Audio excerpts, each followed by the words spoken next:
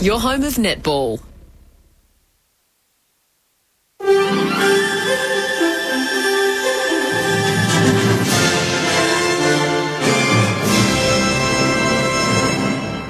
ABC News with Mary McDonald. Good afternoon. The Victorian government says it has a plan in place to ease pressure on the healthcare system as new figures reveal the state is experiencing unprecedented demand.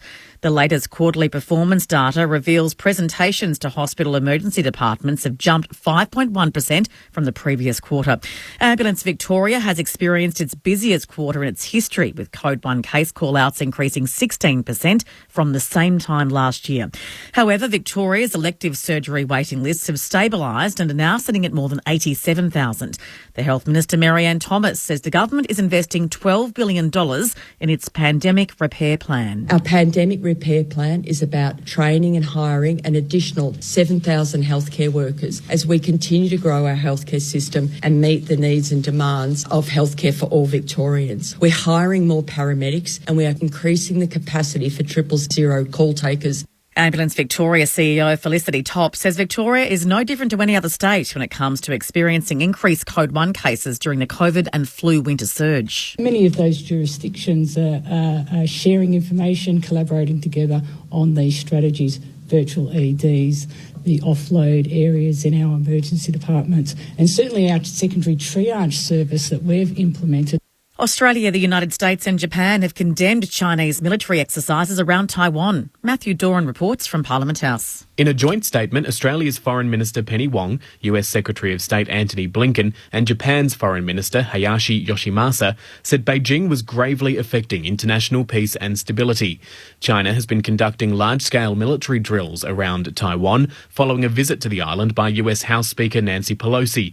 Ballistic missiles have been fired over the island, with 5 landing in Japan's exclusive economic zone.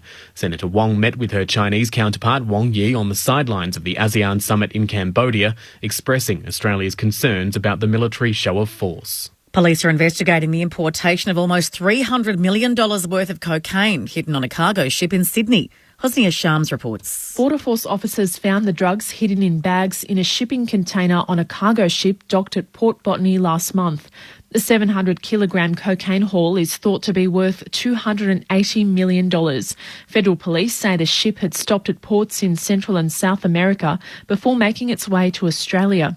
Authorities are investigating where the drugs were loaded and who was planning to collect them in Australia. Anyone with information is being urged to contact Crime Stoppers. Palestinian militants from the Islamic Jihad faction have fired dozens of rockets into Israel in response to Israeli airstrikes on the Gaza Strip. The airstrikes killed a commander of the group as well as 9 others, including a young child. Islamic Jihad says the rockets have hit Tel Aviv and other cities. Israeli media have reported 70 in the space of half an hour, but many appear to have been shot down. A teammate of jailed American basketballer Brittany Griner has appealed for Russia to allow her to be released from prison and be able to return to the US. Griner was sentenced in a Russian court on Thursday to 9 years in prison for illegally bringing hashish-infused vape cartridges into the country. She had admitted to having the cartridges but called it an honest mistake. Phoenix Mercury teammate Diana Taurasi previously played alongside Griner in Russia and has urged Moscow to show compassion. We called Russia our second home for many years. I ask for the sanctity of sport to have mercy and understanding for our beloved Brittany Griner.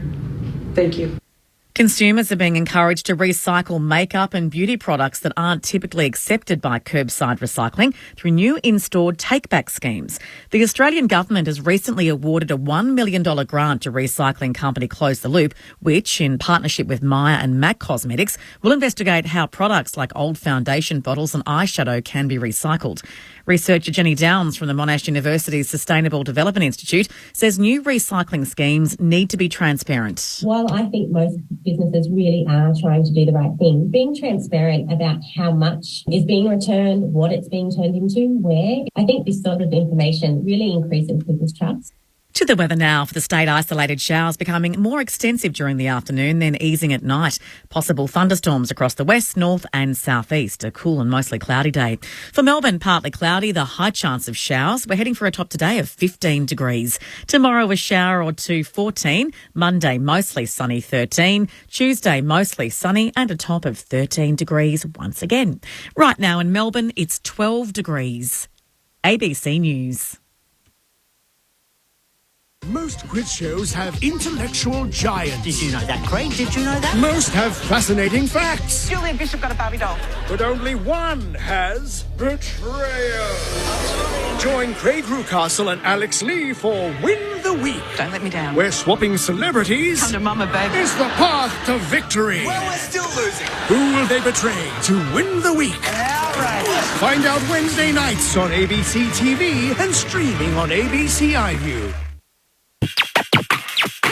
ABC Sport. ABC Sport. Season 2022, the fans are back. The colour and soundtrack of our great game. Let's go. On ABC Radio, ABC Sport Digital and the ABC Listen app. This is The Lead. And so they jumped into a maybe coach from a proven coach. There's no loyalty in football clubs league. This is The Lead with Matt Clinch, Adam Ramanauskas and Cameron Ling. They need them, otherwise they're no chance. They're just an above-average team without those excitement, creative players. Playing group there's mature enough to look each other in the eye and go, okay, you know what, you need to get better at this. Football is a simple game. Jeremy Cameron's with us. Who's the better fisherman, you or Patrick? No, well, we haven't had a fish off. Big moment, sets fly from 50. Good pick. The MCG are up. This is The Lead. On ABC Radio, ABC Sport Digital and the ABC Listen app. Collingwood with another stunning victory over Melbourne in round 21 of the AFL. Their incredible Cinderella run, now up to 11 wins in a row.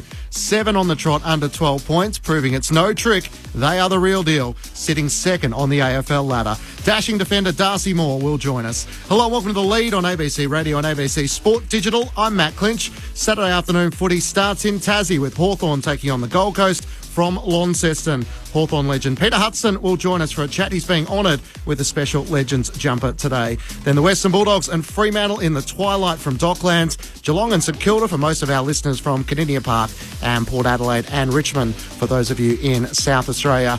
Cameron Ling was a part of our ABC Sport call team last night. Lingy, welcome. What a clash it was. A top four battle that didn't disappoint in front of 70,000 at the MCG. It was sensational, Clinchy. Thank you. Great to be here. Good afternoon to everybody out there. I hope you're either at the MCG watching that one or had it on the TV and, of course, listening to us on the radio, having the sound down and taking that in by the fire, because it was a magnificent game of footy. It was a finals-type game of footy. The intensity and the pressure and the way that both teams played was just brilliant to watch. And Melbourne dominated for the second quarter, had the game entirely on their terms, and then Collingwood flipped that around, and their second half was incredibly impressive. And I just kept waiting, Clinchy, thinking, okay, Melbourne will still fix this up. I think I was asked by Corbyn at three-quarter time, who wins it from here? And I said, I still think it's got to be Melbourne. They're the champs. They'll find a way. Well, Collingwood's the one that finds a way, and the dare and boldness with which they play, it's a joy to watch. It was a fun night at work last night. I'll take that any day of the week.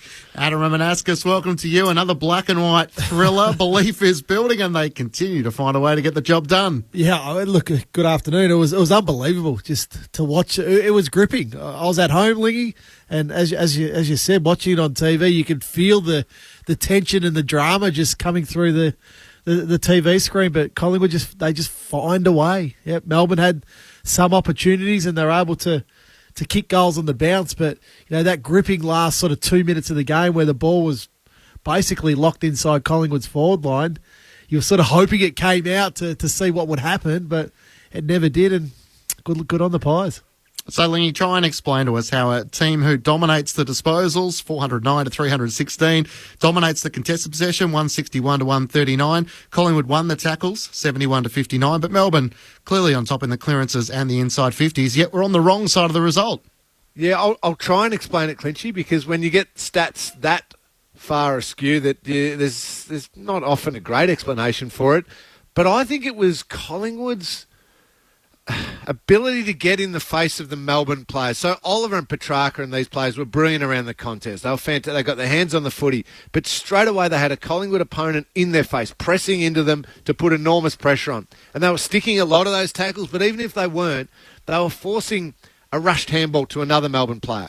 And then he had a player on top of him. So another rushed handball. So all of a sudden, within 6 seconds, you probably had 6 Melbourne disposals.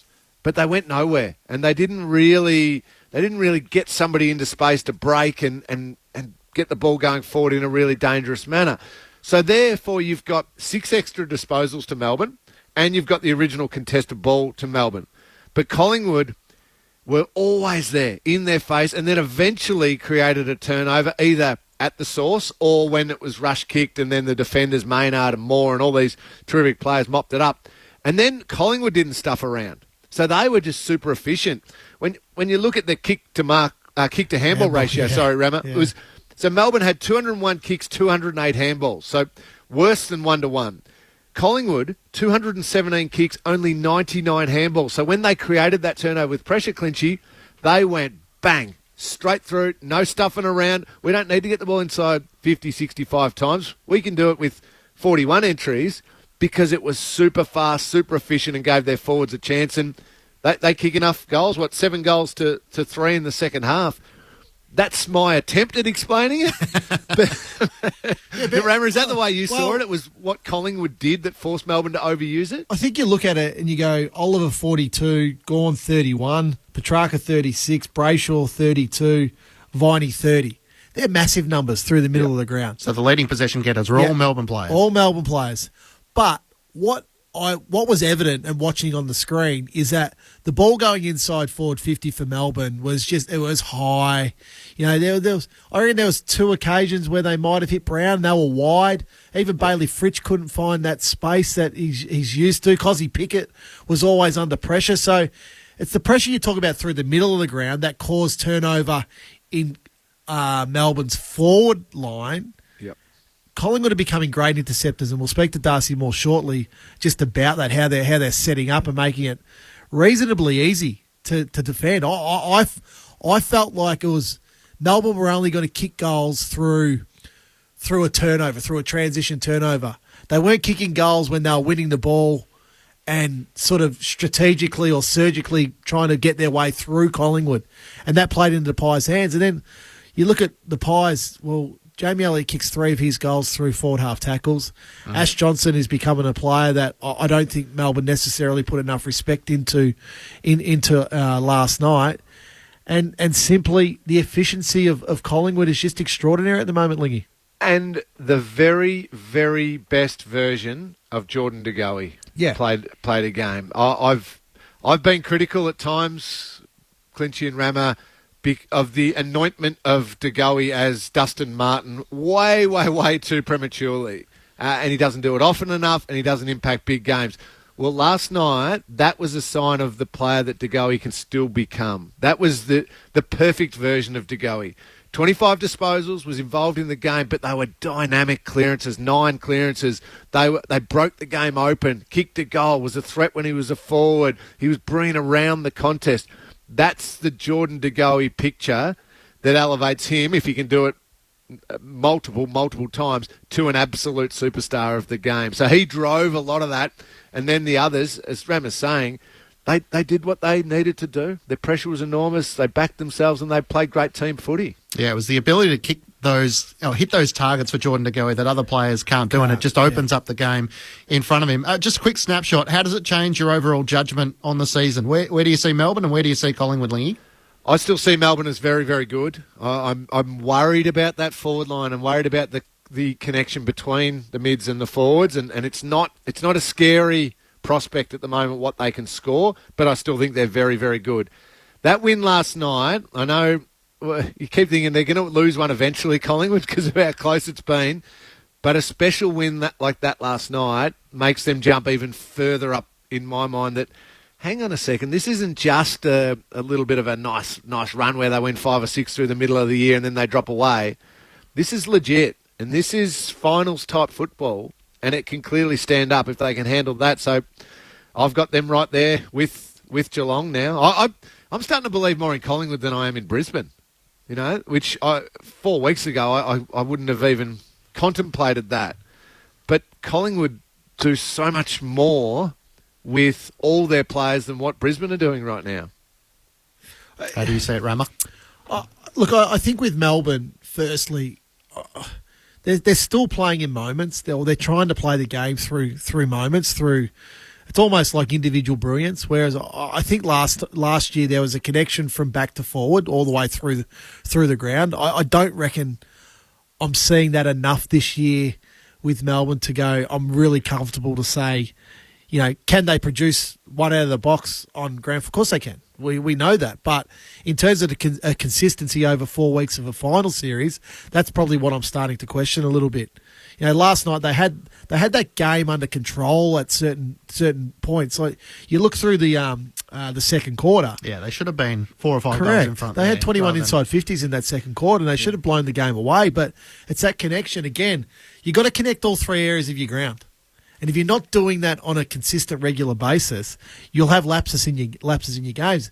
Lapses in the games last night for Melbourne is where Collingwood were able to attack and score. So on the other hand, Collingwood, it's a wonderful thing, momentum in football, in sport, and that's simply what they've got at the moment. They've got this unbelievable momentum, unbelievable belief late in the game that they know how to execute. If you know how to execute late in games, and if you're sure of what your teammate's going to do, it makes it all the more comfortable. And they've spent time preparing for sides like Melbourne with May and Lever and Brayshaw now playing in the midfield. The amount of time they switched that ball last night to take him off the line was phenomenal. Yeah. So we'll ask him more a bit about that when he joins us in a moment or so's time. I went along and sat in the crowd. It was exhilarating and terrifying a little bit in patches in the last couple of minutes. But regardless of where you sat around Collingwood, you had to admire the black and white ride.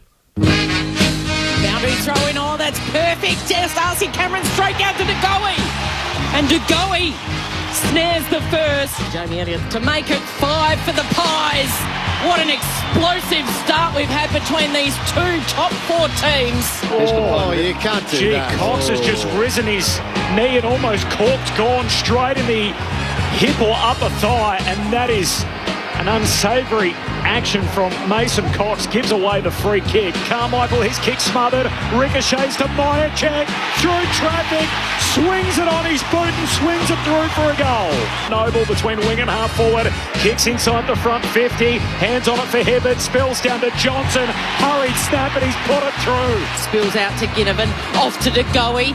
Top of the goal square going back with the flight. How brave was that mark by Myercheck? Myercheck for his second. Top of the goal square. Guides it through. He's kicked 3 already in his milestone night. Jamie Elliott, final quarter goals. That's his thing. Ash Johnson will kick it from 40 metres out. They've hung around all night. Now for the lead. Johnson's got it. Ben Brown was caught there in a 2-on-2 contest. He ran into his own teammate. Meanwhile, the Pies have got it. It comes the way of Nick Dacos. Gives it to Josh.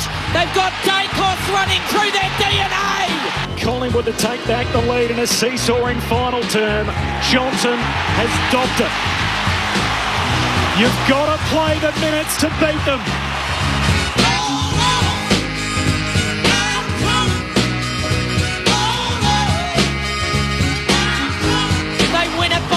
It's 11 straight for the Collingwood Football Club. They're fast, they're frenetic, they're bloody fabulous, this team. Oh, the premiership's a cake. Walk for the good old Collingwood. Apologies. Cameron Ling is part of our broadcast team last night. This is the lead with Matt Klitsch, Adam Ramanauskas and Cameron Ling. They are the type of side that you find yourselves just quietly enjoying and even humming along when they are victorious in the way they were. Well, I did tip Melbourne before the game. Corbin allowed me the opportunity to back out of that at 3/4 time, and I still went with Melbourne tip. And yes, Cal and Corbs just challenged me at the end to sing along with the song as we were finishing up last night. To all of our listeners out there, I'm very, very sorry. You do not need to hear that on your radio.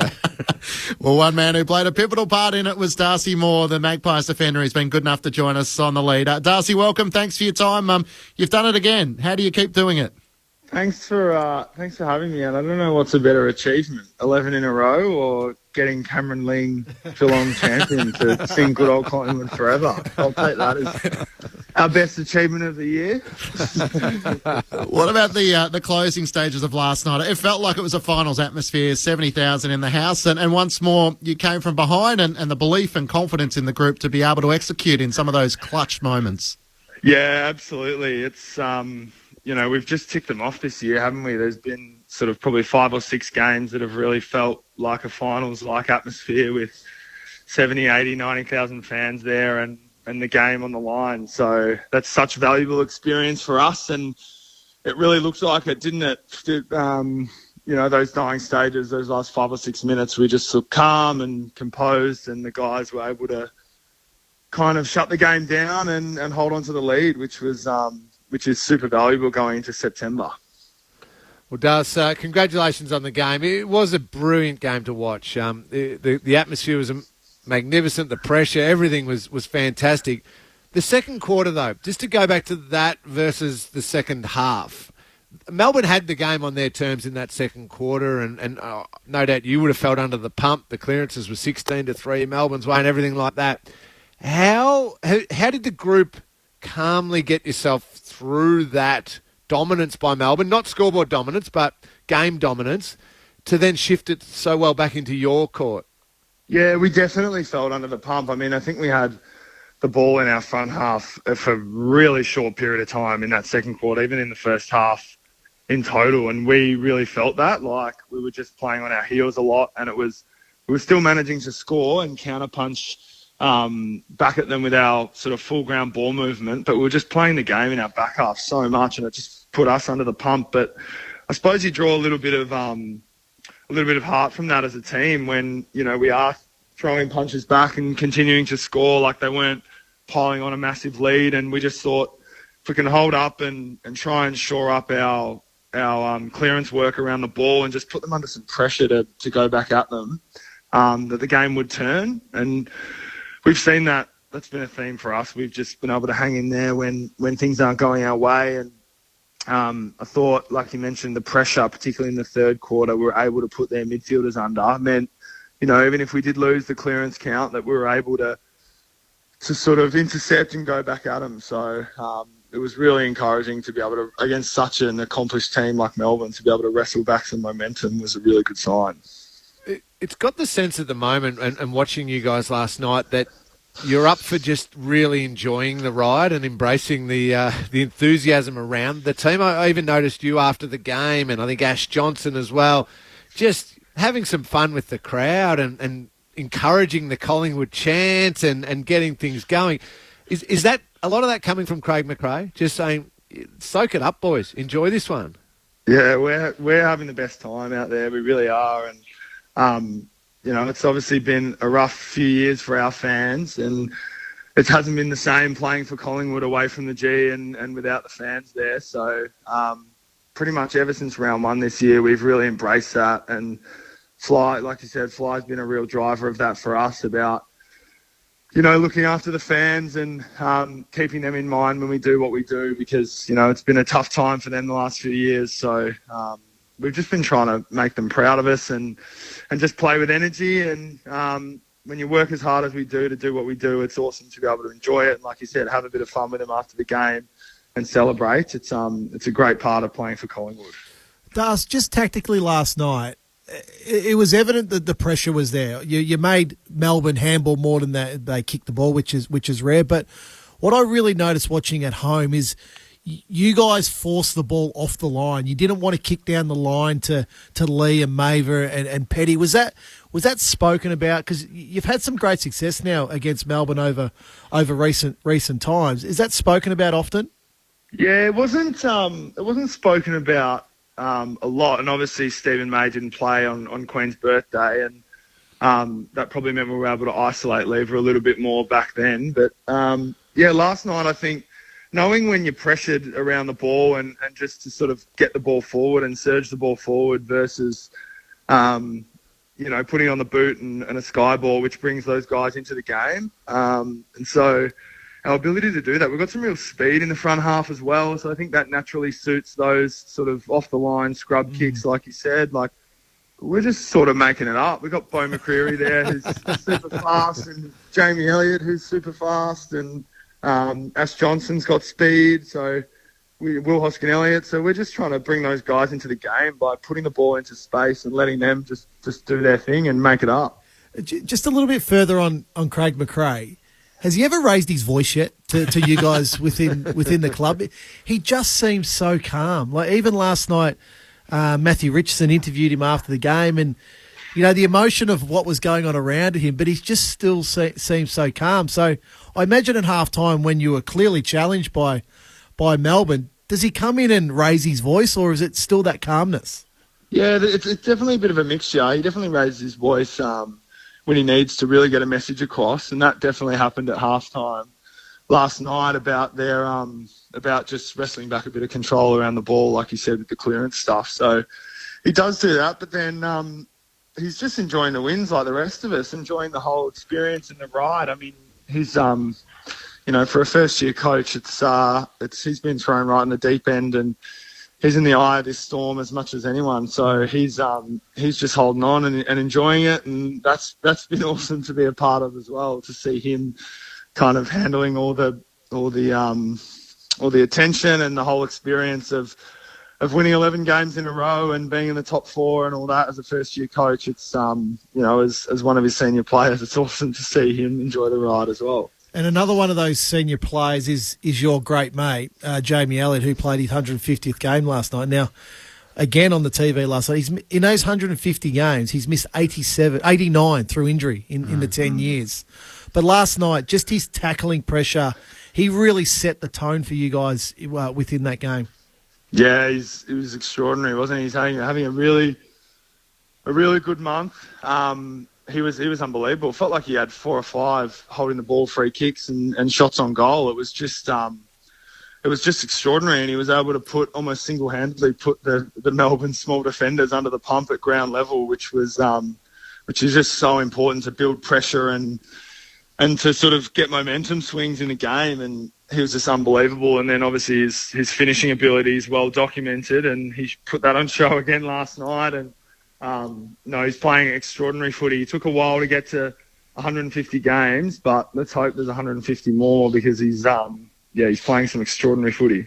The voice of Darcy Moore, who's joined us on the lead on Grandstand AFL on ABC Radio and ABC Sport Digital. Matt Clinch, Cameron Ling and Adam Ramanauskas with you. I think there was a passage of play just before halftime, Darcy, where you took the kick in and went straight down the middle, and I think it ended up in the hands of Ash Johnson. Is that one of the biggest differences in the Collingwood game plan, is the ability to take those risks and then perhaps the ability to execute it when you do go for those kicks?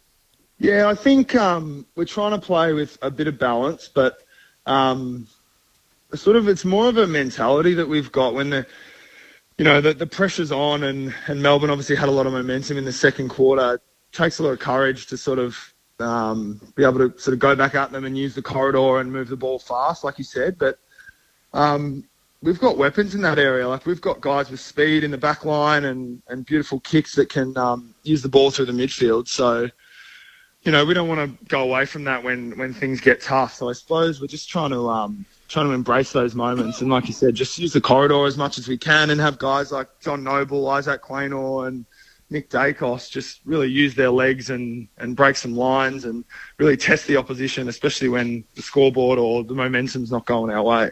Now, Darcy, I'm imagining you wouldn't have minded the comments from Ed Langdon in some regard, sort of putting it all out there on the line and trying to, I guess, walk the talk. And then, I guess, Braden Maynard, I think, post-game said he was one who put it on the WhatsApp group, and Jeremy Howe joined us after the game last night on the call and said it may have featured on the whiteboard, but not directly related to that.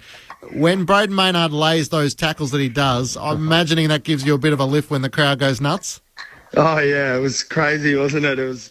What was it, about 20 seconds in, and he got the perfect opportunity to wrap Ed up. That was pretty classic. Me and Max Gawn had a bit of a laugh when that happened. It was, it was pretty perfect. But no, it was he's extraordinary, isn't he? And then his tackle late, obviously on Alex Neil-Bullen as well, was just something else. Like, I've seen him do some incredible things on the field, but those two efforts were definitely up there. He definitely sets the tone for us as a team.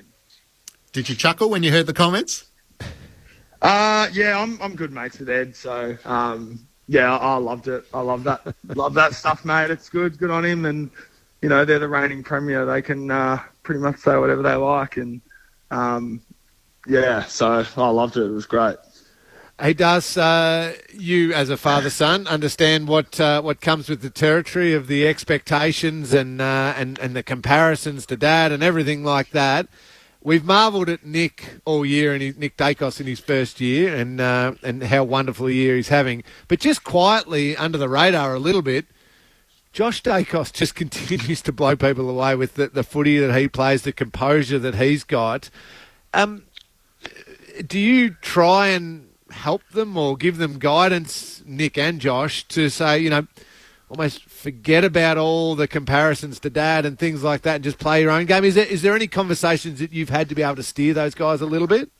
Yeah, we've had a few conversations. Obviously, I've worked with Josh for about 6 years now, so worked with him as a young player and had some great chats. You know, we're lifelong Collingwood supporters and Collingwood fans and have that really strong connection to the club and to the team. So we'll often sort of either reminisce about, you know, games we went to as a child, or and just, you know, pinch ourselves at the fact that, you know, we're the ones out there now, and it's our generation, it's our time. So that's a really nice connection that we've got. And then, yeah, it's to see him. He's just improving so much. He's you know, he's had 2 or 3 really solid seasons now, and he's just going to a new level again. And as a 23, 24-year-old like he is, that's all you want to see, is just him improving. And again, he showed last night in big moments his ability to show that skill and that calm head and his decision-making, and then ability to finish in front of goal. It's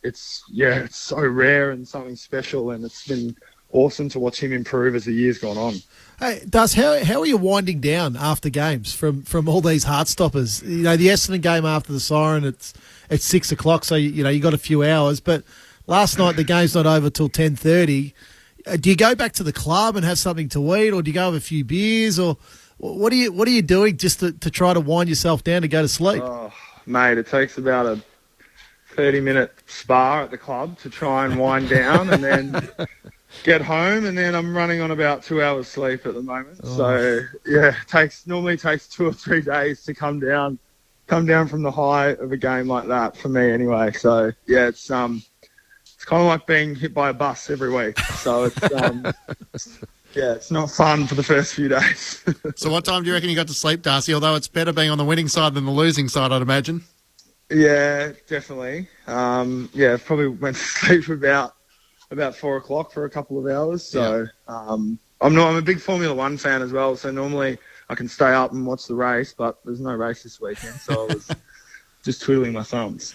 And the media reports over the last sort of 48 hours was a little bit of a setback for Brodie Grundy. Can you give us any update as to what might have happened there? No, I haven't heard. I did hear that at training the other day that he was a bit sore and getting some tests and all that sort of stuff to try and work out what they were going to do. So I'm not sure what the latest is. I'll have to check in with him over the weekend. But yeah, I'm not sure. But I think he just had some ankle soreness, and he's not playing today. So we'll see where that lands. But it's a scary prospect if he can make it back in the side. That's for sure. And just finally, we saw your dad, Peter, in the rooms enjoying the Collingwood victory as well. Lingy asked you about the Dacos connection. We see another father-son with Sam Darcy, the third generation, playing for the Western Bulldogs this afternoon. How do you manage that pressure and expectation when you arrive in the AFL system and everyone has such high hopes having seen your family legacy? Yeah, absolutely. It was awesome having Dad there. He's actually living in the States at the moment, so he flew back for Billy Pickens' funeral this week and was able to come to the game and chose a good one to come to as well. So that was awesome to have him there. And yeah, it's good, mate. I love it. It's like I said, I'm a lifelong Collingwood supporter, and all I ever really wanted to do was play for Collingwood. And Dad's been a massive supporter of mine, and always helped me believe in myself, and always encouraged me. And mentored me through the whole journey. And there's so many pressures and different challenges that come with being an AFL player, and it's a tough job in many ways as a young man. So to have your dad who's kind of been through it, albeit not in a professional era, but in a semi-professional era where they were drinking beers and smoking darts at half time. His advice is not. I'm not going to say it's always well received. We are a father and son, but I appreciate it nonetheless. Yeah, slightly different times. You painted the picture there beautifully, Darcy. Thanks as always for your time. Enjoy the rest of your weekend, and best of luck for the next 2 weeks of the home and away season, wherever you may finish. Thanks, guys. Appreciate it. Thanks for having me. Darcy Moore joining us from the Magpies on the lead on Grandstand AFL on ABC Radio and ABC Sport Digital. It's funny, Lingy, with I think the game we did Clinchy against Richmond when Tom Lynch really fixed him up that day. And that was, I reckon, round 8 or round 9. And I think they lost the following week then against the Western Bulldogs. And since that moment, they've gone on this unbelievable run. But I reckon Darcy just slightly changed his game from that moment. Yep. You can see he's sort of locking down a lot more in his opponent now rather than, that intercept sort of run and dash that we've become so accustomed to. Yeah, round 8 it was, Rami. And you're right. And he copped a fair bit of flack from that. And I thought it was way over the top for, he had a horror game. Tom Lynch kicked 6 goals on him. He got his starting points wrong and everything like that. But it was as though he'd played 3 years of horror games and had 10 kicked on him every week. The reaction to it, Darcy just, as you said, reset himself and went back and understood, well, I've got to defend first. And then when there's opportunities to mark the ball, I'll mark the ball. And I think you're right. I don't think he's now running around thinking every time the ball gets kicked in, I'm going to mark every single footy and I'm going to take 30 grabs in the defence. It's, I'm going to defend. I'm going to beat my opponent, the best opponent in the opposition. And then on the odd time where I've outread him and I've got good body position, I'll back myself to mark the footy. But he's still got that exciting flair, which I love. I think there was a moment where I reckon Melbourne it was the third quarter. Melbourne, it was a real ugly arm wrestly part of the game. One of the few times where it was still tense. It was great to watch. But Melbourne had it a little bit. They had Collingwood on the back foot a bit. Darcy Moore took an intercept mark just inside the defensive 50, did not hesitate, straight away. Play on, handball to Nick Dacos, game opens up, bang, Collingwood kick a goal down the other end of the ground.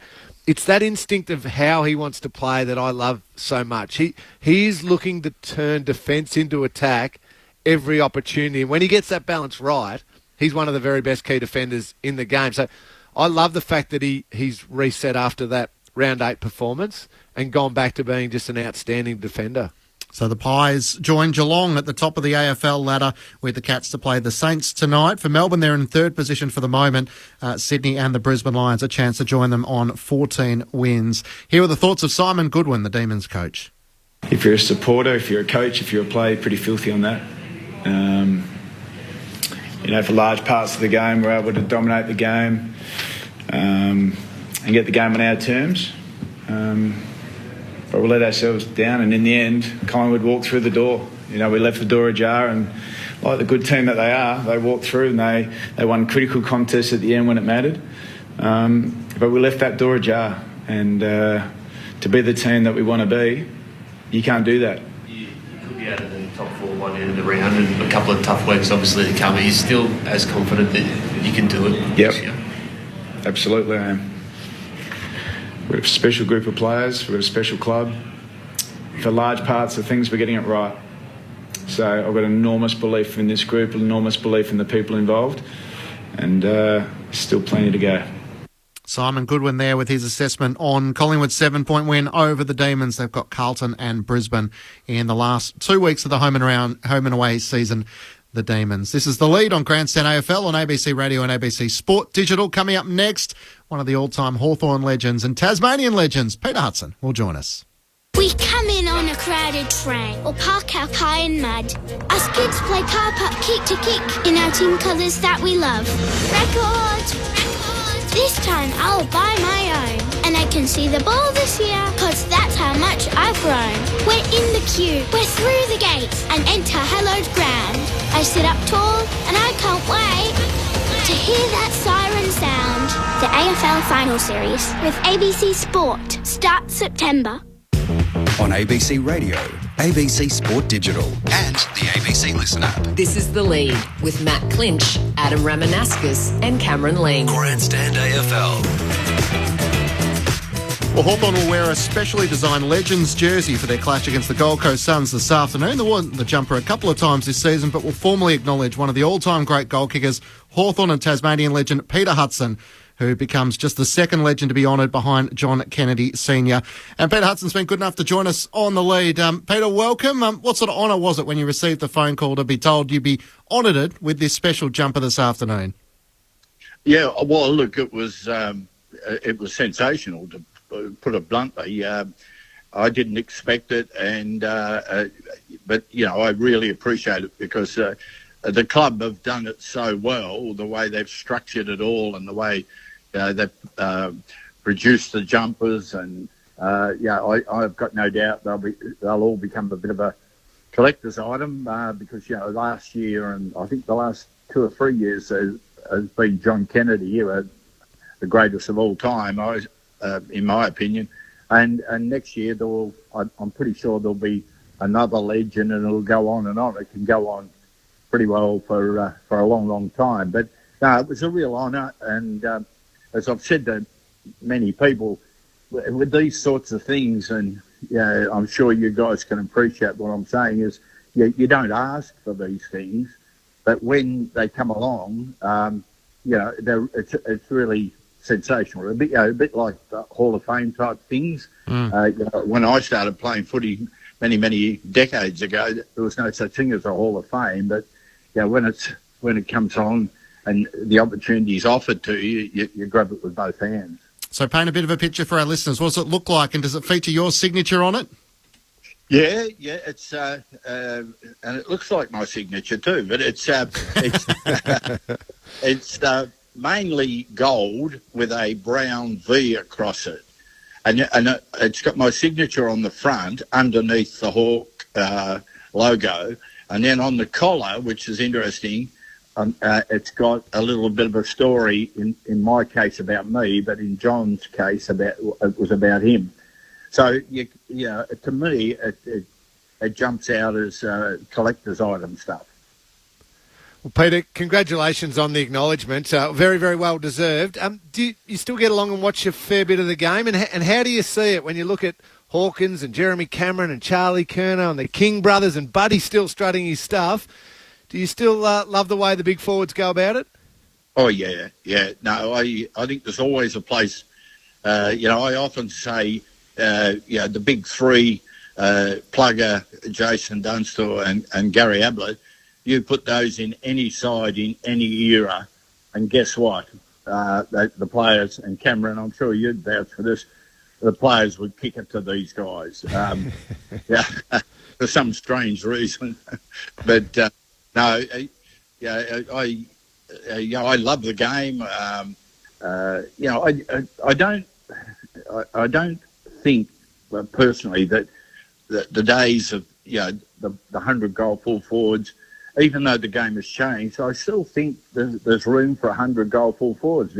And when you think about it, you've got a guy running around at the moment in Buddy who kicked 100 goals. And the year he kicked 100 goals, he kicked a lot of behinds as well. So there's still plenty of goal-kicking power. And some of these young guys that are coming along are starting to show their true colours, I think. And I think the big bags of goals, I don't think it's dead at all. And you might have a good one at the Hawks as well, Peter. Mitch Lewis looks like he's on the improve. Have you still got a bit of a role around the club these days? Oh, look, I was number one ticket holder, Cameron, for 11 years. And in that 11 years, I went to just about every home game as number one ticket holder. And I'm lucky too, because my wife absolutely loves the footy and loves the involvement. But I'm also sitting on the committee for the Kennedy Centre campaign, the big development at Dingley. I'm on that, and I also sit under Daniel Harper's chairmanship on the awards committee, where we determine or we suggest who should get certain awards to be presented to the board for approval. So yeah, I still have what I think is a lovely involvement. It's not over the top, but it certainly suits me. Pete, it always fascinates me talking to footballers that played generations ago, like yourself, but at an amazingly high level. Do you love watching the game, or does certain points of the game frustrate you? Like you look at last night's game in particular with the Pies and Melbourne. The ball moved up and back, and it was reasonably high scoring. But then you see moments in the game where there's just a midfielder's running through the middle of the ground and there's no one to kick it to in the forward line. Do still parts of that game worry you, or do you go, well, that's just the way it's evolving? No, I've got a saying that I'd watch footy on TV 8 nights a week if they played 8 nights a week. That's how much I enjoy it. And look, as long as I'm 76 now, and I've been around the game for a fair while, and as long as I've been around the game, there's always something that we can find to criticise about the game. Kicking out of bounds on the full. Like when I started playing, you could kick out of bounds on the full. Well, you couldn't imagine the game with that now. But look, a lot of the time I get people coming up to me and talking to me about goal kicking, and we see a lot of goals missed. But the thing is that upsets me. I think people blame me for it. I don't know. I can't understand why. But the one thing that's different to what it was, say, 50 years ago is that a lot more players have shots than probably 50 years ago. It was probably, the McKennas and the Wades and all those, Doug Wade and all these sort of people kicked the lion's share of the goals. But, but I must admit, I got a bit frustrated with the kicking the ball backwards. Yeah. But to me, I've always believed that when something like that happens, there's every chance that the coaches will coach against it, and I think they've done that. They've taken to me that became pretty boring in the game, but I think a lot of that's been taken out by the coaches that are coaching against the teams that do that. Now, I don't know, Cameron and Adam, I'd be interested in what you think. Do you agree with me on that, or? Oh no, absolutely. I do, the game's coached to an inch of its life. At the moment, just it's because of that full-time nature of what players and coaches are able to do during the week. So yeah, and it's punch and counter punch, isn't it? Yeah, not literally, but that's what I like about the game, and I think that's the test of the coaches. There's no doubt about that.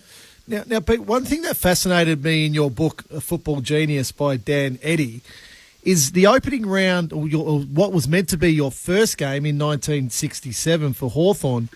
You weren't allowed to play due to the VFL's residential requirements. Can you just take us into what that was, because you're able to play round 2? Yes. Well, you had to live in the zone. I had to live in Hawthorn for 13 weeks. And as it turned out, I was only there for 12 weeks. So I missed the first game. Yeah, that's true. It's a true story. I'd imagine there's a few AFL players who wouldn't mind living in Hawthorn if it meant they got to play AFL footy. The voice you're hearing is Peter Hudson, one of the most prolific goal kickers the game has ever seen. 1971 Premiership player, played 129 goals and kicked 727 goals. Obviously, Peter, the question around Tasmania as we're getting closer to the deadline, which we were told was sort of August, given Hawthorn have sort of been a regular presence down there since 2001, and we recognise your link with the Hawks. How emotional is it for the people of Tasmania to want to have their own team represented? Well, I would think that it's very emotional. It's an unusual situation for me, because I believe, like any person that's got an ounce of Tasmanian in them would want Tasmania to have a team in the AFL, and I'm one of those. But apart from that, I don't know too much about what's happening, and I suppose I'm like a lot of people. I've got my fingers crossed that Tassie does get a team, and but how it's going to happen. A lot of people talk to me these days about as if I know what's going on, but I don't, because I'm not part of the task force that's putting it all together. But it's going to be interesting, and I think everybody's sort of taking the attitude at the moment, me included. Well, it sounds like all the spade work's been done, and it's now up to the powers that be as to whether it's going to happen or not going to happen. But the pros and cons, I don't know enough about it to be able to sort of form an opinion on it. But I do say, and I sincerely say it, that I hope that Tassie, I think most of the football world hopes that Tassie gets a team, from what I can gather. But it's going to be interesting. I think for the first time for probably 25 years, it looks like it's come to a head, and that's good. Yeah. Do you think it would unite the state, and do you think it would allow the potential for players like yourself who have come through the Tasmanian system and played at the highest level would continue on that pathway? Do you fear that if there wasn't a Tassie team, then that might discourage some of those youngsters coming through? Yeah, well, I think it's not just about, to me, it's not just about having a Tasmania team in the AFL. I think it would be, I would love to see all of football in Tasmania benefit from that. And if Tasmania does get a team in the AFL, and if all football at all levels benefits from it, well, it's achieved the ultimate, really. That's how I look at it. And Ben McAvoy, obviously a milestone today for his 250th game. Will you sneak down and congratulate him? Yes, yeah. Well, if I get a chance, I'd love to. And because I don't think too many of us would have met a better guy in football than the big boy. He's just a fantastic fellow, and he's big. Peter, great to hear from you. Enjoy the day and the celebrations, and we look forward to watching on this afternoon the Hawks taking on the Gold Coast Suns with a jumper in your honour. Enjoy it. Thank you very much. Thanks, guys. Great to have Peter Hudson, one of the all-time great goal kickers. This is The Lead on ABC Radio and ABC Sport Digital. Matt Clinch, Adam Romanascus and Cameron Ling. How many goals in today? We haven't seen a player kick 100 goals for a long time, so 4 times he achieved the feat. He'd probably kick 60 in today's game. Well, what do you average? You average 5.64, which is the most in VFL, AFL history. So I think he'd go all right, Stalling. I think you'd leave him inside 50 a bit more. Yeah. So wait, we'll defend with 17. We'll do all that team defence nonsense, but I reckon we could put him about 30 or 40 out and say, hey, we'll do a bit. We'll chase your man. Just kick us a nice few bags, please. Absolutely. The week has been dominated by the events of the Adelaide Crows and their camp back in 2017 with the autobiography coming out of Eddie Betts, and it's been backed up by some other former players in Josh Jenkins and Bryce Gibbs this morning. Scott Camporelli is part of our ABC Sport team. He was an assistant coach at the Crows at the time. Here are his comments on SA Grandstand. The NDA was signed by the footy club on behalf of everyone there, so that was part of it. And then, part of my termination agreement in 2019 was a confidentiality agreement, not around the camp, but around a whole, which happens in business as well. I mean, they're commonplace. So can we move on and can, we repair, or if that hurt is there and, those sort of things. And for the club, I feel for the club as well. That was an upward curve last week. I love watching that young group move forward, and we've been critical and it sort of gets lost now. Even Rory Laird's 200. I mean, all that stuff gets missed in this, which I understand. So, look, I'm not here to defend myself or the footy club. As I said, I'm not going to go into the detail, and that's my prerogative. So that was Scott Camporelli on SA Grandstand with Aaron Bryans. Lee, I heard you last night with some of your thoughts with the Friday night footy team. There's a lot to try and get your head around, and obviously Scott's giving his version of events, but it does feel like deniability doesn't excuse responsibility, and that would be the question I would have for a number of the senior figures who are involved in this and the harrowing versions of events we've heard from individuals who are clearly uncomfortable with what had taken place and their ability to try and express that, given the fact that the club had signed these documents on behalf of the players. Yeah, I'm still just bewildered with so much of this. How they could let this go on, why they did it, why they just thought it was the best way to treat these players? I mean, these are grown men in an elite sporting environment trying to get the absolute best out of themselves and the best out of the team, and had just made a grand final. So clearly, are good people, are good players. How can you help them get to the next step in a really supportive way? Why would you try and break them down? Why would you try and destroy them? Why would you break that trust so badly? That's the one that I keep coming back to, Clinchy. The one that really gets under my skin a bit is how and why anyone thought it was a good idea to completely destroy the trust that you had between the players and the coaches and the senior leaders within this football club.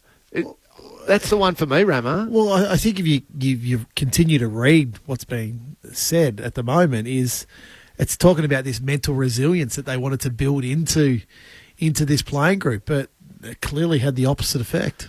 Well, you played with a group that was mentally strong and mentally resilient. I played with a group that was. And in no part of that mental resilience is destroying trust and throwing it out the window. In fact, it's the opposite. No. When you have trust and you can care and support each other, you can sometimes have conversations which are difficult and saying, I need you to work harder as a player because we need you to get the best out of yourself because the team needs it. And right now, I feel like you're taking shortcuts. And we need you to be better. But so when you trust each other and you care for each other and you're supporting each other, you can have those conversations. What's remarkable again, Lingy, is that it's taken Eddie Betts to be first. Yeah, the leader. Again. Yeah. Again. Yeah. Which I find that extraordinary. And you must think of the courage that would take to stand up and put his version of events and everyone questioning why it's taken so long. So much respect for Eddie to talk up and have the courage to be able to do that and the impact that it's in his book, I get that, but the impact that it had on him and others is clearly significant. Leading the way. We're about to take you to the match between Hawthorn and the Gold Coast Suns from York Park. So joining Clint Weldon and Ben Cameron, Sharad Wellingham and Beau McDonald. In the pre-game, we'll hear from Wayne Campbell and Hawthorn assistant coach Chris Newman. Buddy Promotions, there's been a statement released by Lance Franklin saying that contract talks are on hold to the end of the season, Rama. So this could be, he's weighing up his future, whether he wants to continue in the game after the sensational report came out on Thursday night that he was going to tell Sydney he was leaving and join the Brisbane Lions, which seemed a little unlikely. Look, I don't. I've got no idea what's going on here, and that's the truth. I don't know if it's leverage. I don't know if it's legitimate. I've got no idea. Reading the paper today, Sydney believe they're close to brokering a new one-year deal with Franklin. Now he releases that statement. So I don't know. But in saying that, if Lance Franklin is available to another club, you've got to strongly consider it because his form's still good enough. Would he regret going and playing one more year somewhere else, Lingy? And how much would it jeopardise what Sydney are trying to achieve this year? Yeah, I think... I want him to stay at Sydney and have another year at Sydney. I'm with Rammer. He's playing good enough football. And I think I said last week that finding that sweet spot of giving him enough money to feel like he's wanted and well paid versus not breaking the salary cap a bit for the other players that they've now got to pay or want to bring into the club to make them better. I don't think another club would be responsible if they paid Buddy Franklin $900,000 or $1 million for a year. Now, there's a promotional element to him which he can put the bums on the seats, no worries at all.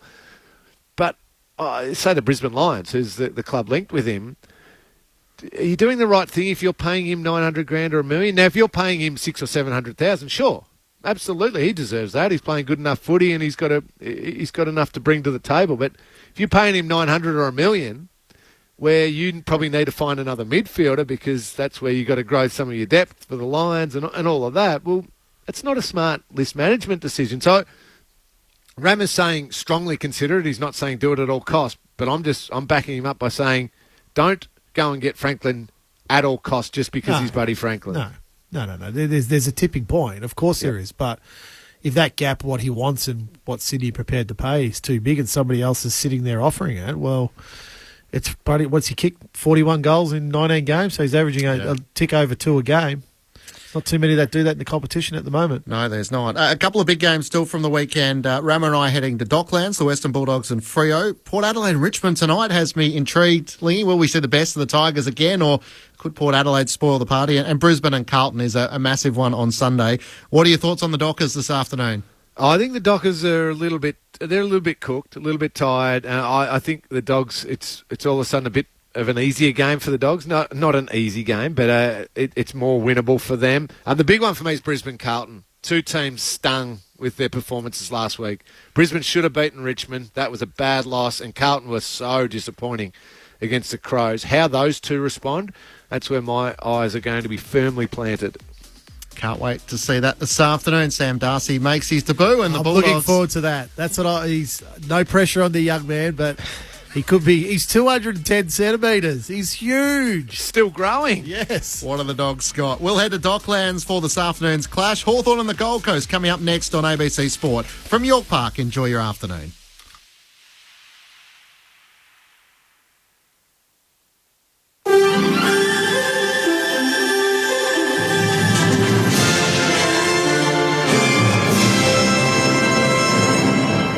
This is ABC News. I'm Sam Wilkinson. Australia, the United States and Japan have condemned China's decision to fire ballistic missiles near Taiwan. The Chinese military is conducting large-scale military exercises around Taiwan following a visit to the island by US House Speaker Nancy Pelosi. In a joint statement, Australia's Foreign Minister Penny Wong, US Secretary of State Antony Blinken and Japanese Foreign Minister Hayashi Yoshimasa described Beijing's actions as gravely affecting international peace and stability. Senator Wong has expressed Australia's concern over the behaviour directly to her Chinese counterpart Wang Yi on the sidelines of an international summit in Cambodia. Ambulance Victoria has experienced the busiest quarter in its history as COVID and flu cases continue to put strain on the state's healthcare system. The latest quarterly performance data reveals ambulance Code 1 call-outs increased 16% from the same time last year. Hospital emergency department presentations have jumped 5.1% from the previous quarter. However, Victoria's elective surgery waiting lists have stabilised and is now sitting at more than 87,000. Health Minister Marianne Thomas says the government is spending $12 billion on measures to ease the pressure on the health system. Our health system is experiencing the impacts of the global pandemic. These have been experienced by health systems right across the nation and indeed all around the world. There is no quick fix, but we're working hard to put in place the reforms that are needed. The Mayor of Lismore in northern New South Wales is urging the state government to release details of an independent flood inquiry report. The state government has been advised it will cost $3 billion to help the region recover from floods earlier this year. The cost will include buybacks and land swaps. Lismore Mayor Steve Krieg says he's frustrated the government hasn't publicly released the report findings. The Premier has said from the outset that he will adopt the recommendations in the report. So I think the sooner we get that report into the public domain, the better. Good, bad or otherwise, people just need to know what's going on. Authorities say the risk of other Splendour in the Grass festival goers catching meningococcal disease is low after 2 cases from the recent music festival in northern New South Wales. One of them, a man in his 40s from Sydney, has died. Dr Jeremy McAnulty from New South Wales Health says people who were at the festival should watch for symptoms that include a rash and nausea. We think the risk is probably low, but we don't know for sure. So what we're just asking people to do is bear in mind the symptoms. So in the unlikely event that you do get them, to seek medical attention. Another former Adelaide Crows player has publicly detailed his experience of the AFL club's controversial 2018 pre-season training camp. Ethan Ricks has the details. Former Adelaide footballer Bryce Gibbs has told SEN-SA he regrets not speaking out sooner about the camp that he says should never have happened. Gibbs says some of the training rituals in place at the Gold Coast camp were strange, including not being allowed to shower, talk to other players at the camp or have contact with anyone back at home. The now retired footballer says the experience fractured the team and even ended careers. Gibbs says hearing Eddie Betts and Josh Jenkins come out with their experiences this week has been hard for him too. At least 7 former Crows players are considering a class action against the AFL and Adelaide Football Club. A jury in the US state of Texas has found far-right broadcaster and conspiracy theorist Alex Jones should pay $65 million in damages over a case involving the parents of a Sandy Hook school shooting victim. North America correspondent Barbara Miller reports. The jury found Alex Jones should pay the parents of Sandy Hook victim Jesse Lewis $65 million in punitive damages over his claims the 2012 school shooting was a hoax. The verdict follows a decision to award $5.9 million in compensatory damages. It's not clear whether Mr. Jones will have to pay the full amount because of caps in place in Texas, where his radio show and webcast is based. The trial is the first of several by family members of the 26 people who died in the shooting. And bells have tolled in Hiroshima as the Japanese city marks the 77th anniversary of the world's first atomic bombing. On August 6, 1945, a single bomb obliterated the city and killed tens of thousands of people. Japan's Prime Minister Fumio Kishida, who is from Hiroshima, joined the crowd to observe a moment of silence at the exact time the bomb exploded. You're up to date with the latest from ABC News. When I'm 90. Teenager's going to be riding hoverboards, probably. When I'm going to try and break a world record, I would get people to do all my work. You know, I'd want to be in a movie. The next Chris Hemsworth. I would love to have at least 78 grandchildren. At least 5 grandchildren. What's the world going to look like? I don't know. I don't know if I want to know. I reckon we'll still be best friends when we're 90. Happy birthday, ABC. Yours for 90 years. Hello, I'm Patrick Stack, and if you like great stories and you enjoy sport, then I reckon you need ABC Sport Daily in your life. Potentially, he's throwing fuel onto the fire. He was famous for kicking spectacular goals without having some international hotshot come in and pretend that they know more than they do. And I really do think that that's made a difference. Got another call from my agent, sort of letting me know, welcome to the NBA. It's been a terrific 2 weeks for track and field in Australia. It's a daily sports conversation, and it's called ABC Sport Daily. Find us on the Listen app. ABC Sport. We begin this broadcast by acknowledging the traditional custodians of the land on which this match will be played today and pay our respects to their elders past, present and emerging. We extend that respect to Aboriginal and Torres Strait Islander peoples listening. AFL. This is just getting good at the G. Sometimes you've just got to sit back and enjoy the show. Roll up, it's time for the show. Forget everything that you know. You ain't seen nothing like this. It's impossible to resist. To win the game for Collingwood. Elliott kicks. He kicks. He goes.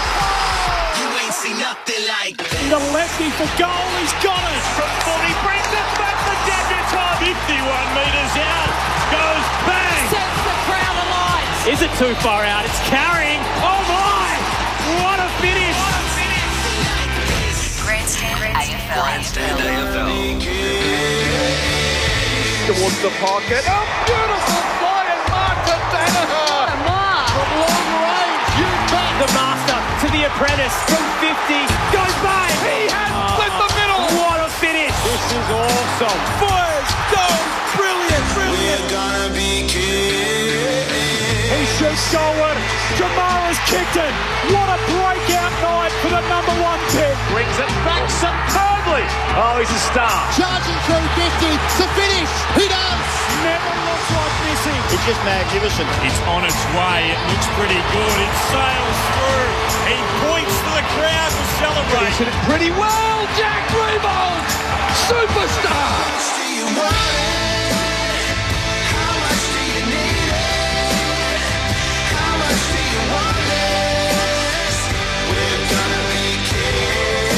The 2022 AFL Premiership season. Wheels around and kicks the sealer. What a game of footy. One of the all-time greats, that is.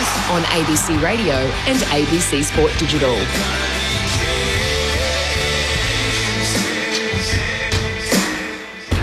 Great to have your company on Grandstand AFL on ABC Radio and ABC Sport Digital. Matt Clinch with you for Grandstand AFL. Another bumper Saturday for round 21. Starting from Launceston in Tassie, York Park, it's the Hawks taking on the Gold Coast Suns. And then later on this afternoon, it's the Western Bulldogs and Fremantle from Docklands. Let's take you to our commentary team, headed up by Ben Cameron. Benny, welcome.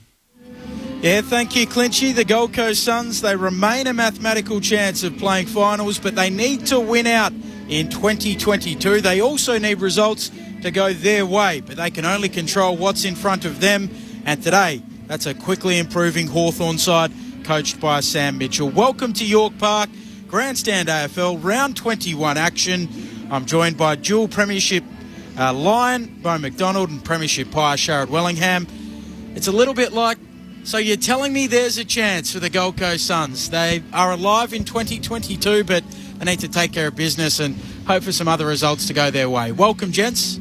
Well, thanks, Benny. Yeah, they are a mathematical chance, but you look at who they've got next week, and I think it's Geelong, and so they've got a pretty big hill up in front of them, but never say never, and if they can get a couple of wins, then they're in with the shot of playing finals.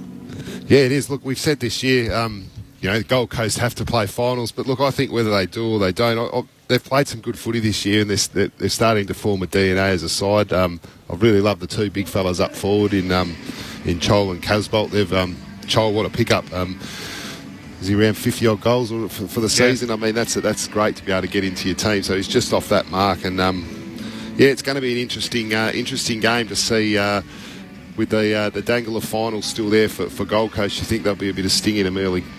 Let's quickly go inside the Gold Coast Suns camp because Chris Rowbottom, the fifth member of our team, is down on the boundary and has a very special guest. Chris. Yeah, g'day guys. Cool to mild conditions here in Launceston, a little bit of breeze at York Park, but overall fairly good conditions for football. I am joined by Wayne Campbell, General Manager of Football Operations for the Gold Coast Suns. Wayne, as you just heard from the guys, finals still a mathematical chance, a slim possibility, but the equation's pretty simple, just keep winning. Yeah, thanks for having me, Chris. We haven't spent a lot of time looking at the ladder, but we've wanted to be competitive in every game we've played, and we've probably only had 2 or 3 this year where we haven't been. So there'll be other games that happen, but we know we need to keep winning, both to give ourselves a chance at finals, but also just to finish the season really strongly. We kind of wanted to win 10 to 12 games, or aim was finals, but 10 to 12 games, and we sit on 9 now. So we really need to finish the season strongly. Where that takes us, it'll be dictated by other results as well. What is top of the list? What do you want to see out of your playing group in the last 3 rounds of the season? Whether or not you make finals, just to say that we got something out of the season and we made some progression in 2022. Yeah, I think there was a comment from upstairs just about they can see a competitive DNA in the Gold Coast Suns this year, and so just to continue with that. As I said, there's probably only been the Giants in round 2 or 3 where we weren't great, Essendon two weeks ago, and probably the Collingwood game at the MCG, but apart from that we've been really competitive.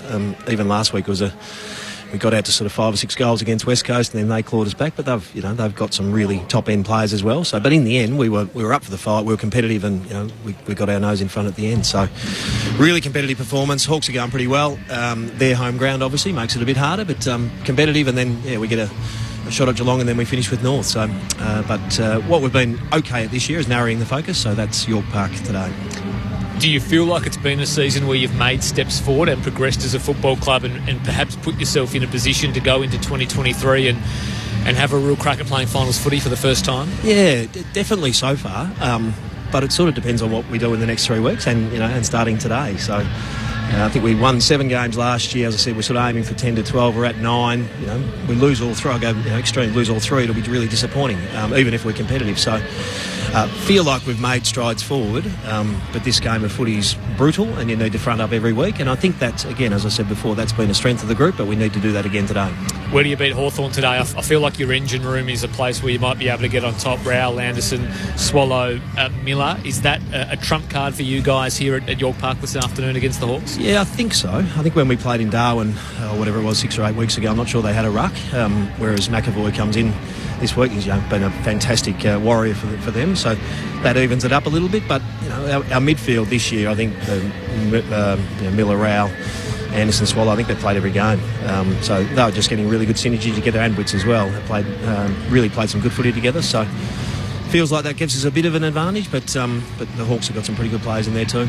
And just 2 quick ones on a couple of individuals. The guys mentioned Mabior Chol, who's come to the club, had a great season, 43 goals. I think he's 8th in the Coleman. He was always going to be handy, but has he exceeded expectations, having come to the club and being able to produce what he's been able to produce? Oh, I think I'd have to say yes. Yeah. I mean, obviously highly talented. Hard at Richmond with Rewalt and Lynch there.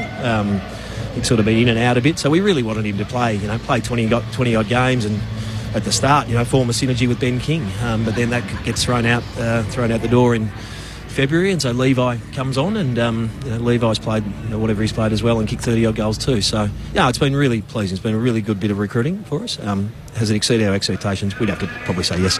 Yeah, he's formed a great 1-2 punch with Levi Casbolt, as you mentioned. Yeah. And just lastly, the guy buzzing around the feet is Isaac Rankin. Lots of talk about him at the moment, where he might be playing his footy in 2023. How do you keep him focused on his footy for the last 3 weeks of the season, knowing that he's got some very big life decisions to be made in the next few weeks? That's a really good question. And we've been, we think we're handling it really well. We're having open conversations with Isaac the whole way, and you'll see today him still buzzing around the feet of those big boys and hopefully kicking 3, 4 or 5 goals. And then we can work it out after that. But he's been terrific for us this year. We'd love him to stay. We think the Gold Coast is a spot for him, but he's got some big decisions to make, as you say. Wayne, best of luck this afternoon here in York Park in your quest for a first ever finals berth. You never know. Thank you. Thank you. There is Chris Rowbottom downstairs with Wayne Campbell from the Gold Coast Suns ahead of this contest this afternoon between the Hawks and the Suns. Some really interesting points in that. In particular, Isaac Rankin. I mean, as recently as a few weeks ago, the Gold Coast Suns were supremely confident that they were going to keep Isaac Rankin. The story goes that he's bought a house up there on the Gold Coast, but as has been reported in the Herald Sun in the last few days, there is a Godfather offer that is coming from the Adelaide Crows. He is from South Australia, so it would be a return home. Where does this leave the Gold Coast Suns, a club that has lost so many players to a go-home factor? Yeah, it's a tough one because the go-home factor is obviously there, but has he done enough to repay the club that's drafted him and given them enough performance on field? This year he's been incredible, but he is just starting his career, and I think that as hard as it might be to kind of knock back those offers early on in your career to go home, you have to, I think, repay the club back in a certain aspect for taking. I mean, he's highly touted and a high draft pick, but you've still got to repay the club in some aspect, in my point of view. Yeah, look, there wouldn't be too many players on that list that are actually from the Gold Coast. And look, being in Queensland, it's a rugby league market. I remember back years ago when I played at Brisbane, we had a little bit of extra salary cap, and so did Sydney. It wasn't like a stupid amount, but you kind of needed it to keep blokes to stay, because the offers are always going to come to go back home to Victoria, where a majority of the boys come from. So, yeah, it's got to be fair and equitable. But if you want to grow the game in Queensland and Sydney and places like that, they've got to have something in place for those clubs to be able to retain those players, because they have one good season and then all of a sudden their price goes up, and it's hard to keep, and it can cost you for years to come, I suppose. So look, it's it's interesting, but it could be just be rumour too. You never know what's going to happen. Might bump his price up at the Gold Coast a little bit. I've got no problem with someone going, I did it. I mean, I can't say there's nothing, but at least repay the club for your 6 or so years, 7 years even, and then go home for the later part of your career. But I think you have to repay the club and do some, show some credits on the field before you can go, all right, I've had 1 or 2 good years and I'm going to go home. I think you have to give the club something and put some on-field performance before you go, all right, I'm going to take off. Well, it's quite interesting. He's 22 years of age now. He was a pick 3 in his draft. He's played 46 games. So the Gold Coast Suns will say, well, we took him at pick 3. We've put 46 games and 3 years of development into him. We're not going to give him back for not much. And the suggestion has been that, well, should they make a stand here? Should they say, you know what, we're not going to deal you back to South Australia. If you don't want to be a part of the Gold Coast Suns, you can walk to the pre-season draft, and maybe North Melbourne will take you. Yeah, I've got no problem with that, because that's what they've got to run themselves as a business and do what's best for them as a footy club. And that, if that's the best result for Gold Coast, so be it. I don't have a problem with that whatsoever. Would you be inclined to take a stand, Bo? Yeah, definitely. Definitely as an organisation, you'd have to. Then you just have to swallow your pride and have a good season. That's why I look at Tom Papley with a lot of respect. He said he wanted to go, and then it didn't. It did eventuate. No dramas. Land back in the club and just got to work. And I don't think anybody in the club would resent you for that either, because you go back in there, and if you go back out and perform your duties, you're there to play football.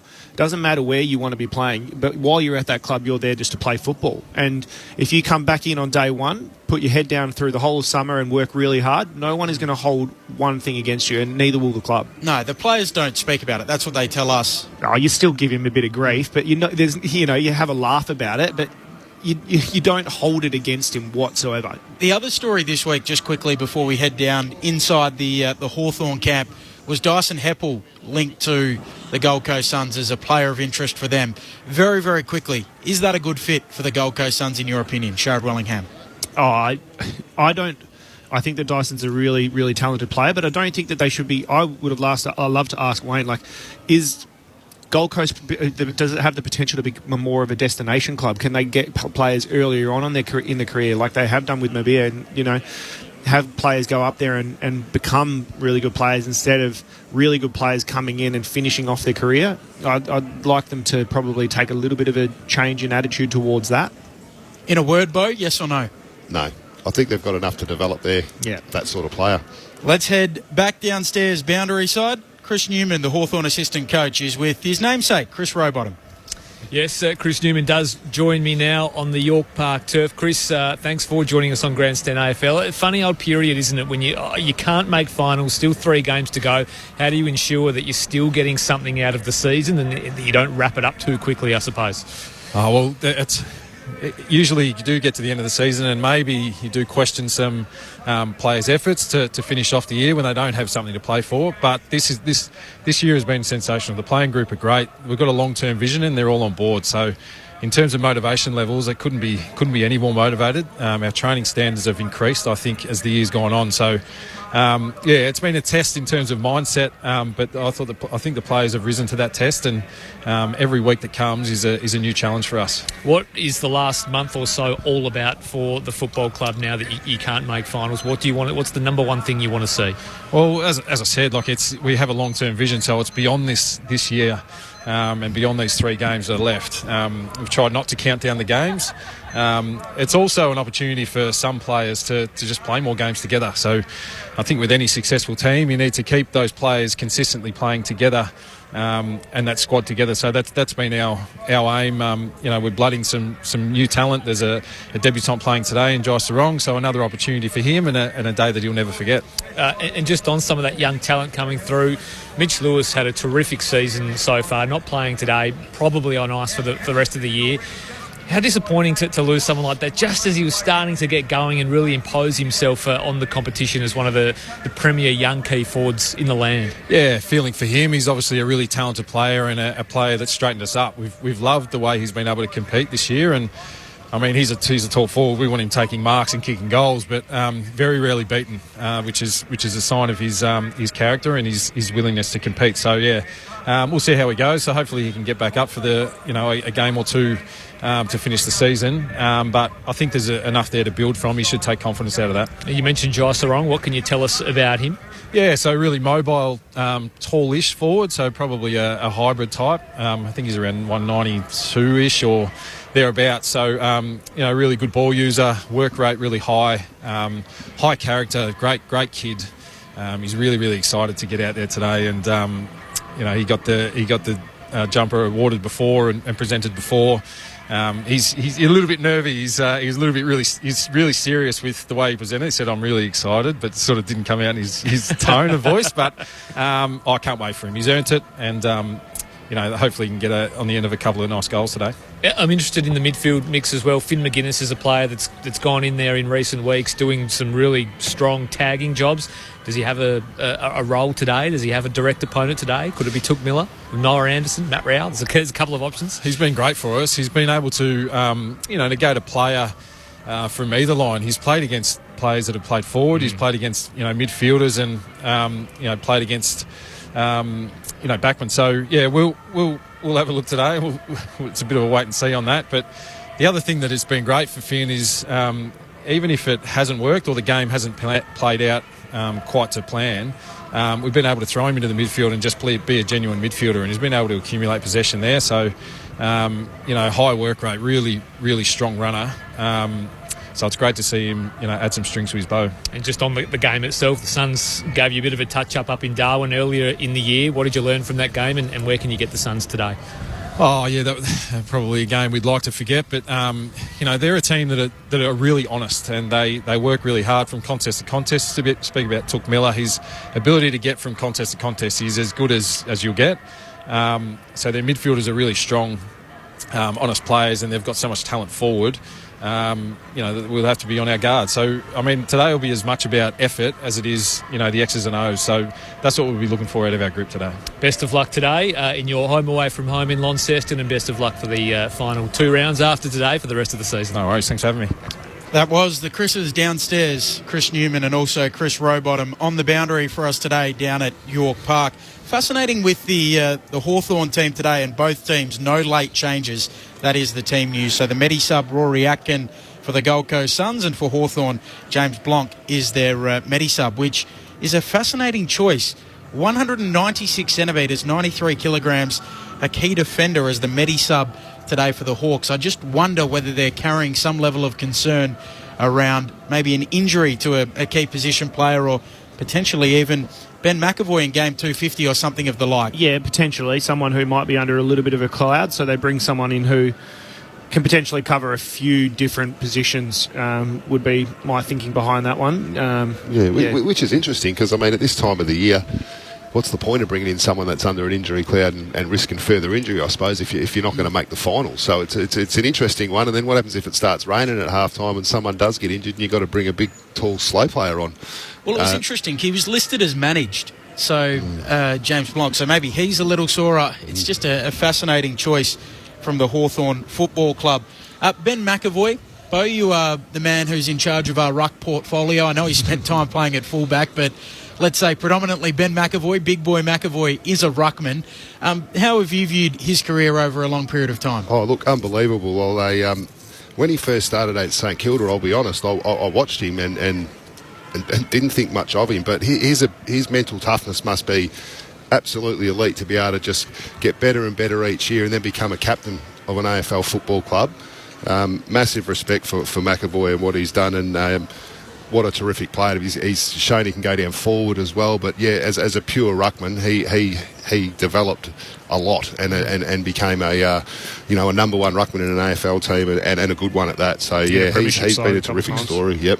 You've said that to me, and not in a demeaning way at all. That when you first were coding against him as a coach, someone who was looking at him, you're thinking, geez, I'm not sure this guy is it. And he's been able to develop his game and become a 250-game player. So that is a credit to Ben McAvoy. You don't play 250 if you're a mug, that's for sure. No, it doesn't happen by accident. Sharad, you're someone who knows Sam Mitchell really well. You played with him. You would have seen his footy smarts up close.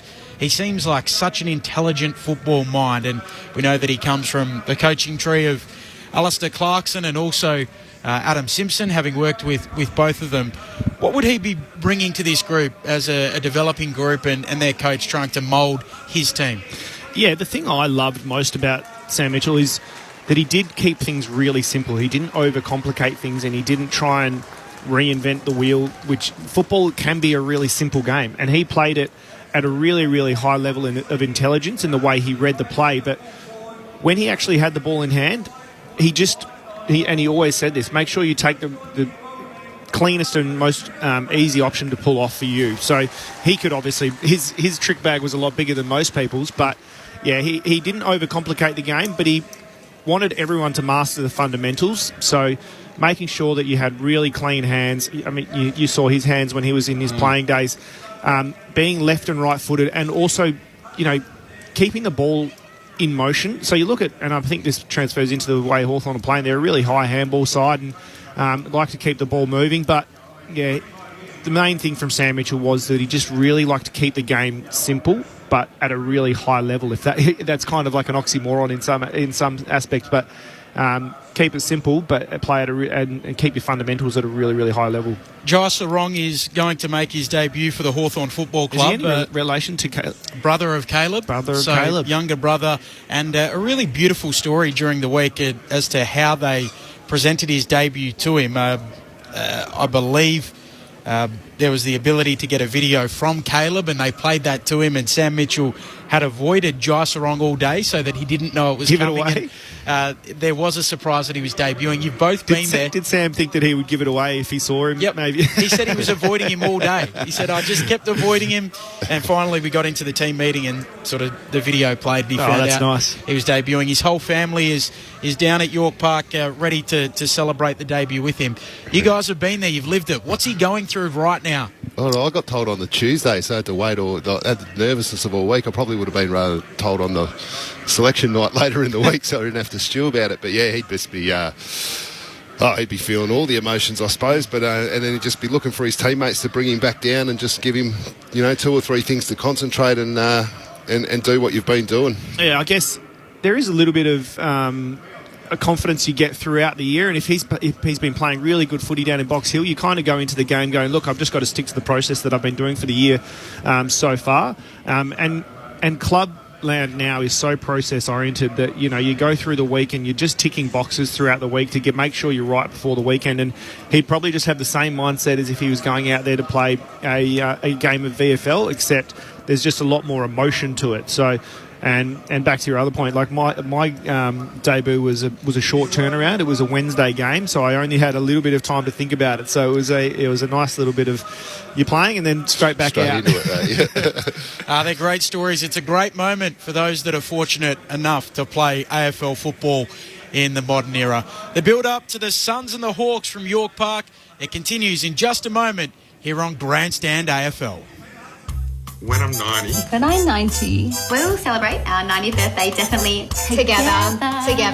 Oh, the dance moves. I've got a real life party trick. He's right here. Scott's favourite party trick, he pulls out the sprinkler on the dance floor. That's my signature move. Oh, I think the party for turning 90 is going to be huge. It'll be a birthday month. Maybe 90 though, we should go big. Do a birthday year. Yeah. Happy birthday, ABC. Yours for 90 years.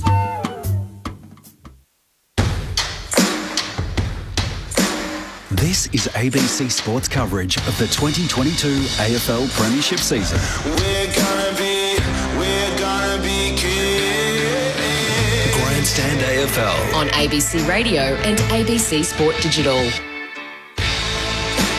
And a big good afternoon and welcome to those of you joining us in South Australia, WA and Queensland News Radio. The Gold Coast Suns, they're a chance of playing finals, but they need to win out in 2022. They also need other results to go their way, but they can only control what they can control, and that's winning today at York Park in Launceston against the Hawthorn Football Club. The Suns, they're running out onto the ground to get ready for this contest, and the Hawthorn Football Club won't be too far away.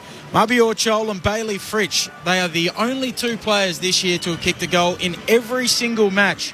A lot has been made of Bailey Fritsch, and sometimes, well, what can only really be described as selfishness, but Mabior Chol, he has certainly been one of the recruits of the season. What a year it has been.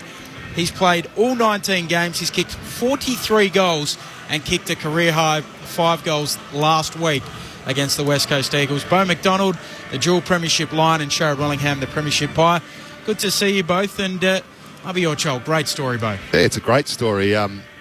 Just obviously starved of opportunity with the great forwards that the Tigers had in their forward line, and gone up to the Gold Coast and they've just played him, and he's produced every game and been able to keep his spot, and he jumps at the ball. And he keeps jumping at the ball. I've no doubt each week, every single team that comes up against him will be looking at his tape going, you can't let this bloke jump at the ball. But he's finding a way to keep on doing it. In his work, as the ball's coming down the field, he's trying to turn his defender's head and his movement patterns and those sort of things. He's been terrific. And we spoke about it before. To bring a player into your club that's going to kick 43 goals, that's a big tick. I think Richmond obviously showed so much there that they wanted to play, and they had him in the side, and he'd kind of pinch it in the ruck and do a little bit of here and there. Yep. And I think that just goes to show the talent that he has, because as you said, trying to get into a side with Riewoldt at full forward is probably going to not be the easiest thing to get done, but just showed the level of talent that he had, that they were willing to put him in the side even in his non-preferred position. And not having to go in the ruck here at the Gold Coast too, there's a bit more energy to spend in the forward line. Because I think it's really helped him. He's a powerful player, and he needs to probably have that on-off position like he can do at full forward. So, he's been an absolute recruitment star. I wouldn't know, Bo, but it wears you out when you're grappling in the ruck all afternoon, doesn't it? Oh, it certainly does. It wears you out everywhere in this game. I suppose I've been out a long while now, and you do get naive. You forget how hard this game is to play, and it's only got harder since we've retired. It hasn't got easier. They run more. They're fitter. They're stronger. The skills are getting better. The better. So look, well done to Mabior Chol, and let's hope he can kick another goal today and keep his run going for a goal in every game. One of the best set shot techniques in the game as well at the moment. Very relaxed, very fluid, and just. The great goal kicker in Jason Dunstall would be, I'm sure, very impressed with the way that Mabior approaches his set shots. And the smalls down there must be loving it, especially with Casbolt as well. If he doesn't mark it, he'll crash the pack and he'll cause some damage. Every time as well. So what happens next year when you got King back in the mix? What's the dynamic look like? It's a great question to kind of work out over the off season, but it's a question that's going to have to be answered. It's a quite incredible story when you think about it. I mean, Mabior Chol and Levi Casbolt come in. We've called them the combination name Cas-Chol this year with both of them up there, but they've combined for 77 goals this season, so it's been a great output for the Gold Coast Suns. Hawthorn making their way out onto York Park, celebrating Ben McAvoy, who is playing game 250, and Dylan Moore, who is playing game number 50. McAvoy running out with some of his kids, all three of them, with dad and number 7 on the back, and the banner celebrating McAvoy and also Dylan Moore. Both have been great servants. Well, McAvoy's been a great servant for the Hawks after 91 games at St Kilda to start his career. Does he run like a potato farm or something, Big Boy McAvoy? It's unorthodox.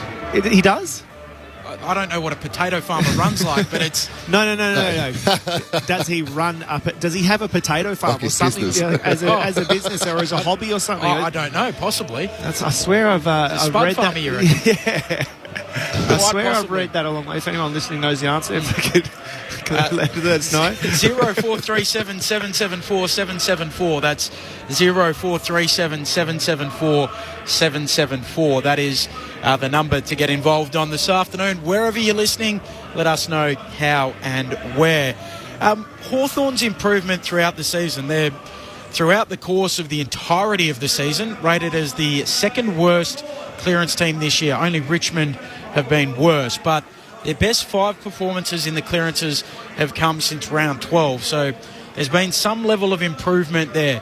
Sharad, we spoke to you as someone who has played alongside Sam Mitchell. What are the changes he would be making in and around stoppages to try and get them going? Yeah, I mean, you look at the mix that they've got in there, and they're probably a little bit of a stagnant midfield side in the way that they use the ball as a first possession feed kind of handball team, and that reflects in their handball to kick ratio.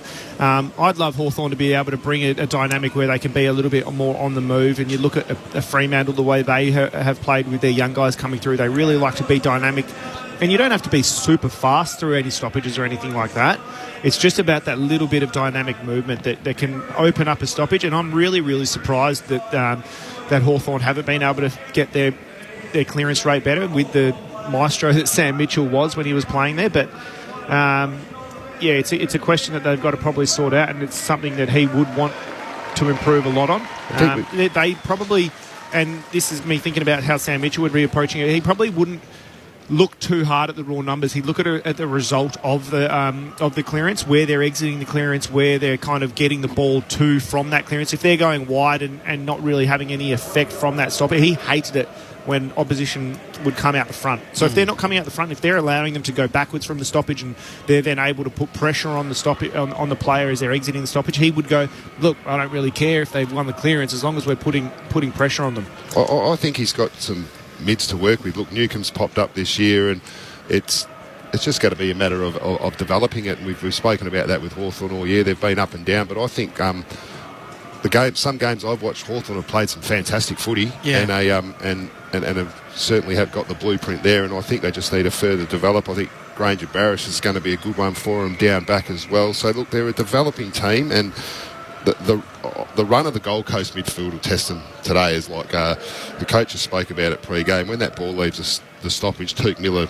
runs harder with He'd be anyone. impossible to keep up with. Yeah, and his ability to get from contest to contest, not just one or two times, but throughout the whole game. Yep, he's a terrific player. So that'll be I think Sammy Mitchell will want it to, want to take the back shoulder and keep it in close, make it a really contested game, stoppage after stoppage, and try not to get beat on the run on the outside. With Rankin on the wing as well. He's got some pace. So yeah, it's going to be interesting. But I think I really like John Newcomb's. Yeah, he's been this incredible, year, hasn't he? watching him play this year, he's developed and with Mitchell in there and side by side with him developing and spending time with him, he's going to be a ripper as well. He is one who probably does use his legs on the outside of the play, and has a really, really good kick as well. But then you look at Sam Mitchell and Jaeger O'Meara, these guys who are inside the stoppage, they're not breaking through the stoppage, and I give Newcomb that opportunity to be that go-to player on the fly. When I say on the fly, not flying through at a million miles an hour, but just that kind of go-to where he can exit the stoppage and come through in a really damaging way. It's interesting with the Hawks build. They've been the fourth worst defensive team this year. Traditionally, when there is a rebuild, coaches tend to start by really shoring up the defence and even over-indexing on that part of the game, whereas Sam Mitchell seemingly hasn't prioritised that, or if he has it hasn't worked too well, given they are the fourth worst ranked defence in the competition. I'm glad you guys mentioned Touk Miller. Quite incredible that he's actually leading the AFL-CA, so the Coaches Association Player of the Year award. He went past Clayton Oliver last week. He had 15 clearances against the West Coast Eagles to earn himself 8 coaches' votes. I think if he was... this is sometimes a frustrating refrain, but maybe he's hidden a little bit up there on the Gold Coast. But he's the heck of a player. From football clubs, maybe from media a little bit, and definitely that can happen because so much focus is on the Victorian clubs, but and so little on the Gold Coast. If he was in Melbourne, he'd be everywhere, all over, Brownlow favourite, which I'm not sure where he sits in that aspect, but he will be polling a lot of votes this year. He'll have to poll well, won't he? He's one of the last to continue with the socks up as well. I like the traditional you don't see look. A lot of it. Yeah, I'm surprised Matty Rowell doesn't do it. Socks up. Yeah, jumper in, socks up. Who are some of the others? I think Jace Burgoyne, who's burst onto the scene. The Burgoyne family traditionally socks up. Always go with the socks up. David Mundy, I realised when I was putting together my photos of his 32 unique jumper designs, that started with the socks up, went to the socks down, and he said to me it was because he worked too hard on his calves not to show them off. Mick Moldhouse used to like you to run out for your first game with your jumper in and socks up. Really? Yeah, it didn't matter what you did during the game, but I think when you started off, I vaguely remember that. Socks up and jumper in. But yeah, didn't care what you did once you got out there. How do the Gold Coast Suns lock in today, knowing that, look, they can only control what they can control, other things can potentially rule them out of finals contention, but they just need to win to keep their season alive? That's all they would be focusing on, the fact that if they continue to win, they keep their season alive. They wouldn't be going, we need to do this, this and this. It's just, if we win, we keep our season alive in terms of points required. Yeah, look, I think the key focus will be let's win it on the inside and try and outrun them on the outside and get it in there quick to Chol and Casbolt, and they get the game played in their forward half. I reckon that's about as far as they'd be concentrating. They certainly wouldn't be thinking about next week or finals. There'd be a little drive deep down inside. But yeah, by the time you run out, that's all gone, and you're focusing on the couple of things that your coach has given you. The focus has got to be force Hawthorn backwards, I think, and really do come out of the stoppage aggressively. I think they will win the clearances pretty, not easily. It's never an easy game, but they'll win the clearances convincingly, and it'll be a forward game, and then locking it in their forward half, get it in there to, like we said so many times already, get it in there quick and fast to Casbolt and Nabia Chol. So if they can manage to do that, the Hawthorn back's going to be really up against it, because the inability of their backs to be direct, I just don't think that they're quite direct enough at the moment. Hawthorn going a little bit sideways, kick to handball ratio, as I've said a couple of times already, isn't quite where I think that it needs to be an aggressive side and a straight side. Just don't let the Gold Coast lock it in their forward 50 for too long. Peter Hudson is at the game. He presented Jai Sarong with his first Hawthorn jumper, of course, a Hawthorn champion, a Tasmanian as well, and the debate continues to rage about a Tasmanian team in the AFL next year, and the Hall of Fame legend and proud Tasmanian Peter Hudson, he said, I've got my fingers crossed. I would love to see a Tasmanian team in the AFL. The toss of the coin is about to take place between Ben McAvoy in game 250, the Hawthorn skipper, and Touk Miller from the Gold Coast Suns. Clint Wilden is along for the ride once again this afternoon. He's got his eyes on the toss of the coin. Hello, Ben. I'm not sure they can sort it out first time. Might have landed on its side in the grass. York Park, they'll try again. Flicked into the air. Is this a little bit more one way or the other? Yes, it is. The Gold Coast Suns, Touk Miller winning the toss and points to the north. He was pretty happy with that too, wasn't he? He gave it a cheer. There was a fair bit of chuckle about it too. I think maybe the big build-up because we had to go through it a second time. Let's head downstairs and get a final check on the conditions. Chris Rowbottom. Yeah, g'day guys. I reckon Touk Miller was happy with that because that's the way the breeze is blowing, at least for this early part of the game. There's a fairly strong, maybe a 2, 3, 4 goal breeze blowing to the northern end of the ground into that left forward pocket. So a good toss to win for Touk Miller. Cool to mild conditions here in Launceston. Some grey skies off into the distance, but I don't think we'll see any rain, just that little bit of breeze. No late changes. Rory Atkins is the sub for the Gold Coast Suns. James Blank is the sub for the Hawks. Not a great crowd in, it has to be said, as Stuart Dew and Sam Mitchell make their way past me to the coach's box. 2008 Premiership teammates, of course. All set to go here in Launceston. Good conditions for footy. Thank you, Chris. Clint, your tip for this afternoon, which way are you going? I'm going to lean towards the Hawks to continue their winning run. They played 5-1-5 against the Suns here in Launceston. Bo? Suns by 3 goals. Sharad? Suns by 4 goals. Yeah, I'll go for the Suns as well by about 5, I reckon, in the end. So just about set to go at York Park. The Suns fighting to keep their season alive. They come up against an improving Hawks side with nothing but pride to play for. Here's Clint Wilden. From the bounce, McAvoy goes up, but Witts stayed down and wins it down. Getting a kick forward, Anderson for the Suns. Into the right forward pocket, one-on-one battle. Sicily at the back, won it down, spilled out to Swallow. Hand passes to no one in particular at full forward. Hawks with an opportunity to clear. Unable to really knock it away was Jekka. Tumbles towards the boundary line. It's going to be a throw-in just to the left of the goals. Didn't quite handle that as well as they would have liked, the Hawks, with that early Suns 4-0 forward.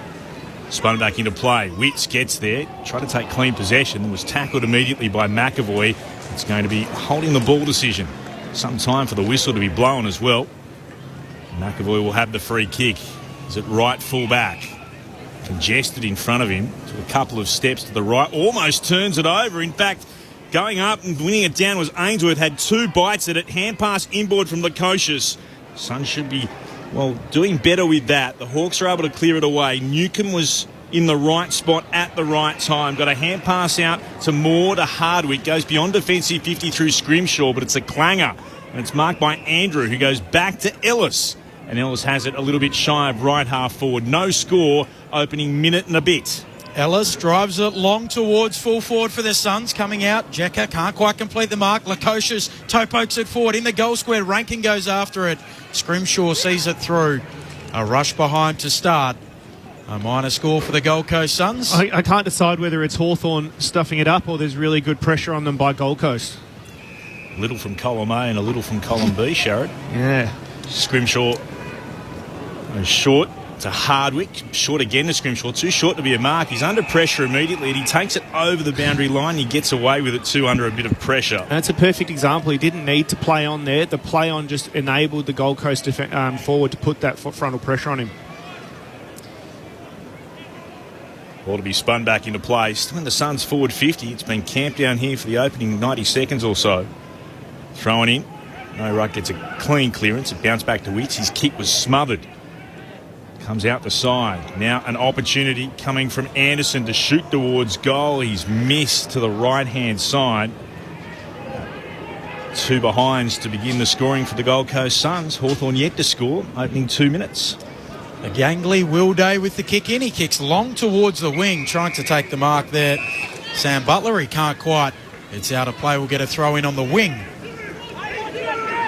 No one's been able to confirm your story as yet, Sherrod, as to whether Ben McAvoy is in fact a hobby spud farmer.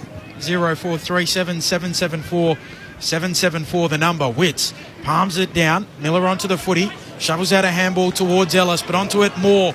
He kicks the Hawks towards attacking 50. Collins in best position. Oh, he drops the mark. Should have taken it. Now Rao comes in. Coming through again. Eventually it spills out here to McDonald. Kicks inside attacking 50 for the Hawks. Ball at ground level. Butler's able to gather. Back feeds a handball to Mitchell. Kicks back inside the attacking 50. Loose footy for Bruce. At left half forward. Gathers beautifully in the pocket. He tries the check side. It goes to the goal square. And the Suns are there to mop up through Graham. There were 4 Suns back defensively in front of the Hawks' goals. Eventually it'll come out to Lukosius. He got it from Graham, and Lukosius on a bit of a run. Kicks high and long towards the broadcast wing. Strong mark. Up was Witts. Hands high above his head. Looks to play on to Miller, running by. Stabs the pass to Chol. Has it at left half forward. Thought about playing on by hands. Oh, that was probably a 50. Not picked up by the umpire.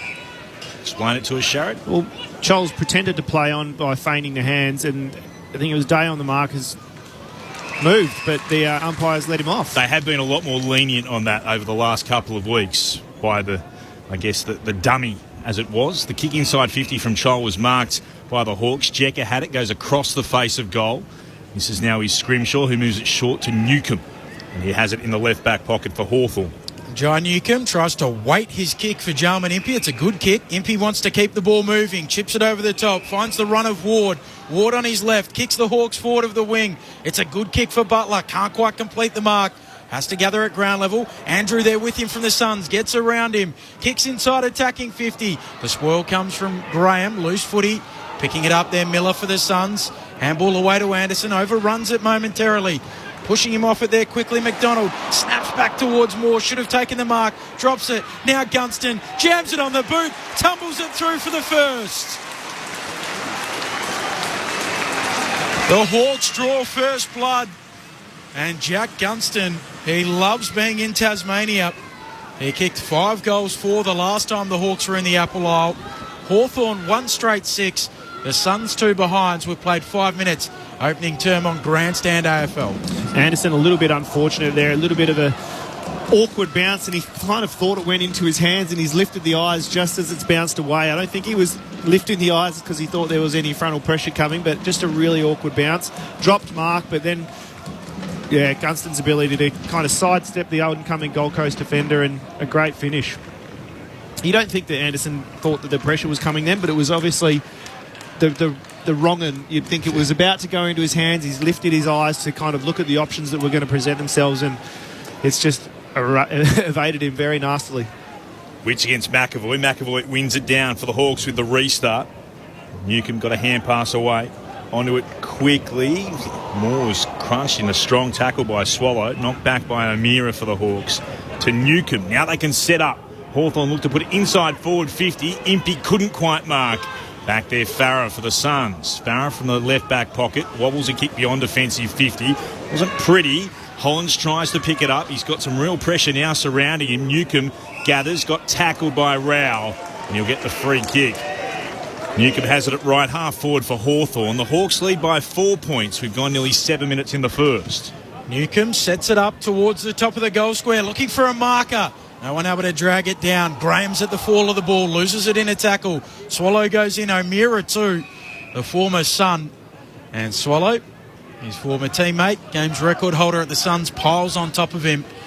Ball up, 15 metres out from the attacking goal for the Hawks. Both rucks go at it. Fingertips down. Beautifully done from McAvoy. It came out to the right forward pocket. The snap from O'Meara misses.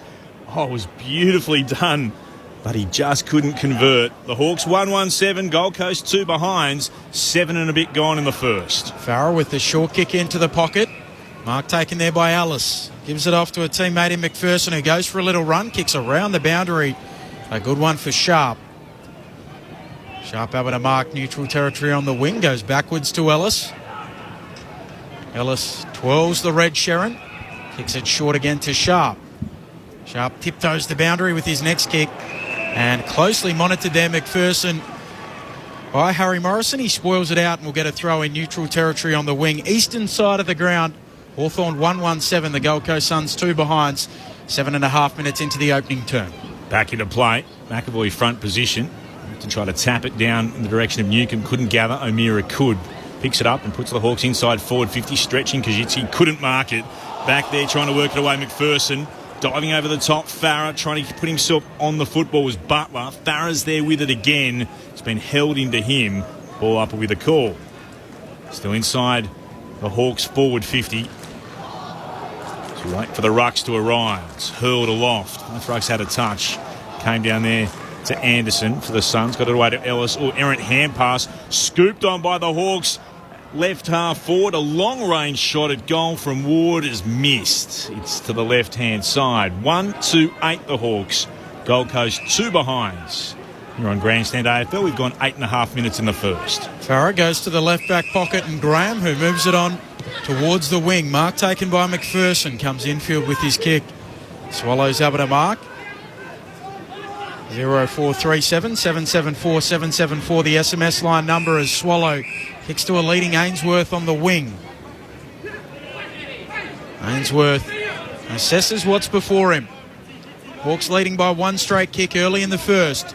Ainsworth will set it up inside 50. Casbolt flies. Spills down to Morrison for the Hawks. Tumbles a kick back towards the wing. The mark taken by McPherson. He'll have it just forward of the wing here for the Suns. McPherson takes a couple of steps inboard. Puts it inside forward 50. He wants Child, got hands to it. Couldn't mark. Spills out again for the Suns. Opportunity to go inside forward 50. Ainsworth centres it. Punching it away was McAvoy. Comes out to Impey of the Hawks. Has to go back by hand. Day got tackled. Got a hand pass away to Impey. Ducks the tackle of Ellison. Has taken high. He'll get the free kick in the left back pocket. The Hawks are 1-2-8. Gold Coast 2 behinds. We've travelled, nearly 10 minutes in this opening term. Impey, a short kick to Jekka, who whacks it long beyond defensive 50 for the Hawks. Coming up McDonald. He can't take the mark. The Suns are there through Graham. Back feeds a handball back to Collins. His handball forward towards Miller, who's tackled immediately, and he kicks it out of bounds on the full. He was tackled close to the line. A good tackle coming from McGuinness. They might have the job running with Took Miller this afternoon. His kick goes back to Sicily, who chips it towards the wing. And a mark taken by Newcombe. Quickly downstairs, Chris Rowbottom.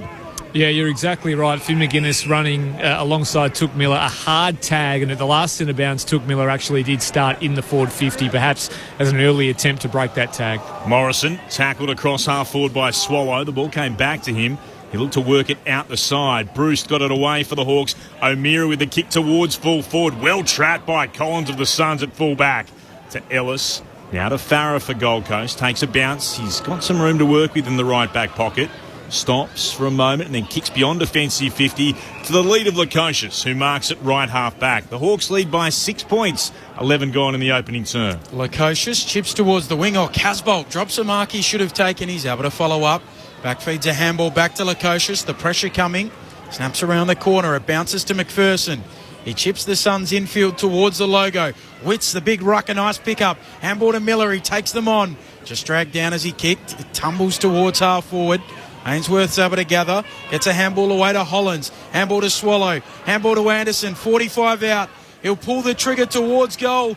He misses right. A behind.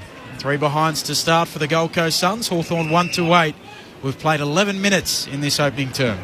Inside 50s, Hawthorn 7, Gold Coast 6. But it's the Hawks with the only goal of the game so far. 1-3 to 3 behinds. They've got the ball in the right back pocket here. Looking to work it around is Hardwick. He'll move it short to Mitchell, who marks it right half back. 2018 Brownlow medalist, 3-time best and fairest winner with Hawthorn. Kicks towards the broadcast wing. Came out towards Bruce. Wicks put himself over the football for Gold Coast. Gave it back to Anderson. Hand pass back into traffic. Bruce crashing through, trying to emerge with it. The Suns can't get it out of the attempted tackle of O'Meara. Lemons was the player locked up. Ball up will be the call between centre wing and right half forward for Hawthorn. broadcast side of the ground. Witts through his fingertips, won it down, came out towards Davies, going to hand pass to no one in particular, and it'll come back to the Hawks, or beg your pardon, back to the Suns here to Ellis. Took out the legs there. Contact below the knees, and the Suns will have it just forward of left half back, and they'll stab the pass into the direction of Hollins, who looks to move it short again. Once more, this is Davies with it on the logo, commentary side of the ground. Hawks by 5 points, 13 gone in the first. Davies about to be run down, just gets his kick away, turns it over though. Strong mark from O'Meara. The former Sun, so much consternation when he decided to depart the Suns and join the Hawks. He kicks laterally to James Sicily. Sicily chips it over the top, a good kick. Finds its target there in McDonald. He gives off the handball. Sicily runs by, chips towards half forward. The mark able to be taken there by Kazitsky. 55 out, looks into the pocket, has a leading target, Bruce, bouncing ball, gathers just in the field of play. Handball back inside, little 1-2 with Sarong. Handball a little low for Bruce. He dribbles a kick towards the goal square. Oh, nutmeg, Swallow goes to the goal square. It's socked through. McDonald has been able to get it on the boot. We might be getting a score review. McDonald socketed it through, but did it hit something on the way through? If it hasn't, it's done an extremely good job. Does look like it. Yeah, Sharp. Ricochets off Sharp's left arm. Sharp able to get his arm in the way. Would have knocked it over the crossbar if he was a goalkeeper. But that ability by the Hawthorn forwards just to keep the ball alive, they were pinned over in that right forward pocket, and their ability to, I think it was through Bruce, just keep the ball in motion and keep the ball moving, dribbling it along the ground to each other, just keeps the defenders having to do something instead of just succumbing to a stoppage. I know forwards do like to get those forward 50 stoppages, but just to keep the ball alive was good work. So just to behind, 1-3-9 the Hawks, the Gold Coast Suns 3 behinds, almost the quarter-hour mark. Farah from the left-back pocket for the Suns, kicks to the broadcast wing. No mark taken. Jekka gathers off the deck. Hand pass straight back. Well done, Kazitsky under real pressure. Went back to Jekka. Dangerous kick goes back to left half-back. Scooping it up out of all of that, the Suns, but they turn it over. Nash got in the way. Chance to go surging forward. Not a great kick then. Not sure exactly what he was trying to do, Scrimshaw, but he just found traffic. And then he was tackled. The ball wrapped up and kept in there. They're going to ball it up. Casbolt, the player, doing the tackling for the Suns. So a ball up at left half forward for Gold Coast. Chol up against Kazitsky. Chol palmed it down over his left shoulder, but beautifully schemed upon that, the Hawks, and they get the kick away through more towards right half forward. Collins, strong defensive mark for the Suns, but he stepped off his mark. Bruce goes to wrap him up. This should be holding the ball. It is. Bruce didn't even get him holding the ball. He actually took the ball off him during the tackle. Ripped it out of him. Kicks towards full forward. Oh, Gunston went up, bounced off his head. Oh, had the ability to gather and somehow manufactures a goal from the top of the goal square. Well, that was using your head to your advantage. Gunston's got 2. He loves being in the Apple Isle. 2-3-15 the Hawks. 3 behinds the Gold Coast Suns. Hawthorn's leaders 12 points at the 16-minute mark of the opening term. He was a bit confused, Collins. He thought he might have been getting a 50, I think, and then got the ball taken out of his hands. But Bruce almost took the ball out of his hands before it had been called holding the ball, didn't he? Yeah, the free kick was paid, but he's gone, no, this is my free kick. Yeah, Collins has gone, how do I get rid of it? And Bruce has just gone, well, I'll take it off you then. They knew the Hawks. They got it right. How the snap didn't hit McPherson too and missed everything was a miracle as well. So it's a bit of a scrappy game at the moment. A lot of fumbling at ground level.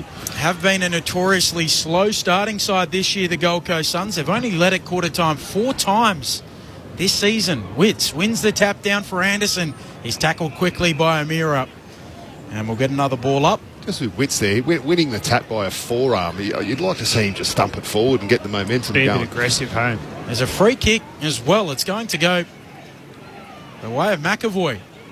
Not sure what that was for. Unbeknownst to me. Long kick inside attacking 50 for the Hawks. Swooping on the footy Moore. There's a free kick here as well. It's going to come back.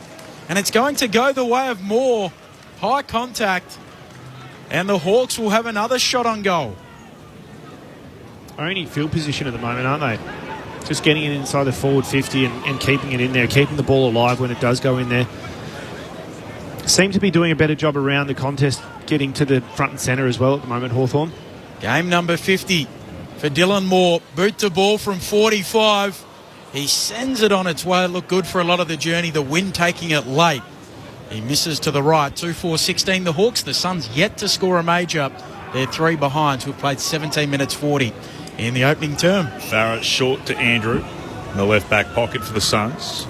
It's long beyond defensive 50 towards the commentary wing. That's a nice mark to Graham. He's able to drag it in. Or Hollins, rather, I beg your pardon. He'll kick towards left half forward for the Suns. Trying to work it out then was Lukosius. Socket off the deck by the Hawks. It'll ricochet back into a pack and then tackled there with Scrimshaw. Ball up will be the court left half forward. You mentioned such a slow starting team, Ben. Gold Coast, 4 wins in opening terms this year. Only West Coast and Adelaide are equal with them. So they're in, well, disappointing territory in regards to their starts this season. The Hawks have it through Mitchell. Gave it to O'Meara. Kicks to the logo. Broadcast wing. Bounces in towards McPherson. Hand pass for the Suns. Comes to Andrew. Hand pass again. Working it out. This is Graham. Hand pass back into traffic. Trying to steal it away was McDonald. Looks to rip it away from his Gold Coast opponent. What will the umpire say? Holding the ball against McDonald. So it comes here to be taken by McPherson. Has it in the middle of the ground. The lead comes up towards the commentary wing and Ainsworth marks. So Ainsworth, he was a part of... Really not keen to get it deep inside their forward 50 until they get 60 metres out, aren't they? Moves it on to Hollins, who kicks long towards full forward for the Suns. Nash is there. Handball away to Sicily.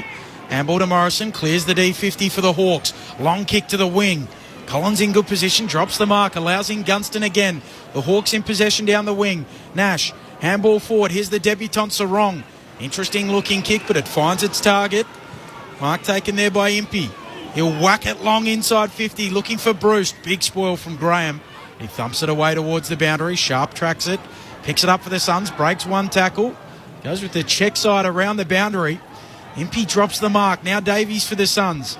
It's a handball away. Hardwick gets involved. His handball's out towards Rosas, who picks it up for the Suns. Rosas sweeps the hand pass forward for Ainsworth to run on to. He's able to gather. Looks to hand pass the right half forward. Couldn't find Witts.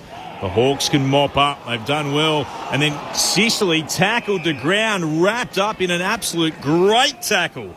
No chance of getting away from Rankin there. And Rankin will get the free kick 50 out from goal. He'll elect to play on by hand. Gives it off. Long kick towards goal is an absolute ripper. He's converted sharp.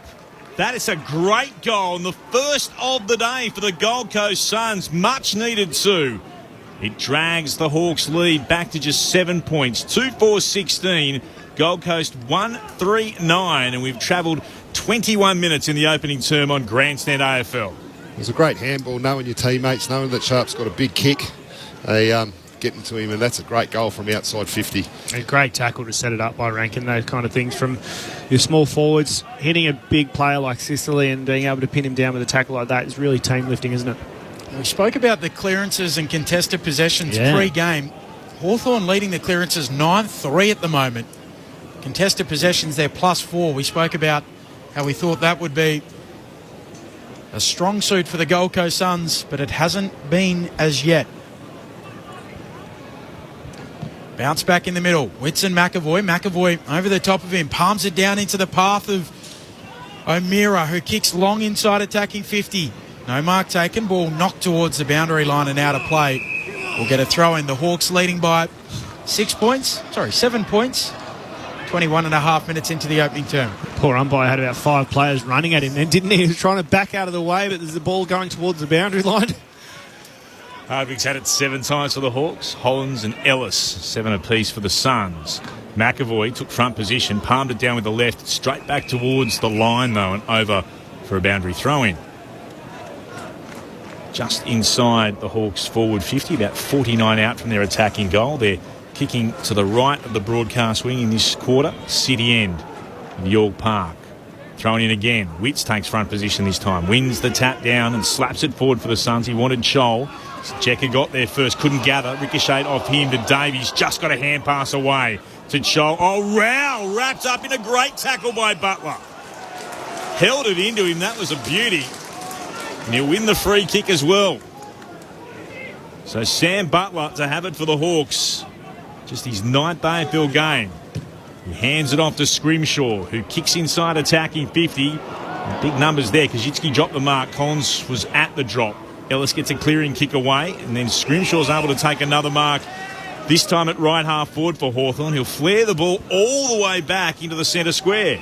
Almost back to the defensive edge of the square. Sicily accepts the mark. He kicks up the middle. A dangerous ball, but it's a good one. To the debutant again, Sarong. Kicks inside 50. Good kick. O'Meara marks 45 metres out. A slight angle to the left of centre. Tough to finish from here going up against that breeze. Really going to push it right. He doesn't like his chances, so he heads to the pocket looking for McAvoy nearly. He might have been impeded, he was. And he'll get the free kick deep in the left forward pocket in his milestone match. Smart play by the big fella. He knows Jared Wicks is probably not the most astute defender, so to be able to push forward and make him defend and play as a forward, really good play, and that's something he'll probably be looking to do for the rest of the day. The big boy McAvoy, he bends it home for a goal in his celebration game. Game 250, and they come to celebrate with their captain, and so they should. The Hawks are 3-4-22, the Gold Coast Suns 1-3-9. 24 minutes into the opening term. Clint Wheeldon, Ben Cameron, Sharad Wellingham, Beau McDonald. He's a very smart player, McAvoy.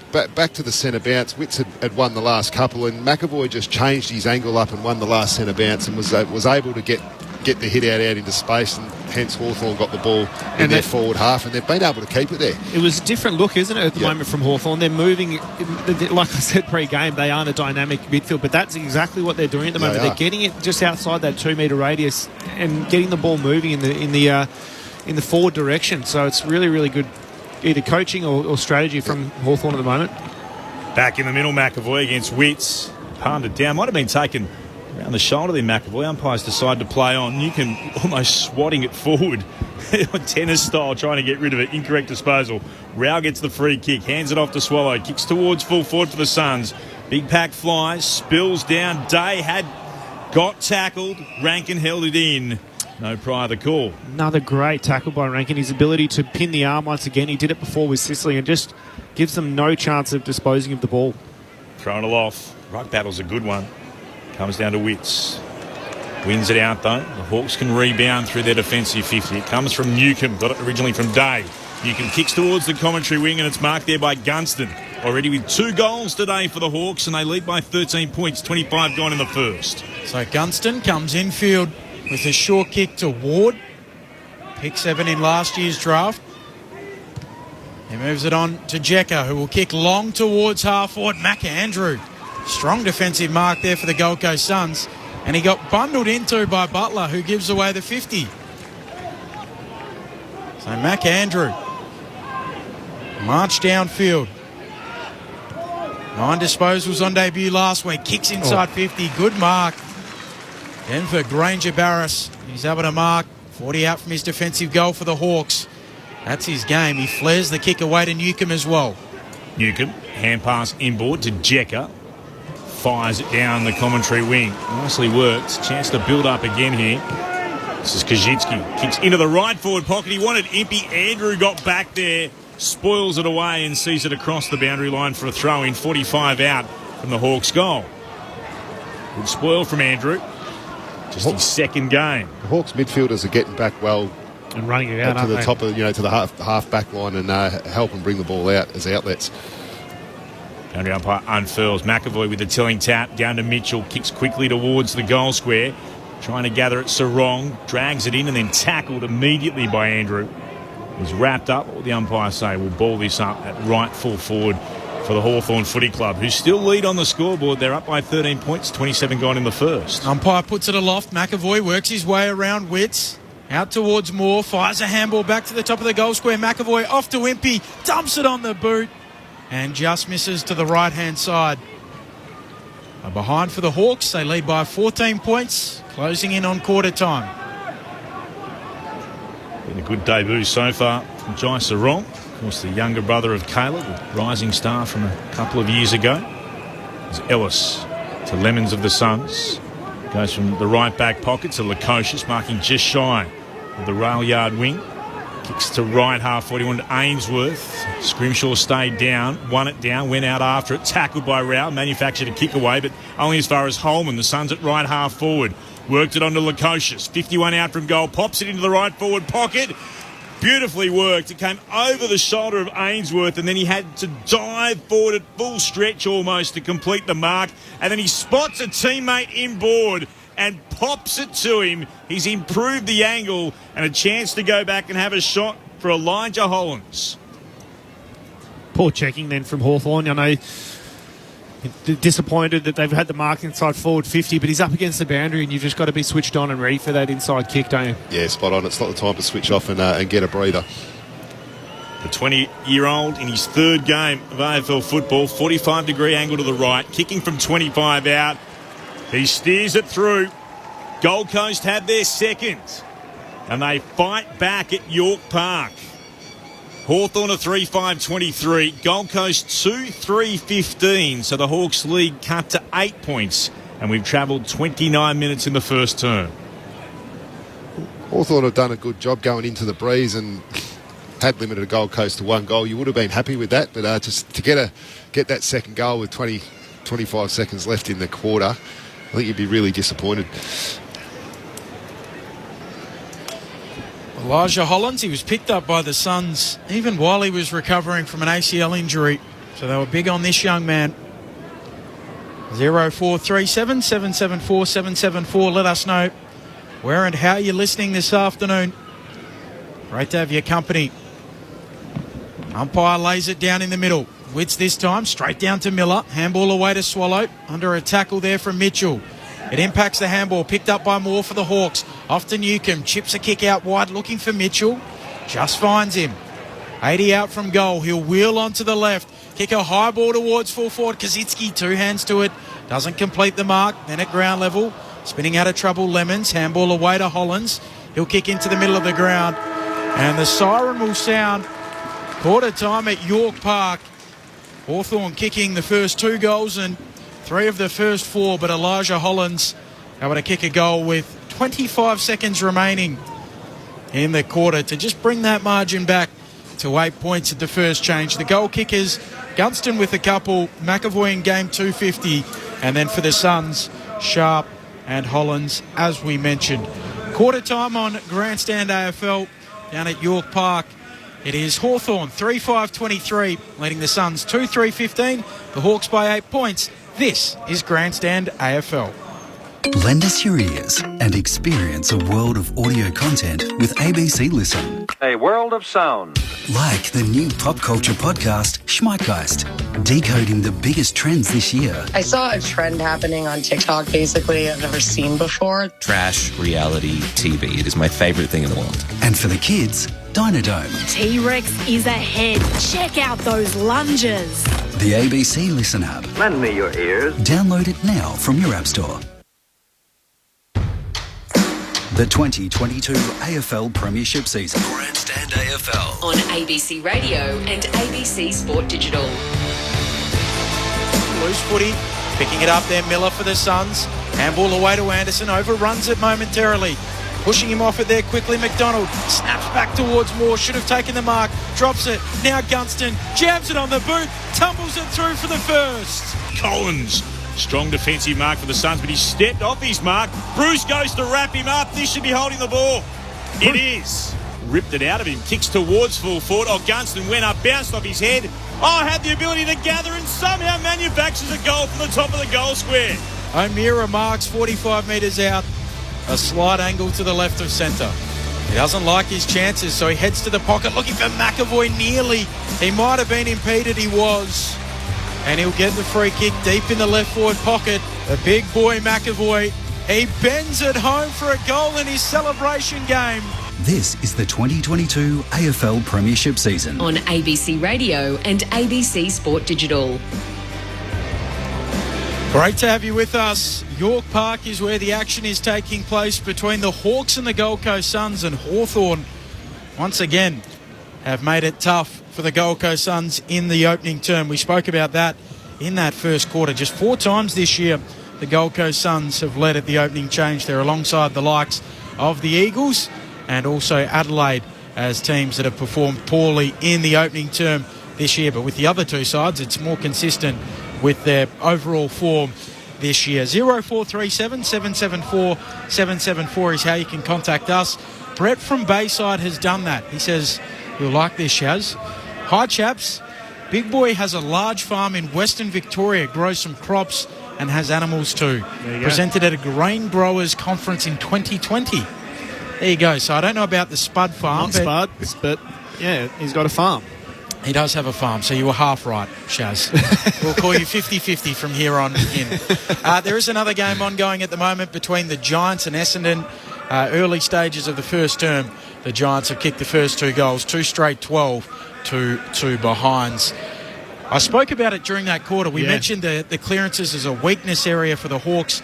They're the second worst clearance side this year, but boy, they've performed well in that area in that opening term. 13-5 are the numbers. Sherrod Wellingham, Bo McDonald. I think it's important to realise that it's not the Gold Coast, it's not Hawthorn getting their hands on the ball first all the time. Look, the Gold Coast, the setup's not too bad. It's once it happens and it spills out, that's where the Gold Coast are getting killed. It's almost like they're ball watching the second and third effort, and Hawthorn are straight onto it, whether it's in attack or defence. And there's 3 or 4 of them. It's like a big wave of Hawthorn at the moment, just hunting that ball much better. It hasn't been first possession clearance. It's been like you made the call that it's been a little bit fumbly. It hasn't been super clean football so far. And whichever way Gold Coast, I think Gold Coast winning the hit outs, I'm not sure, but it feels like when they get the hit out, Hawthorn is still getting numbers to it and producing forcing Hawthorn. Forcing Gold Coast backwards with their numbers around the footy. Yeah, they're just not able to get out of there cleanly. And if the Gold Coast, like you said, do get their first hands on the ball, they get tackled and it spills out, and Hawthorn swoop on it. So it's going to be an area they're fixed. There's a few ways you can do it. You can go ultra defensive and play the back shoulder and push them in, and bring both wingers in and a half forward up as well, and really condense that stoppage a little bit more. You could tell Wicks to just start clearing the area with a few hits and get the Hawthorn mids on the back foot and go from there. So it'll be interesting to see what tactics they employ here, but they're going to have to get on top on that area, especially with Hawthorn having a little bit of a breeze this quarter. If Hawthorn can do the same thing in and around those clearances, it'll be a not a good half-time score for the Suns. You got to wonder why they are such a bad starting side. Is it what they're doing pre-game? Are they not switched on enough? Is it? It's a question because a team that starts well, it's a lot easier game of footy if you start well and then trying to claw back a 2 or 3 goal lead like they're doing now. It's almost like I think a big thing before a game is you've got to have your reflexes ready to go. Your reflexes have got to be on, and Gold Coast have just looked really fumbly in this first quarter. Now, it's breezy down there in difficult conditions, but you've got to be clean. And they, for me, they've just looked way too fumbly in that first quarter. And you see them in the footage pre-game that they're doing all of their touch work and things. So just got to make sure they're a bit more switched on. Clint Wilden will have some of the numbers in a moment. Second quarter about to get underway. Hawthorn leading by 8 points. Bounce clearly favours Wits. The umpire will recall it, and we'll do it again. Hitouts do favour Gold Coast, 10-9. The inside 50 to the Hawks, 17-11. Umpire puts it aloft this time. Wits, a little backhand down in the path of Miller. Breaks a tackle, just gets a handball away. O'Meara tracks it. Lukosius beats him to it. His handball comes back to himself. Nash persistent with the tackle. He drives him to ground, and the umpire will have it.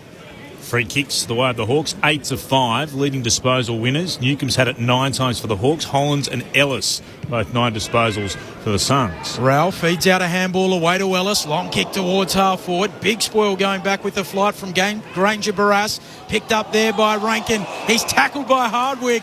And Hardwick, or Scrimshaw rather, drags him to ground. And he's had him in his pocket all day. The Hawthorn defence has anyway. Rankin with just one touch. Mobile Charles copped a whack in the spine via his stomach from a teammate there.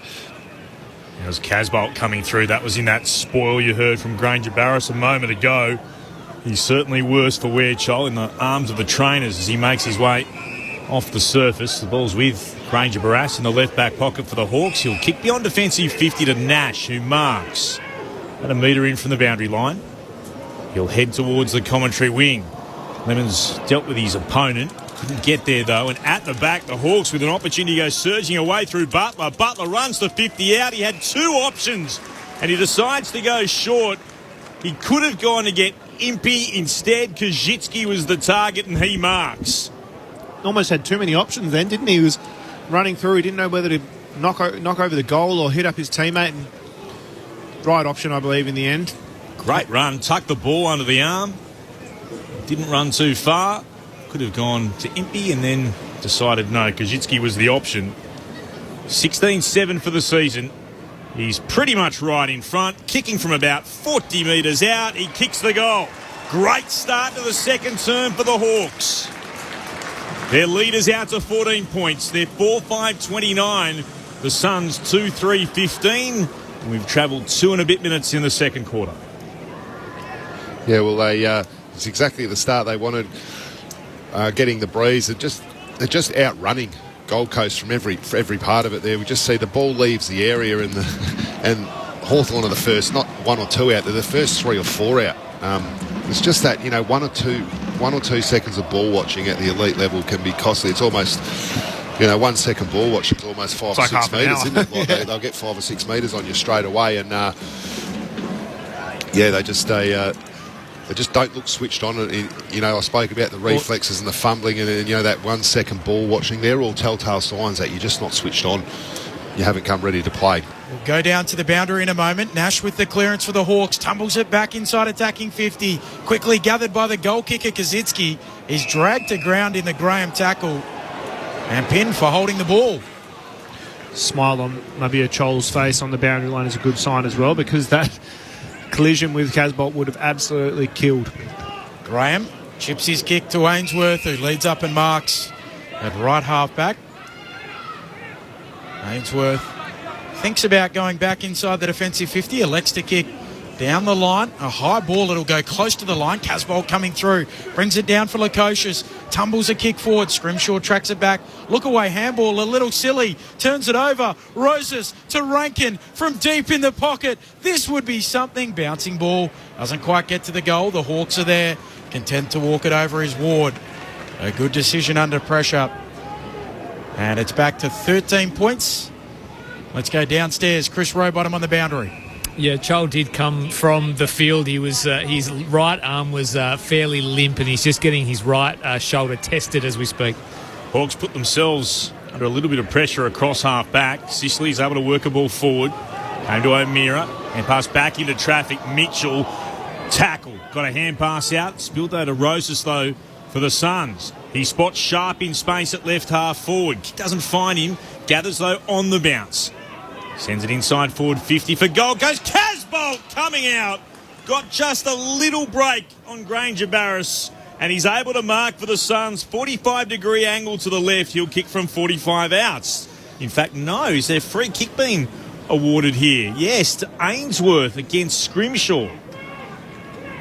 So what's happened here? I thought Casbolt... Oh, the block. Scrimshaw just stood there, made no effort to try and affect the mark, and Ainsworth ran into him, so that's the free. I feel a bit for Casbolt, who's taken a ripping mark. Yeah, great mark, but probably prefer it in the hands of Ainsworth lining up for a set shot. And that's a fair point too, as Ainsworth comes in from 45 outs, and the Suns will be delighted with that result because he does kick the goal. And we're back to a 7-point gap. Hawthorn's lead 4-5-29 to Gold Coast 3-4-22. Ben Ainsworth now with 24 goals, 16 for the season.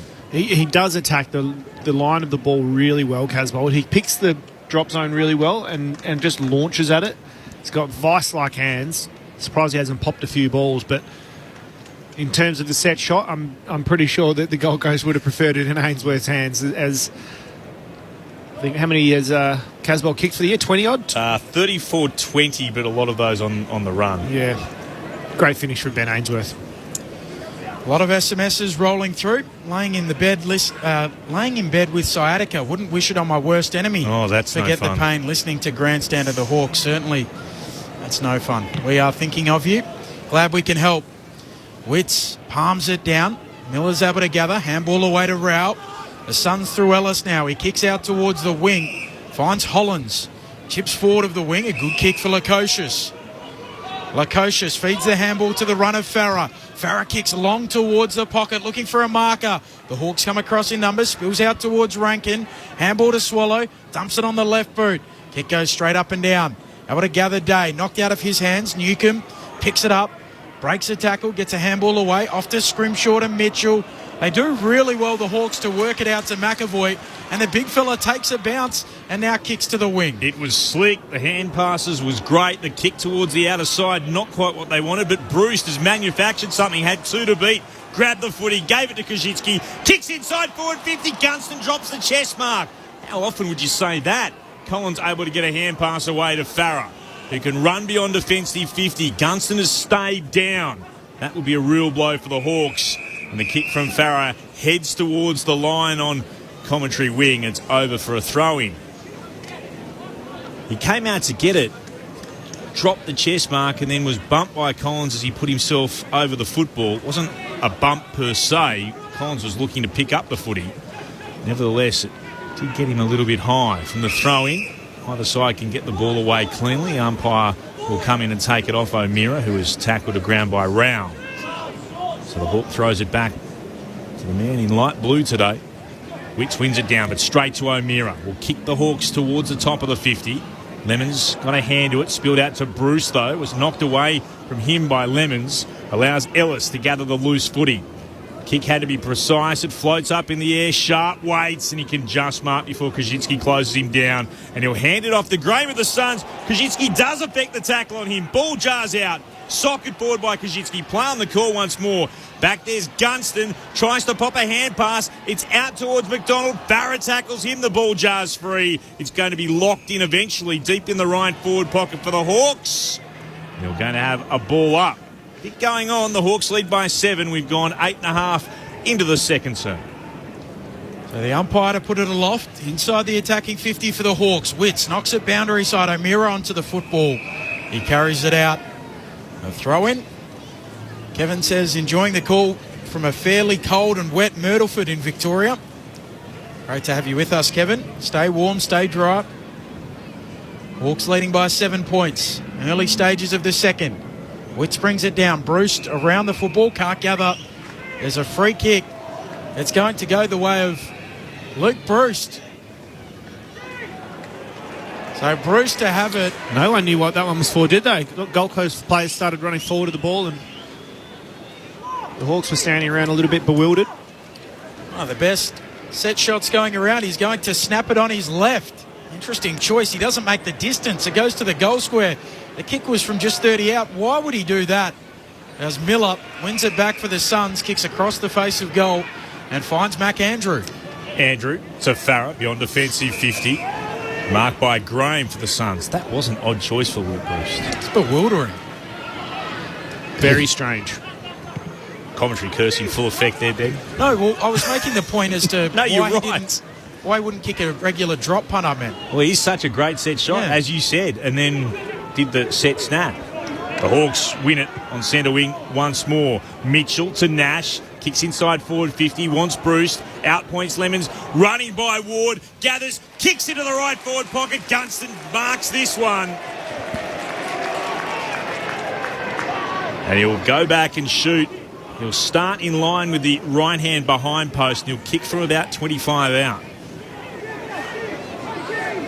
The kick from Nash, I think it was, to Bruce. Such a dangerous kick to a really dangerous position if you're a Gold Coast able to turn that over, but it's worked out. Bruce, an amazing one-on-one player and able to move the ball into the open side of the forward 50. Great kick.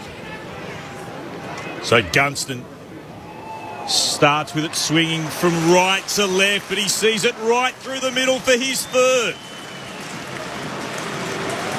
And the Hawks go back to that, round about 2 and a bit goal lead. They're up by 13 points, 5-5-35. The Suns are 3-4-22. We've travelled 11 minutes into the second. It's also the timing of Ward here to get past for the handball received, just flare off his man. Probably could have banged the goal through himself, but saw that Gunston had a couple of metres on Collins and put it on his chest. And he's been good. He's been that good at that for that long, Jack Gunston. He's terrific to watch, and he's probably one of the best set shots in the game too.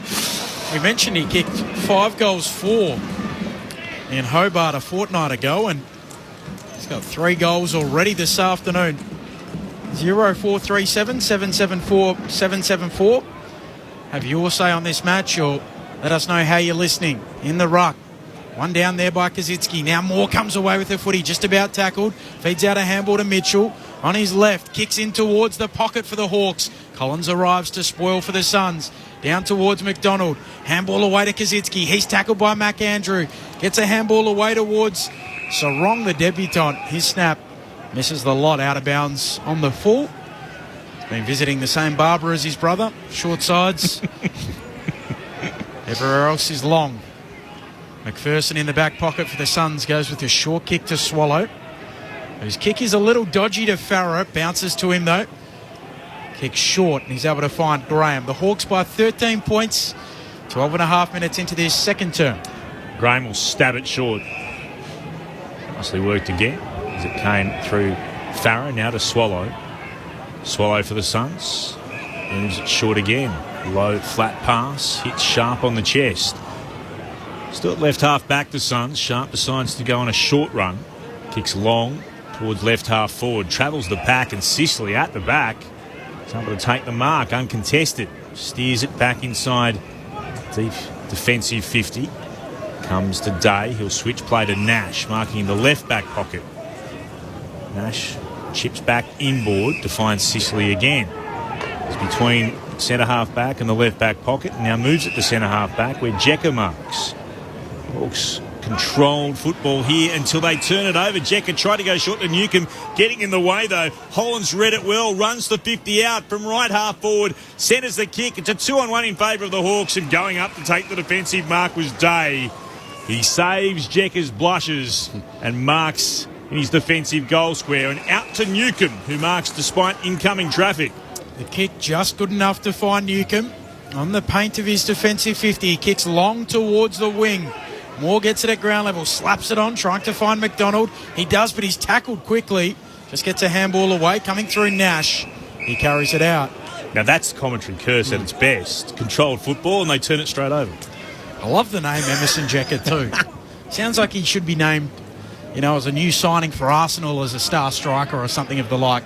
Can you put that in with place? Put that in with Corby's list of great names? Yeah. Phoenix Spicer, Max King. Winning it down, Chol in the ruck. Following up though, Kazitsky dribbles a kick forward, Swallow onto it for the Suns. Handball to McAndrew, his errant. Stolen by Moore for the Hawks. Gets it off to McDonald. Squeezes a kick inside attacking 50. Bouncing ball. McPherson gets there first though. It's knocked out of his hands. Gunston comes through. Shovels out a handball. A quick snap on goal is effective. Bending it through. A wonderful finish coming in the end from Ward. On his left boot, he's able to kick the Hawks 6th. They're 6-5-41. The Gold Coast Suns 3-4-22. The Hawks lead by 19 points, quarter hour mark of this second term. Yeah, it certainly is an interesting game. Look, there's been 4 marks in total inside 50 for the whole game across both teams. So 3 for Hawthorn and 1 for the Gold Coast. So it's not the sort of game where it's pretty ball movement coming in and hitting a forward on the lead too often. It's really scrappy at the moment, and Hawthorn just seem to be winning those outside battles, getting the clean ball on the outside, and their smalls are working a little bit harder. Yeah. Getting numbers to the ball, aren't they? Scrapping harder.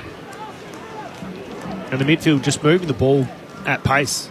I feel like they're moving it a lot quicker than they have in the past month or so. Second goal in his career for Josh Wood. Hawks see the Suns bring it away from the centre. Davies heading towards left half forward, though it's knocked up by Nash. Newcomb's hand pass intercepted. Anderson got it away to Holman, who then turns it over, kicking to Morrison. Ugly bit of play. The kicks towards the outer wing on the logo. Davies couldn't take it. Umpire spots a free kick. It'll go to Hawthorn, to Ward. 12th game of AFL football for the 18-year-old. Of course, his great-grandfather Alex Lee played for the Hawks 31 games back in the 1930s, so a strong family link. Out to Day, who marks about a metre in from the boundary, just shy of centre wing. Railway side of the ground, goes back towards Hardwood, sweeping it forward, finds Jekka, kicks the Hawks to right half forward. Beautifully weighted kick to Sarong, who marks. Takes a few steps backwards, puts it inside forward 50. That's a lovely pass to Gunston, who marks on his chest. Talk about the commentators, Curse. That was just beautiful ball movement to hit the forward on the chest. But like you said, Shay, the ability to get back off the mark and pull the trigger quickly if your teammate's in time and space and just think on the run. Hawthorn are doing it much better than the Gold Coast.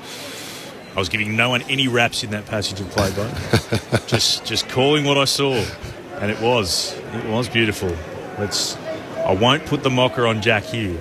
The kick is going to be from a fair way out in the right forward pocket. He'll start his approach. He'll kick from right on 50. It starts out to the right. He needs it to swing back. He misses, but I'll take no responsibility. A minor score to the right-hand side. Hawthorn 6-6-42. The Gold Coast 3-4-22. It's the Hawks by 20. 17 gone into the second. Ellis with the kick in, runs his measure, goes short to the pocket. Mark taken by Graham. He'll bring it down the broadcast wing. A high kick towards a contest. Witts launches at it over his head. Picked up by Scrimshaw. Handball away, stolen by Rao. Floats the kick forward of the wing now for the Suns. Bouncing ball. Casbolt paddles it. Stolen there by Morrison. He'll kick back inside the D50. There to Mark. Nash for the Hawks. 40 out from his own goal. See, that was a high tackle against Casbolt, was it? But he's got his hands on the ball, arms up to reach for the footy. And I think it may have been Will Day as the ball goes inside forward 50. Yeah, the Hawks execute the switch beautifully. Will Day comes from the ground. We'll get an update. Moved on towards Moore, who moved it to Impey at right half forward and short to Bruce. He marks 35 out, slight angle right of centre. So Luke Bruce, this time the drop punt. It's not a bad effort out to the left, though. Behind. 6-7-43, the Hawks. The Gold Coast Suns 3-4-22.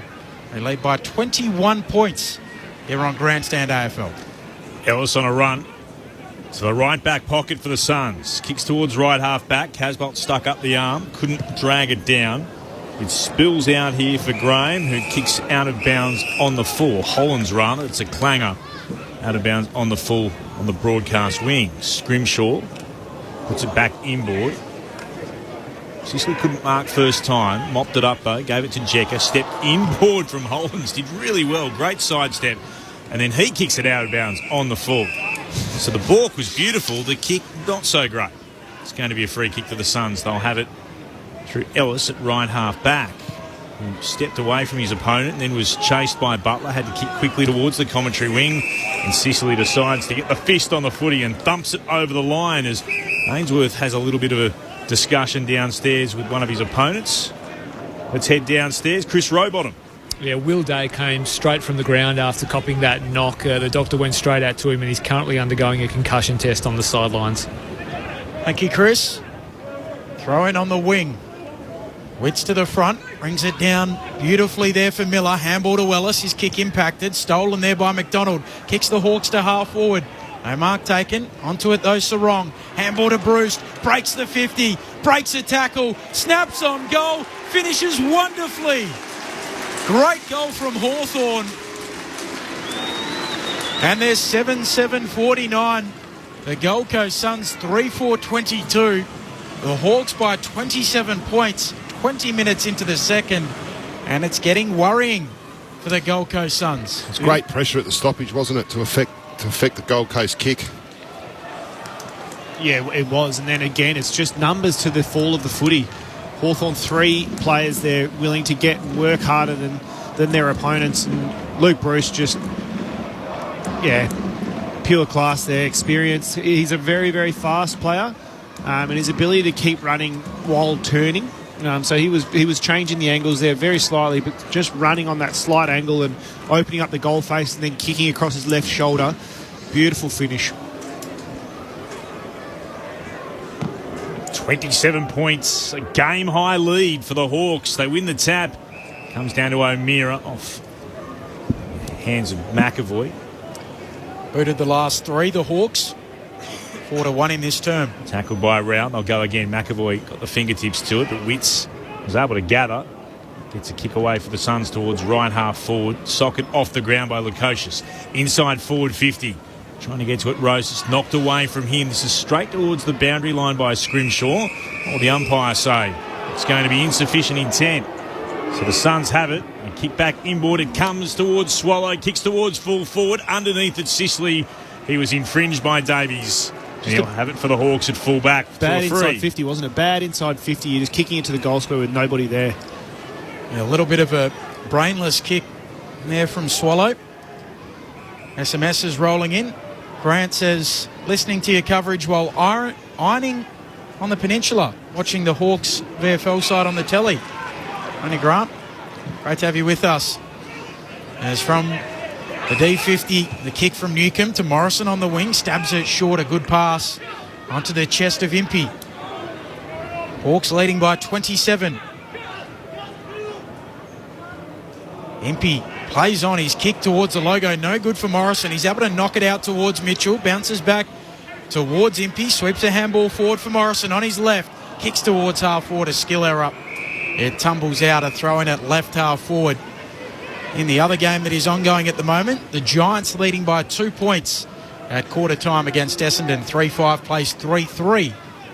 We'll keep you updated in that contest. Here, the Hawks by 27. Too far away from half-time. It's put back into play. Both rucks had a go at it. Mitchell couldn't gather. Bruce can. And he takes it back over the line for another throw-in. Still about 51 out from the Hawks' attacking goal. Ellis has had it 17 times now, leads all comers in total disposals. Switch looks to palm it down. Redwell by O'Meara, shared it with Moore. Back to O'Meara, kick towards full forward. Andrews eventually gathered it, gave it to McPherson for the Suns. Oh, his hand pass intercepted Sarong and then tackled to ground. The umpire says that'll be holding the ball. Nicely worked from McPherson, who got him and then was good enough not to land on his back as he took him down. He'll kick across the face of goal and Andrew marks in the right back pocket for Gold Coast. Andrew bites off a dangerous kick back into the corridor. It works out for Farah. Handball to Rowell, might open it all up now for the Suns. Handball to Anderson. Long kick inside 50. In good position, Roses. He can't quite take the mark. Thought he might have been impeded. On top of it is Granger Barras, who tries to do the silly salmon, but it won't suffice, holding the ball. And 52 for dissent. So Holman, he'll be marched to the goal line, where he'll certainly kick the Suns fourth.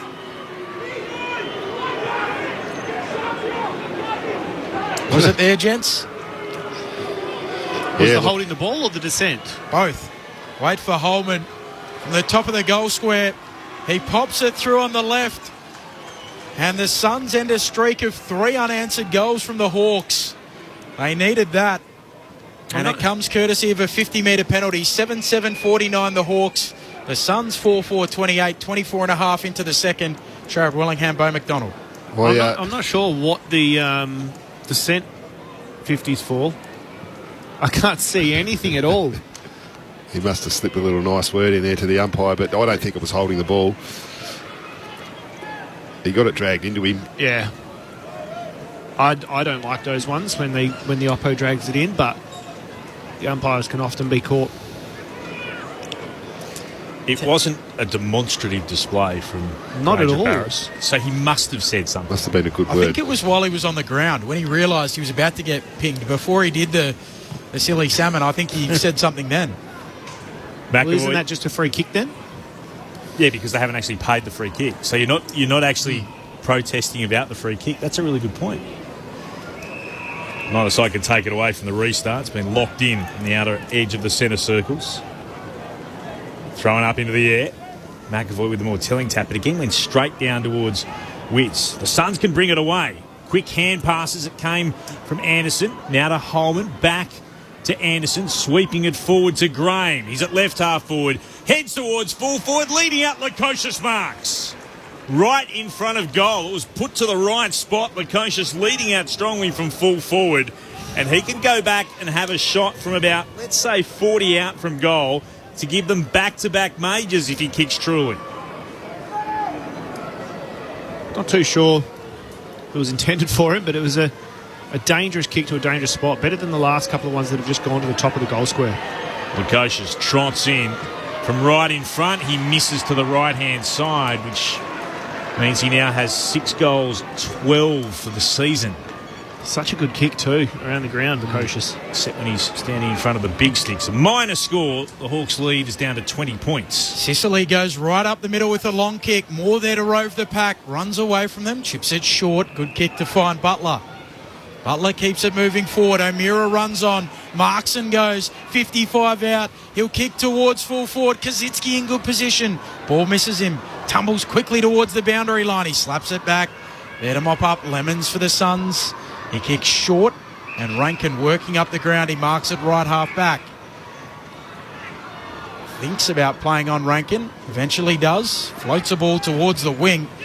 A nondescript kick from Isaac Rankin, picked up there by Scrimshaw. Morrison gets involved. Now the Hawks have it in the open. Ward on his non-preferred right. He dumps the kick forward towards half forward. Will go in the direction of Bruce, who couldn't mark. Kocius gets a kick away, bounces away from Ward once more. Granger Barras put himself over the top of the football, though it came out the side to Mitchell, gave it to Morrison. Puts the Hawks back towards left half forward. Good mark. Dylan Moore diving across, takes the grab. 52 from goal. Runs inboard from where the 50's painted on the ground, heads towards full forward, punched over by Graham for a minor score. 19 points is Hawthorn's lead now. Or rather, 21. Get your maths right, Clint. 7-8-50 to the Gold Coast, 4-5-29 as we close in on half-time. An SMS rolling in, listening on the radio, driving a B-double to Brisbane, just leaving Melbourne on the Hume. Go Hawks. A long kick in from Farah, out of bounds on the full. Ward to get the kick for the Hawks. Must admit, I'm not a truck expert, but I'm assuming that's what a B-double is. The big doubles. Anonymous, great to have you with us. The kick from Ward is beautiful to a leading Gunston. He marks 47 out, worse than a 45-degree angle left of centre. They keep the country moving, Ben. I know. Great we can keep you company too on what will be a long drive up to Brisbane. Poor choice by Collins there, not to just play in front and cut the lead off. He had support if the kick went in long. You know Gunston's going to come at the foot. Wheels out to the right, starts it out to the right, brings it back on the breeze. 4 for Jackie Gunston. The Hawks back out by an equal game-high 27 points. 8-8-56 to the Suns, 4-5-29. 29 minutes into the second. Be frustrated if you're Stewie G. Hawthorn have got the ball held up, plenty of numbers back, and Gunston's just rolled in between four players around him.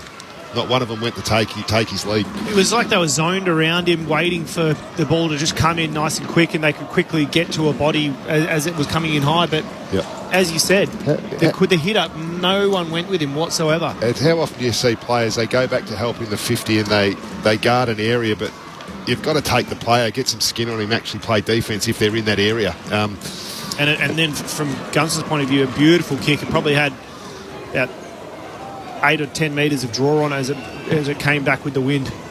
It's not a great bounce, and it should be brought back, and is. McAvoy and Witts back to their respective positions, opposite end of the centre circles, throwing aloft. Witts wins it down. Rao will gather. Gets the clearing kick, inside attacking, 50 for the Suns. Casbolts! Won't be denied this time, the mark. Takes it 45 out from goal. Just better than a 45-degree angle to the left.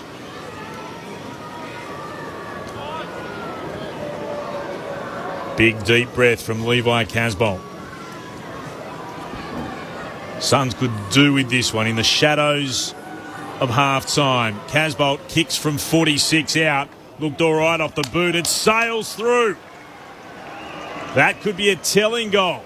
The Gold Coast have got their 5th, and they hit back to cut the Hawks' lead to 21 points again. 8-8-56 the Hawks. Gold Coast 5-5-35 as we head to the 31-minute mark of the second. Attacked it beautifully. As I've said before, he just lines the ball up so well. And as we're looking at the replay of the stoppage, Matt Rao, just his ability to come out the front and get it inside 50 quickly. We can see a little bit of a trend with Hawthorn now. Their wingmen are working really, really hard defensively. Sam Mitchell playing out on the Sam Mitchell. Tom Mitchell. Mitchell. Tom Mitchell playing out on the wing and working really hard defensively and helping promote that ball movement, which has worked so well for them so far, but a different look in the midfield for Hawthorn, and it's working. McAvoy and Witts. Crooked bounce in the middle. The umpire lets them play. McAvoy wins the tap, but straight to Miller. Hacked forward by the Suns inside 50. Ainsworth picks it up on the half volley. Off to Lukosius. Run down by Morrison. Umpire lets them play. And the siren sounds for half time.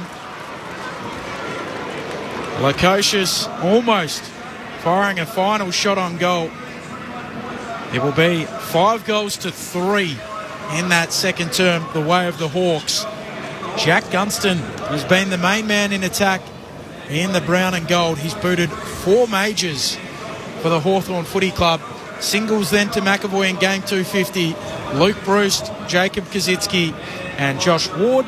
While for the Gold Coast Suns, 5 individual goal kickers: Nick Holman, Ben Ainsworth, Jeremy Sharp, Levi Casbolt and Elijah Hollins. Sherrod Wellingham, the Premiership Pipe, Bo McDonald, dual Premiership Lion Ruckman. How did you see that first half? Wasn't the prettiest half of football that I've seen, especially after watching the game not. last night. The difference in the skills is just it's staggering. But for me, it's been a very different game. I mean, the Gold Coast Suns, their big fellas haven't been able to mark the ball inside 50, but I don't reckon you put it on them, Shad. No, it hasn't gone down there with any purpose, has it? Or the kicks haven't been good, and the midfield will really be having a good look at themselves, I reckon, at half time.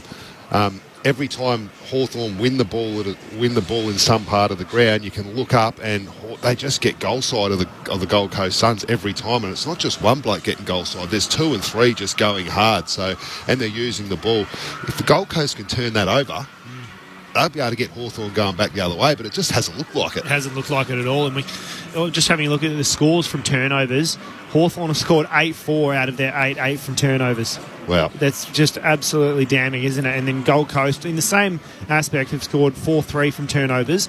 That last one then from Rowell at the stoppage, that 5th goal, is the one that was clean, but every other goal up until that point was from turnovers. So it has been a little bit of an ugly game so far. It's that fundamental ability to snap from we're in attack now to we're in defence. And you have to do it quick, and Hawthorn are doing it quicker than the Gold Coast. And I think it's almost their preemptive mindset at the moment is to defend first. It's I've got to work hard defensively, and then we'll be able to work offensively. Yeah, it's the timing of it, isn't it? How many times do you see teams, the old downhill skiers or the front runners, they all run forward?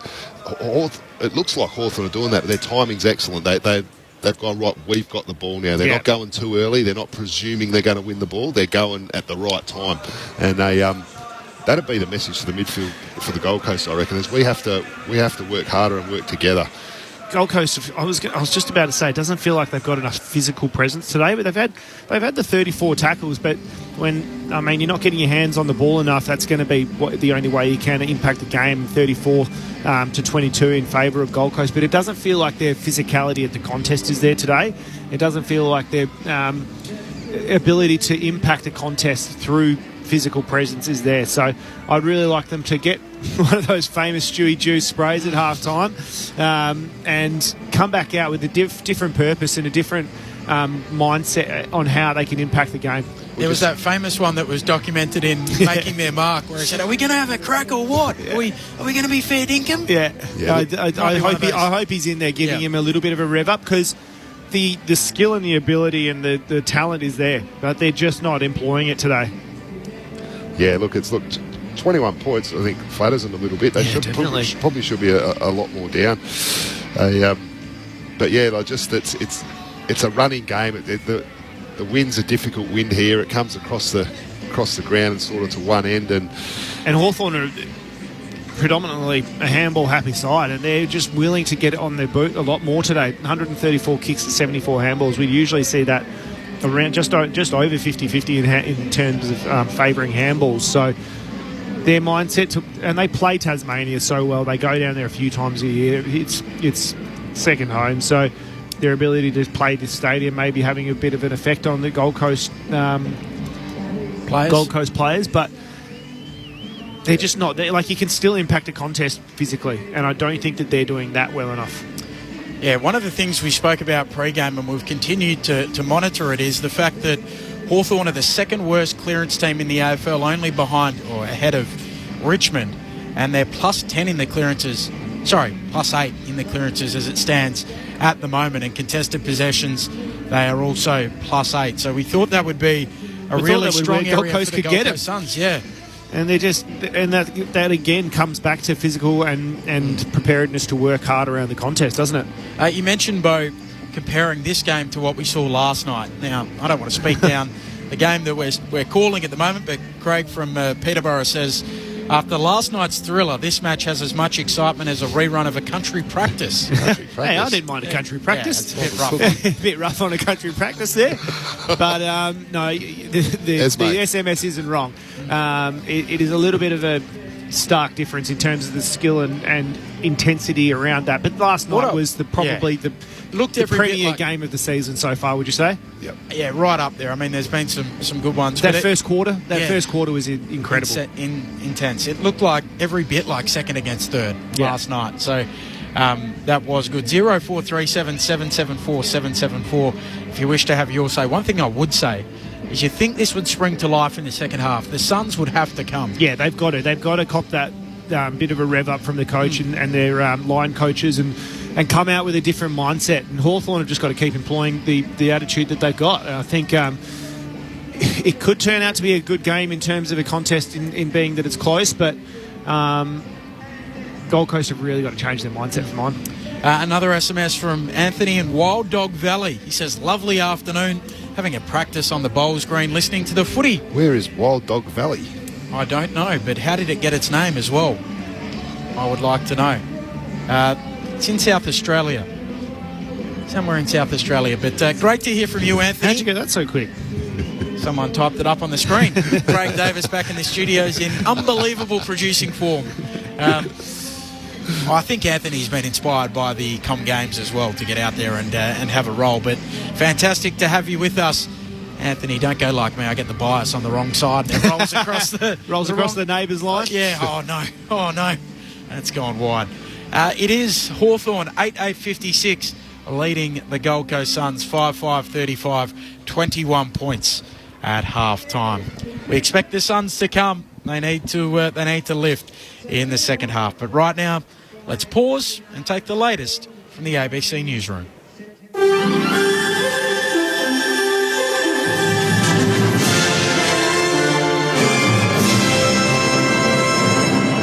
This is ABC News. I'm Sam Wilkinson. Australia, the United States and Japan have condemned Chinese military exercises around Taiwan. Matthew Doran reports from Parliament House. In a joint statement, Australia's Foreign Minister Penny Wong, US Secretary of State Antony Blinken and Japan's Foreign Minister Hayashi Yoshimasa said Beijing was gravely affecting international peace and stability.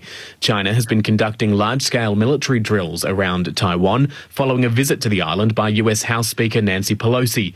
Ballistic missiles have been fired over the island, with 5 landing in Japan's exclusive economic zone. Senator Wong met with her Chinese counterpart Wang Yi on the sidelines of the ASEAN summit in Cambodia, expressing Australia's concerns about the military show of force. Palestinian militants from the Islamic Jihad faction have fired dozens of rockets into Israel in response to Israeli airstrikes on the Gaza Strip. The airstrikes killed a commander of the group as well as 9 others, including a young child. Islamic Jihad says the rockets have hit Tel Aviv and other cities. Israeli media have reported 70 in the space of half an hour, but many appear to have been shot down. The Victorian government says new figures show the state's health system is under more pressure than ever before. The latest release of quarterly performance data reveals presentations to hospital emergency departments have jumped 5.1% from the previous quarter. Victoria's elective surgery waiting lists have stabilised since the previous quarter and are now sitting at more than 87,000. Health Minister Mary-Ann Thomas says Victoria is experiencing unprecedented demand on the healthcare system. Demand at our emergency departments, demand on our ambulance, demand in our hospitals. But we have a plan to address this problem.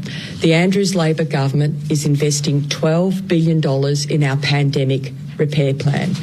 Police are investigating the importation of $300 million worth of cocaine hidden on a cargo ship in Sydney. Hosnia Shams reports. Border Force officers found the drugs hidden in bags in a shipping container on a cargo ship docked at Port Botany last month. The 700-kilogram cocaine haul is thought to be worth $280 million. Federal police say the ship had stopped at ports in Central and South America before making its way to Australia. Authorities are investigating where the drugs were loaded and who is planning to collect them in Australia. Anyone with information is being urged to contact Crime Stoppers. South Australia has seen a drop in COVID case numbers but a high number of deaths reported. 13 people have died after contracting COVID, but SA Health says some of those deaths date back to April. They include 3 men in their 60s, 2 men in their 70s and 8 people over the age of 80. Former Adelaide AFL footballer Bryce Gibbs says he regrets not speaking out at the time about the infamous Crows pre-season camp. Ethan Ricks has the story. Speaking with SEN SA, Bryce Gibbs says the club's pre-season camp at the Gold Coast fractured relationships and ended careers. The now retired footballer says he was in the same training group as Addy Betts and Josh Jenkins, who also shared their negative experiences of the 2018 camp this week. Gibbs says it's been hard hearing his former teammates' stories and says the camp should never have happened. The 33-year-old says he should have spoken out sooner, but says the aftermath should have also been handled better by the football department. A class action against the AFL and Adelaide Football Club is being considered by at least 7 former players. Wallabies captain Michael Hooper is withdrawn from tomorrow's rugby union test match against Argentina and will be returning to Australia due to personal reasons. A statement from Rugby Australia says the veteran open-side flanker believes he's not in the mindset to fulfil the responsibility that goes with leading and representing his country at this point in time. Wallabies coach Dave Rennie says it was a shock to hear Hooper was struggling, but that he has the full support of the squad. I think he's felt he's been able to suppress things over the past, handful of weeks, and so we certainly weren't aware of anything. But he's such a professional. He was able to get on and do the job, and he addressed the team today. Took an enormous amount of courage to let him know that he's not okay. He felt it was best for himself and for the team that he heads home. And Indiana is the latest US state set to tighten abortion laws. Its legislature became the first in the nation to pass new laws restricting access to abortions since the country's Supreme Court overturned the historic Roe v. Wade decision from the 1970s. The ban has limited exceptions, including in the case of rape and incest, and to protect the life and physical health of the mother. The measure now goes to the state's Republican governor. You're up to date with the latest from ABC News. We come in on a crowded train or park our car in mud. Us kids play car park kick to kick in our team colours that we love. Records! This time I'll buy my own. And I can see the ball this year, cause that's how much I've grown. We're in the queue, we're through the gates and enter hallowed ground. I sit up tall and I can't wait to hear that siren sound. The AFL Final Series with ABC Sport starts September. The 2022 AFL Premiership season. Grandstand AFL on ABC Radio and ABC Sport Digital. McPherson gets there first, though. It's knocked out of his hands. Gunston comes through. Shovels out a handball. A quick snap on goal is effective. Bending it through. A wonderful finish coming in the end from Ward. Miller, handball to Ellis. His kick impacted. Stolen there by McDonald. Kicks the Hawks to half forward. No mark taken. Onto it though, Sarong. Handball to Bruce. Breaks the 50. Breaks a tackle. Snaps on goal. Finishes wonderfully. Great goal from Hawthorn. The kick from Ward is beautiful to a leading Gunston. He marks 47 out. Worse than a 45-degree angle left of centre. Wheels out to the right. Starts it out to the right. Brings it back on the breeze. 4 for Jackie Gunston. Which wins it down. Rao will gather. It's the clearing kick inside attack. 50 for the Suns. Casbolt. Suns could do with this one in the shadows of half-time. Casbolt kicks from 46 out. Looked all right off the boot. It sails through. This is the 2022 AFL Premiership season. On ABC Radio and ABC Sport Digital. With their finals hopes on the line, the Gold Coast Suns, they trail by 21 points at the main break. Hawthorn 8-8-56, leading the Suns 5-5-35. A lot of SMSs rolling in as well. Great to have your company here on Grandstand AFL, sharing your afternoon with us. Crudder in Carnarvon says, loving the footy, especially at this time of year. Keep up the good work. Bo, great head for radio. That's from Crudder. Is he a mate of yours? Crudder, I reckon he's an ex-Karratha Falcons boy. Maybe. Mate, everyone says that to me, and it's just a bad joke. Great head for radio. I get the great head for radio, good voice for print. It's just... Come on, guys, some new material. Come on, Crudder. Fran from Melbourne says, enjoying the call whilst caring for my elderly mum. Shout out to all the carers out there. Go Pies. Certainly, here. Great work to all of the carers out there. And Steve in Adelaide says, listening from home, come on the Suns, there's always a second half. So that's it, exactly right. The second half is, the opportunity's still there. They can turn it around if they come out with the right mindset. They've got to come out with some physicality around the contest and a bit more work rate to get to the drop of the ball and just have numbers presenting to each other. Yeah, bang on. Getting to that fall of the ball in numbers is going to be the key. Hawthorn have just outplayed him in that area today. Clint Wilden has his eyes on all of the numbers as we wait for the second half to get underway. Having a look at total disposals, the Hawks 207 to Gold Coast 169. The kicks with the Hawks 133 to 105, and the hand passes 75 to 64. The marks to Hawthorn 60 to 47, inside 50, still with the Hawks 6 to 3. And the tackles with Gold Coast 34 to 22. Contested possessions, Hawthorn 73 to 65. Clearances to the Hawks 20 to 12. The inside 50s 32 to 22 in favour of Hawthorn. The hit-outs, though, have gone to Gold Coast 20 to 16. Wicks has had 18 of them. McAvoy 15 for the Hawks. The free kicks with Hawthorn 13 to 10. Individually, for the Hawks, Mitchell and Moore have both had 15 touches. Scrimshaw and Newcomb with 14. Sicily, O'Meara and Nash with 12. Leading the way, Ellis with 17 for the Suns. Hollins with 15 disposals. Miller with 13. Farrell with 12. Lukosius, Swallow and McPherson all with 11. The Hawks by 21 points. 8-8-56 to the Suns. 5-5-35.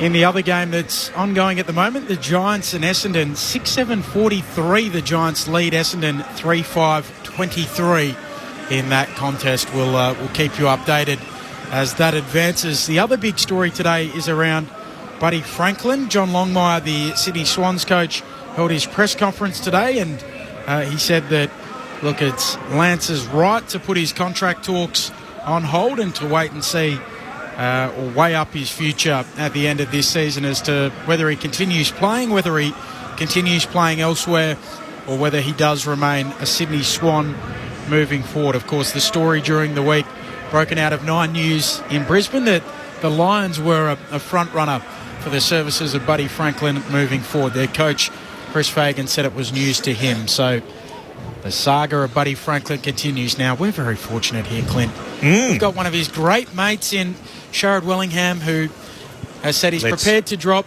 the news. Put the pressure on him, Ben. Make his life uncomfortable. Where Lance Franklin will play next year. So where will he be, Sherrod Wellingham? Yeah, the truth is I don't know at this stage. Oh, Sherrod. Yeah, so there's the big bombshell from me. Look, all I know is that his focus right now is on doing the best for Sydney and getting them to win a flag. And I actually sent him a message saying, mate, who cares about the noise at the moment? Just make sure you finish top 4 and try and get the flag this year. And I know that he's going to be weighing up all of his options. Is what the best answer I can give you is, and he's going to be doing what's right for him. It's obviously really expensive to live in Sydney, and they've offered him a fair bit less than he's on at the moment from all reports. But he will make the right decision for what's best for him. And so he's going to be 36 when he starts next year. He's not slowing down. He's kicked 40 goals, over 40 goals for the season, so he's still playing really good football. Sydney will definitely still want him, but like you said, there's going to be other clubs who are going to be vying for his signature as well. So, I mean, it's a good position for him to be in. He can make up his mind. Where his heart lies, I'm not sure at the moment, is the honest answer. I'm sorry, Benny. But from my point of view, from chatting to him, I don't think he's 100% sure. Yeah, he's got to weigh it up. And so he does have that ability to compartmentalise, this is what I'm doing now, I'll worry about what's down the track. Absolutely, and he's got family and friends that he'll consult with and help make that decision, and he obviously hasn't got around to that yet. And his focus, I know the player and type of person that Bud is, that his focus will be 100% on the season at hand, and that's what he'll be focusing on. We wouldn't have known you two were such great mates either, Sharad, if it wasn't for you just parading in the front of his box when he kicked goal 1,000 earlier on this season, making it all about you. Hawthorn back here at York Park, 8-8-56, leading the Gold Coast Suns 5-5-35. Spoke like a manager, didn't you? Yeah, might have a future in player management. You could link up with Jess. Jess has maybe asked me to start the WA arm. You never know. The WA arm. That's very good. Just about set to go here. 21 points, Hawthorn's lead. You're with Clint Wilden. What is to come in this second half? The Gold Coast have any hopes of playing finals? Slim as they are, have to win this against the Hawks, but they trail by 21 points. And from the restart, it's the Suns who can bring it away through Miller. Got it to Swallow. He'll kick inside forward 50 on the bounce. Casbolt tries to gather. Sicily applies pressure. Spilled out to Day. Ducked one tackle, then lost possession of the footy. Free kick coming the way of the Suns here. Great work from Ainsworth. Good start. That just shows their intent and pressure around the footy. They've bounced out of the blocks early doors from the shadows of the grandstand. At left half forward, kicks towards full forward. Casbolt stuck up a hand, couldn't gather. Spilled to Rankin, got tackled and lost it. Casbolt looking to work it forward again. At the top of the goal square for the Suns, Jack is able to gather. Got a hand pass back to Day. Hand pass dangerously towards Granger Barris. And then he was calm and he found Mitchell deep in the right back pocket for the Hawks. They hold on this time. Hawthorn, despite the pressure coming from the Suns, as Mitchell goes beyond defensive 50. Long kick, intercepted there by Andrews here for the Suns. He'll drive it long. It's a flower bag. It floats to the top of the goal square. Bounces awkwardly. Clean bowls them all. Roses onto it. Tumbles it towards goal. Hardwick back there. He parries it around the post. Last line of defence from Hawthorn is holding up very well under the pressure so far. 21 points, the Hawks' advantage. Downstairs quickly, Chris Rowbottom. Yeah, that wind has certainly picked up to start off this second half, blowing still towards the Gold Coast Suns' end of the ground. So crucial period here to see if they can make some hay. Hardwick thumps it beyond defensive 50 to right half back. The ball bobbles around. McDonald's kick was back into traffic, spilled out to Miller of the Suns. Looked to work it away. Reynolds with one tap, looked to gather. Gathers and then kicks around the body. Sicily meets it though at right half back. Throws it on the boot straight away. Kicks back towards the broadcast wing where the intercept mark is taken by Farah. And he'll stand just forward of the shadows of the grandstand. From the broadcast wing, he'll send it deep inside attacking 50. Up Jecker. That's a good mark in a pack. Surrounded by players. He can drag it in. From defensive 50, he'll head to the corridor. Dangerous kick. It's been chopped off. Mark taken again here and trying to climb up off the deck slowly will be Anderson rather, and Anderson will go back and send it deep inside forward 50. Jacker with the right idea but couldn't quite get the kick he wanted. It's out towards Ainsworth and he marks 51 from goal. 45-degree angle to the right. He's going to go back, it looks, and if nothing else, at least take every second available to him to have a shot at goal. Ben Ainsworth already won today. 24-year-old begins his approach. He'll be kicking from about 53 out. He veers out to the right. He gets right underneath it. It's not going to have the carry. McAvoy up. Oh, McAvoy tried to spoil it through. It bounced on the goal line and was socked through for a goal by Witts. He's given his opposite ruck an absolute gift. Gold Coast, they get their sixth. They cut Hawthorn's lead to 14 points. 6-6-42 Gold Coast. Hawthorn are 8-8-56. McAvoy with only one thought to rush it through. Didn't get enough on it. And then it just bounced in front. Did Witts stick out his hand? Yep. Let's have a look. He did. He stuck out the right hand, controlled it to ground, and then socketed it through. That is an incredible goal. It's almost like an ice hockey goalkeeper. Just stuck the mid out, stopped the ball, and then kicked it through. But it's great that Gold Coast have capitalised on this start, because there's a stark difference between the two teams. The one that come out in the first quarter and the one that's come out in the second half. And yeah, they just needed to capitalise. Pepper in the 50, Hawthorn under defence under attack, and yeah, not the easiest goal, but got it. Speaking for the ruck cartel, that's got to hurt more, doesn't it? Yep. Jared had his wits about him right there on the line. Did well.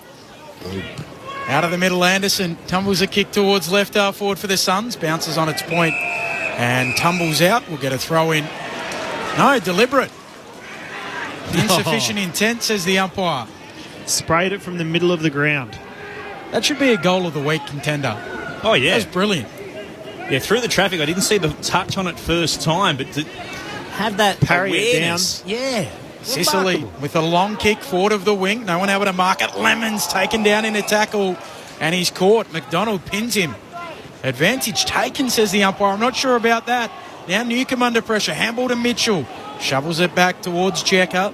Now Hardwick stabs it short, turns it over. Straight to Roses. They're more switched on as well, aren't they? I think we've seen 2 or 3 turnovers as well, which is a sign that they're able to read the play a bit better. First half, they were wiping the sleep out of their eyes, the Gold Coast Suns. Now they've come to life. Here's Swallow down the wing, kicks forward of it, looking for Hollins. 2 hands to it, doesn't mark. Ward arrives, knocks it out to Day. Shovels a handball forward, knocking it on Swallow. Might have accidentally socketed it out on the full. The umpire says spin it in.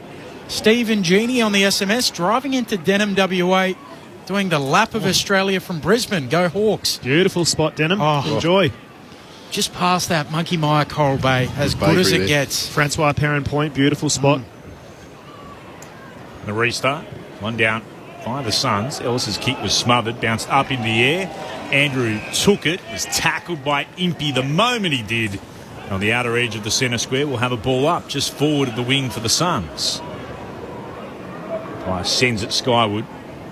A telling tap down, out to Swallow of the Suns. Hand passed over the shoulder. Mitchell will retreat, gather for the Hawks. Tackled to ground, that'll be holding the ball. Suns will get the free kick here. Hollins, good tackle on Mitchell. Got him and gets the free kick. He'll put it deep into the right forward pocket. The fly from Chol at the back. Casbolt. Oh, was caught unaware. Should have marked it. Spilled away from him. Granger Barris hand passed along the boundary line. It's going to be a throw-in. So Chol flew.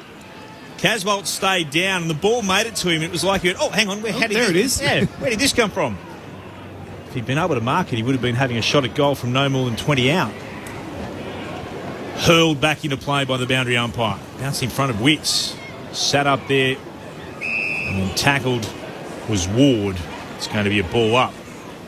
Miller got him. Deep inside the Gold Coast forward 50. It's thrown aloft again. Umpire underarms it up into the air. Coming away with it, Newcomb. He takes a bounce. Then he's a little bereft. He'll loop a handball over the top to Morrison. His handball, errant, misses the target. Now the Suns are there through Lukosius. Gathers on the logo. Kicks cleverly across the body. Spots up Anderson. Sends it inside attacking 50. 2 great kicks. And Chol's on the end of it. 45 metres out, a 30-degree angle to the right-hand side. It was the kick inside the corridor from Lukosius, wasn't it? They just opened up the whole forward 50 and allowed Chol to lead to that open space, and Anderson put it out in front beautifully. Mabior Chol. He and Bailey Fritsch, the only players this year with a goal in every game.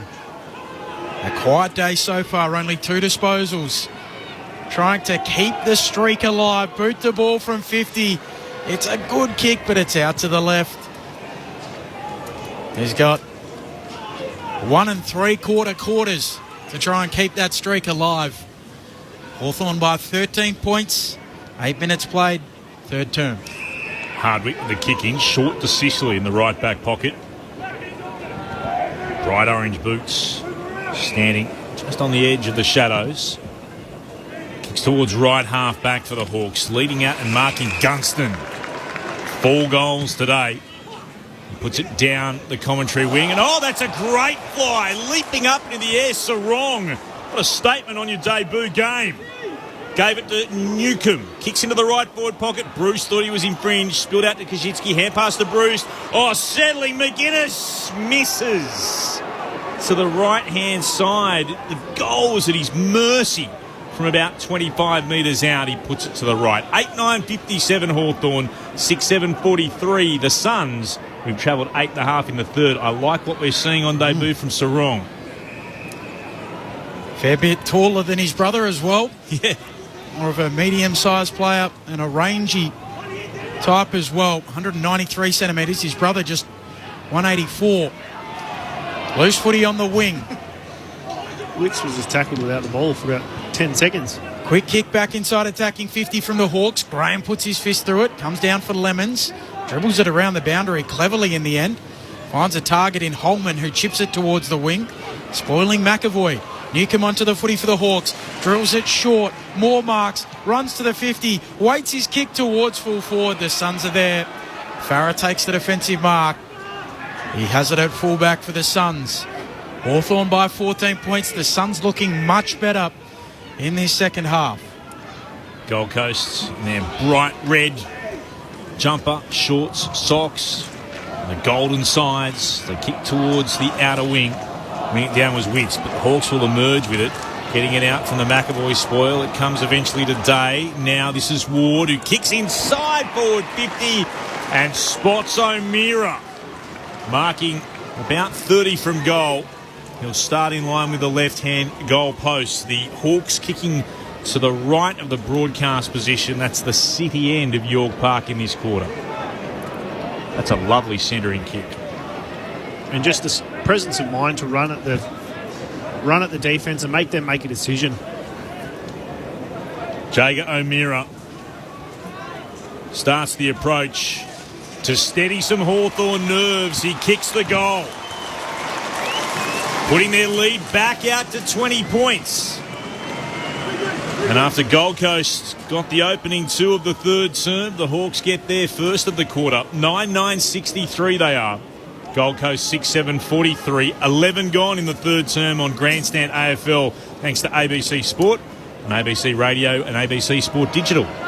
Well, for all the Suns' good play this quarter, they've only gained a point really on the halftime score. So it almost looks like they've just blown up in the last 2 minutes. They've been going really good. They're playing. Farah when he turned over that ball and kicked inside, and when they went inside 50 last time, asking for some movement of his teammates, demanding it and saying, "Move." Yep. So maybe that's throw the rotations around a bit quicker through the mids or whatever. But they're just periods in quarters where they just look like they blow up and then stop defending. Bounce back in the middle. Scholl in the ruck. He takes it out of the ruck. Gets a handball away. Rowell, handball looking for Anderson. Too hot for him. More coming through for the Hawks. A little 5-metre spiral. Picked up there by Sarong. Hawks at centre half forward. Trying to keep it moving forward. Picked up by Swallow. A snap into the middle of the ground. And the mark taken by Chol.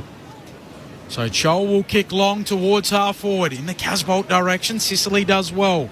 Brings it to ground. Davies arrives for the Suns. Loose footy. They pile on top of it. Eventually it spits out. They go again, standing up now. Umpire lets them play and Day emerges with the footy. Runs into trouble though. Just gets a handball away. Ward was close to the boundary line, so not insufficient intent. A throw in neutral territory, eastern wing. 9-9-63 the Hawks. The Suns 6-7-43. A lead of 20 points, 12 minutes into the third. Mabior Chol will do the ruck work here for the Suns.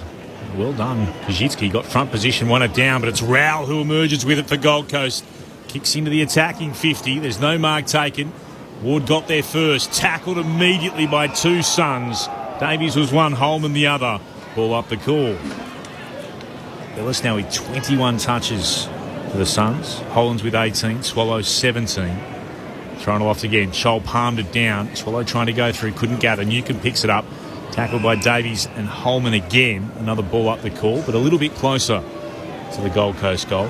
Mitchell's had it 18 times, so too Newcomb for Hawthorn. Chol went early. Kajitsky won it down. Clearing kick from Moore. Beyond defensive 50 towards centre half back. O'Meara picked up the ball cleanly. Sharp then tackled him. Newcomb worked it out the back for the Hawks. Was able to work it on. Kick from Newcomb. Beg your pardon, from Morrison towards centre wing. Picks it up cleanly. Collins tries to get a hand pass away. It's spilled down here for Sarong. Shoveled it out the back. Trying to get out McDonald. Now Rowell picks it up. Hand pass to no one in particular towards the logo. Broadcast side, and players will pile in. Lukosius in amongst them. So too Mitchell. There's a couple more buried under that. I've seen one clean ground ball today.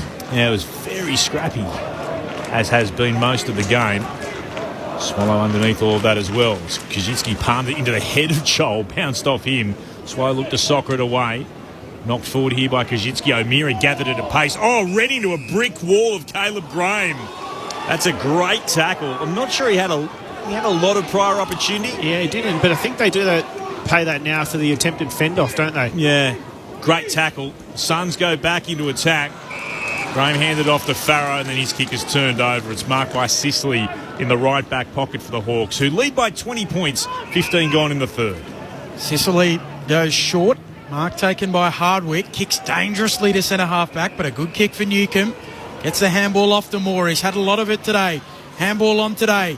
Handball on to McDonald. Towards a teammate there in Mitchell, who gives it off to Sarong. He's run down and called for holding the ball.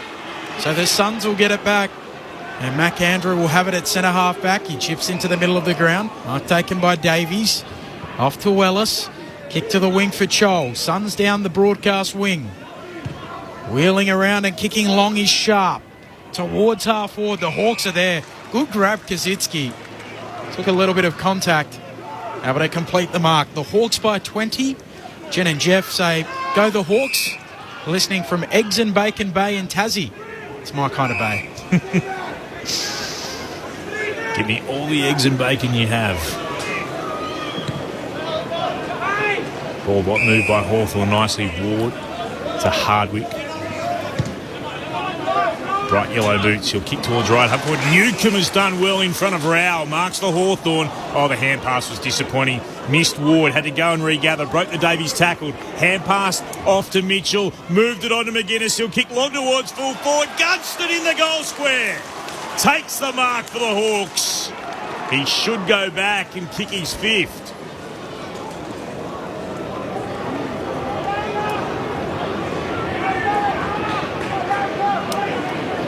He's right in front.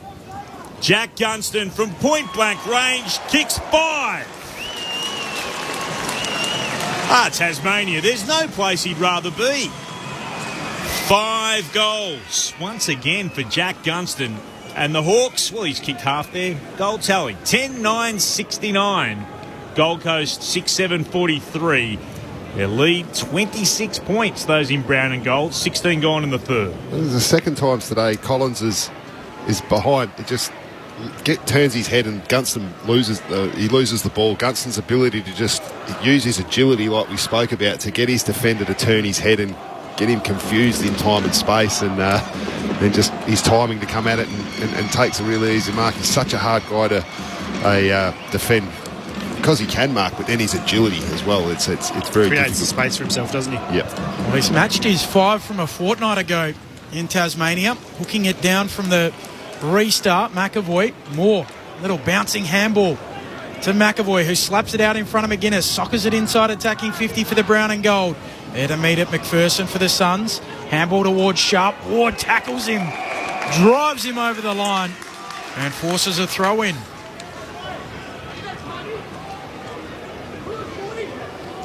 Not just today, but broadly, I really like what I'm seeing from Josh Ward. I know he's a pick 7, but most exciting for the Hawks fans. Witts wins it down, does his own roving, dribbles it back towards the boundary line, and we'll get another throw in. The Hawks by 26 points.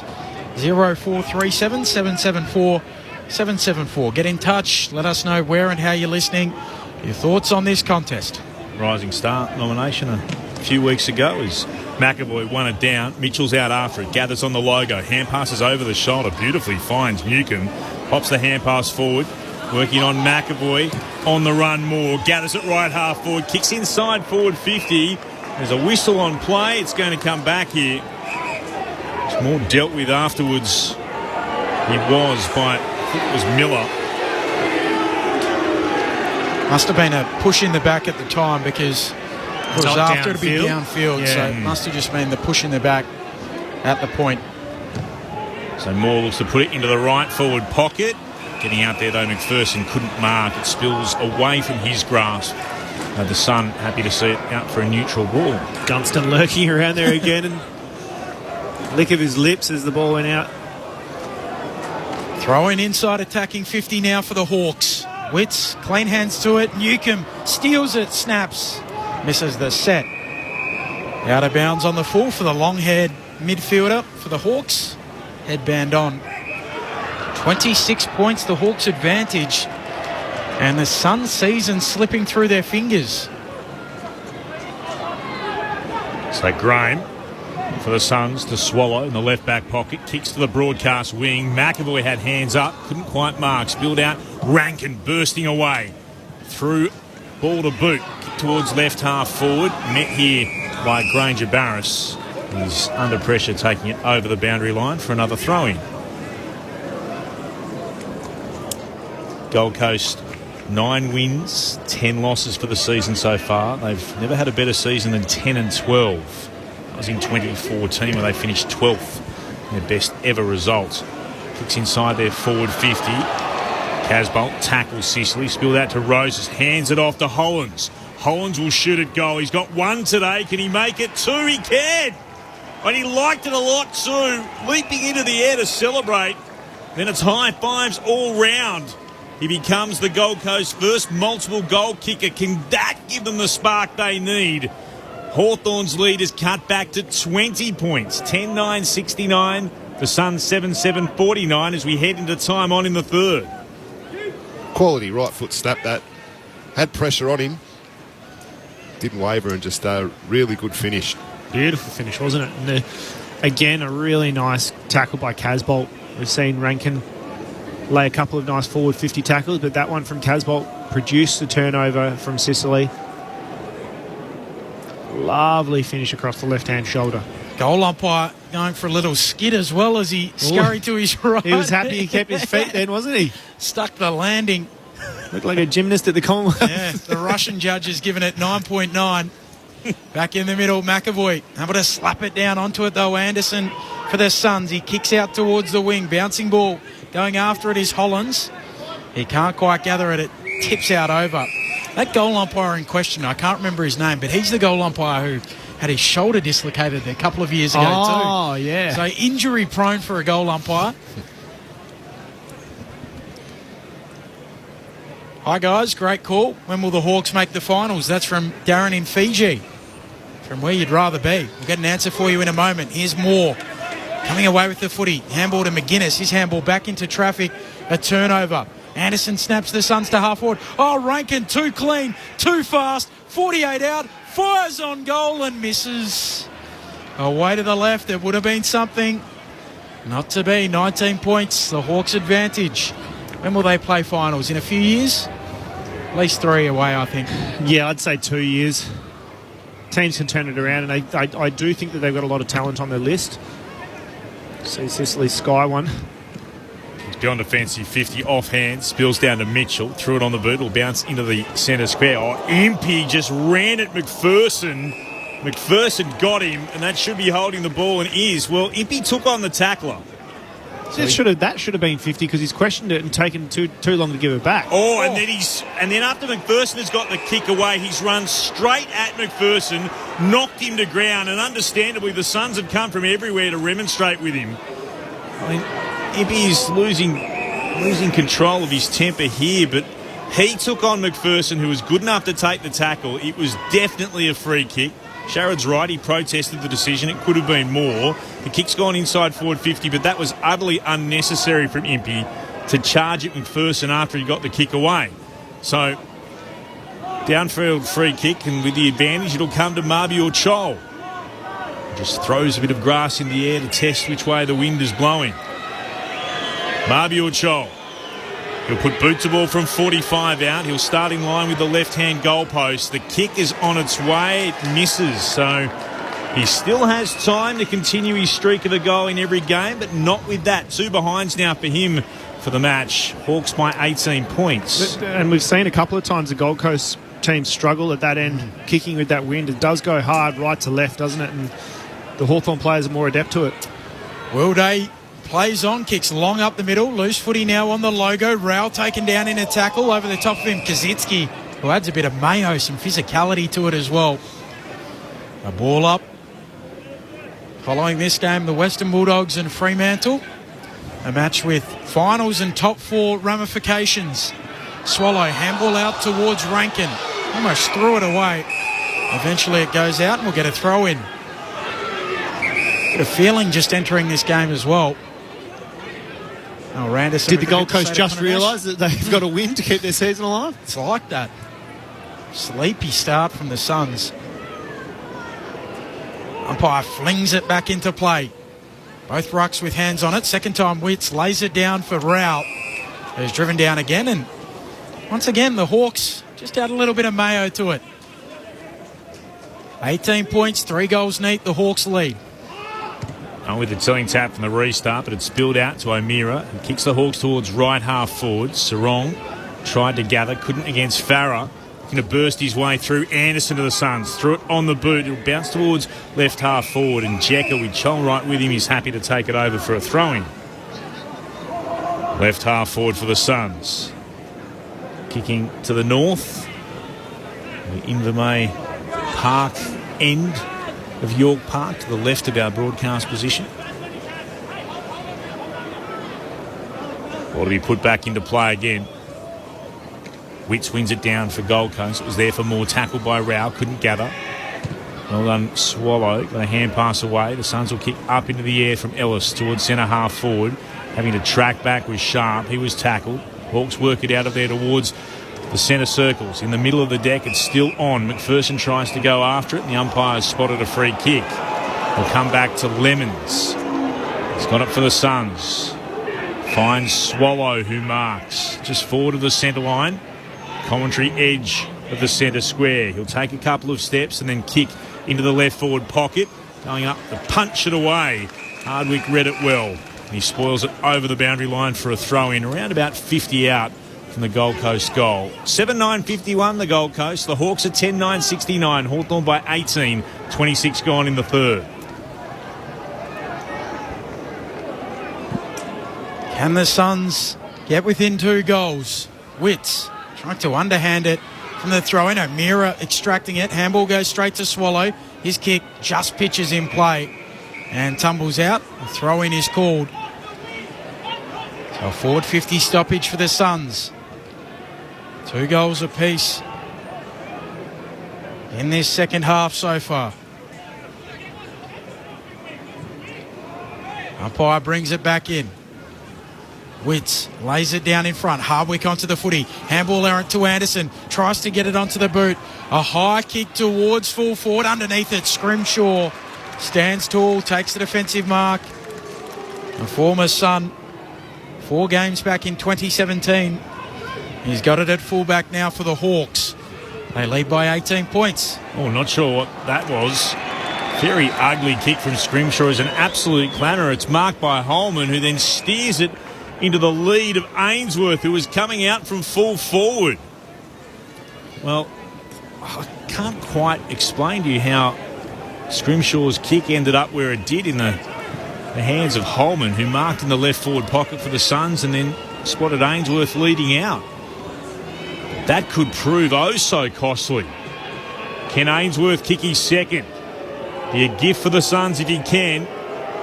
Starts the approach from 47 metres out. It starts to swing, and it does too much to the left-hand side. Another behind. Suns struggling to kick a goal from any range at the Invermay Park end of the ground. Hawks by 17. Started it outside the goal on the right-hand side, missed to the left-hand side. The Hawks quickly down the eastern wing. Kick from O'Meara to Gunston. He claims it. 45 out, slight angle left of centre.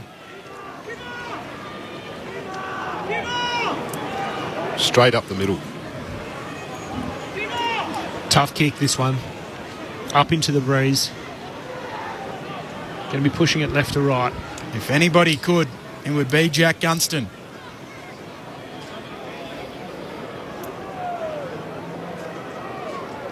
On the approach, just inside 50. Gunston's kick, it hangs up in the breeze. As predicted, it goes right to the line. So wrong with the fly. Swallow there to mop up. Little throw from Lukosius, I thought. Swallow's able to get a clearing kick towards the wing.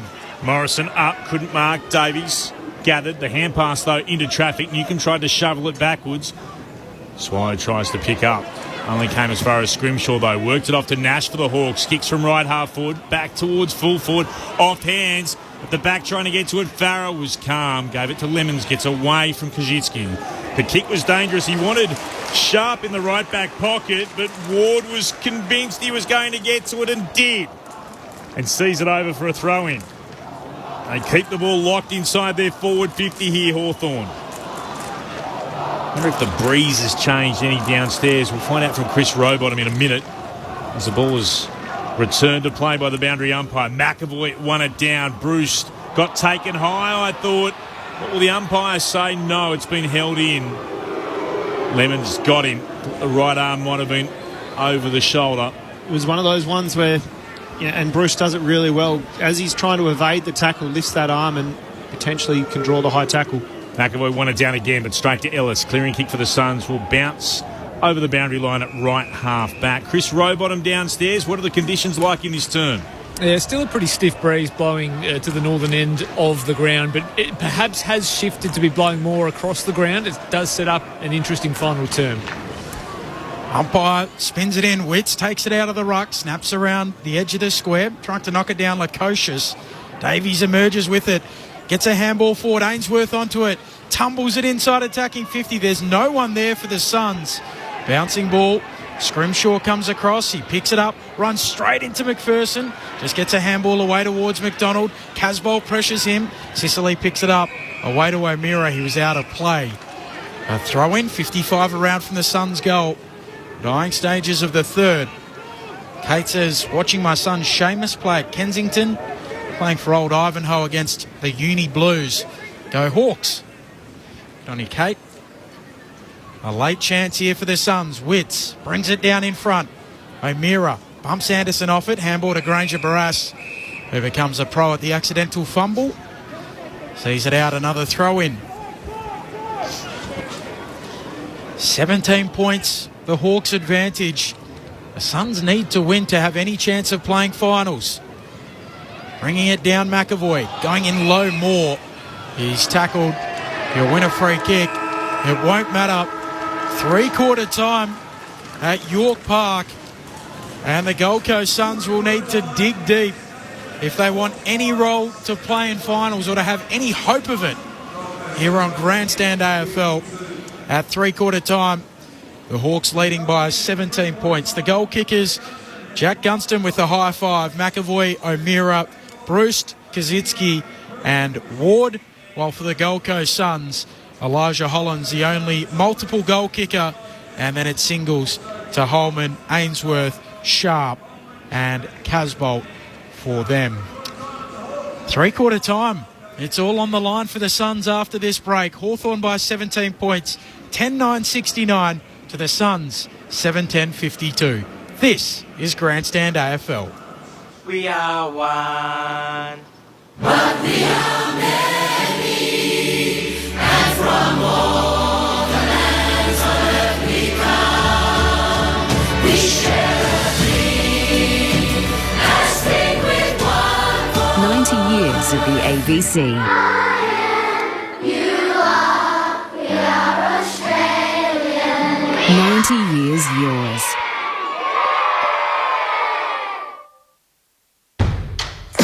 The 2022 AFL Premiership season. Grandstand AFL. On ABC Radio and ABC Sport Digital.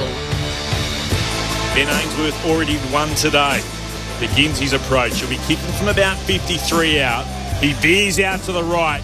He gets right underneath it. It's not going to have to carry McAvoy up. Oh, McAvoy tried to spoil it through. It bounced on the goal line. It was socked through for a goal by Witts. Hawks will emerge with it. Getting it out from the McAvoy spoil. It comes eventually to Day. Now this is Ward who kicks inside forward 50 and spots O'Meara to steady some Hawthorn nerves. He kicks the goal. Newcomb has done well in front of Rowell. Marks for Hawthorn. Oh, the hand pass was disappointing. Missed Ward. Had to go and regather. Broke the Davies tackle. Hand pass off to Mitchell. Moved it on to McGuinness. He'll kick long towards full forward. Gunston in the goal square. Jack Gunston from point blank range kicks 5. Casbolt tackles Sicily. Spilled out to Roses. Hands it off to Hollands. Hollands will shoot at goal. He's got 1 today. Can he make it 2? He can. This is the 2022 AFL Premiership season. On ABC Radio and ABC Sport Digital. So Hawthorn by 17 points in behind Jack Gunston with those fabulous 5 goals through to three-quarter time. Can he kick sixth for a fourth time in his AFL career? So both teams just gathering together before this third term. After this, we're headed to the Western Bulldogs and Fremantle. Corbin Middlemass has a preview. Corbin. Thanks, Ben. The Western Bulldogs have spent just 3 of the first 20 weeks of the home and away season in the top 8, but if they win here against the Dockers, they will be in the top 8 for at least the next couple of hours, of course, with St Kilda and Richmond still to play tonight, while Fremantle have spent 15 of the 20 weeks in the top 4. However, that position is on the slide. They're 6th entering the round. They haven't won in almost a month. So the Dogs, despite the fact they're outside the 8, the Dockers have been in there for most of the year. The Bulldogs are going to start a warm favourite. The roof is on. The Dockers had their retro round game last week. The Dogs have got it today. So the old Robo-Dog jumper is back that they wore throughout the early noughties and, of course, the late 90s. And in another nice little piece of nostalgia for the Bulldogs, their third-generation dog with a Darcy surname, number 2 pick in last year's national draft, Sam Darcy, is going to make his debut today for the Dogs. There's no late change. Liam Henry, the Medi-sub for Fremantle, and Tobias McLean is back for the Dogs after 2 ACLs. So Toby McLean at the sub for the Dogs. It's our next stop on Grandstand AFL. Ben, up next. I don't think anyone likes the Robo-Dog jumper quite as much as Corbin Middlemass. Sharad Willingham, Bo McDonald, where are we at with the Gold Coast Suns playing for their season, down by 17 at the final change? I think it's probably a task too hard at the moment with the way they performed over the first 3 quarters. So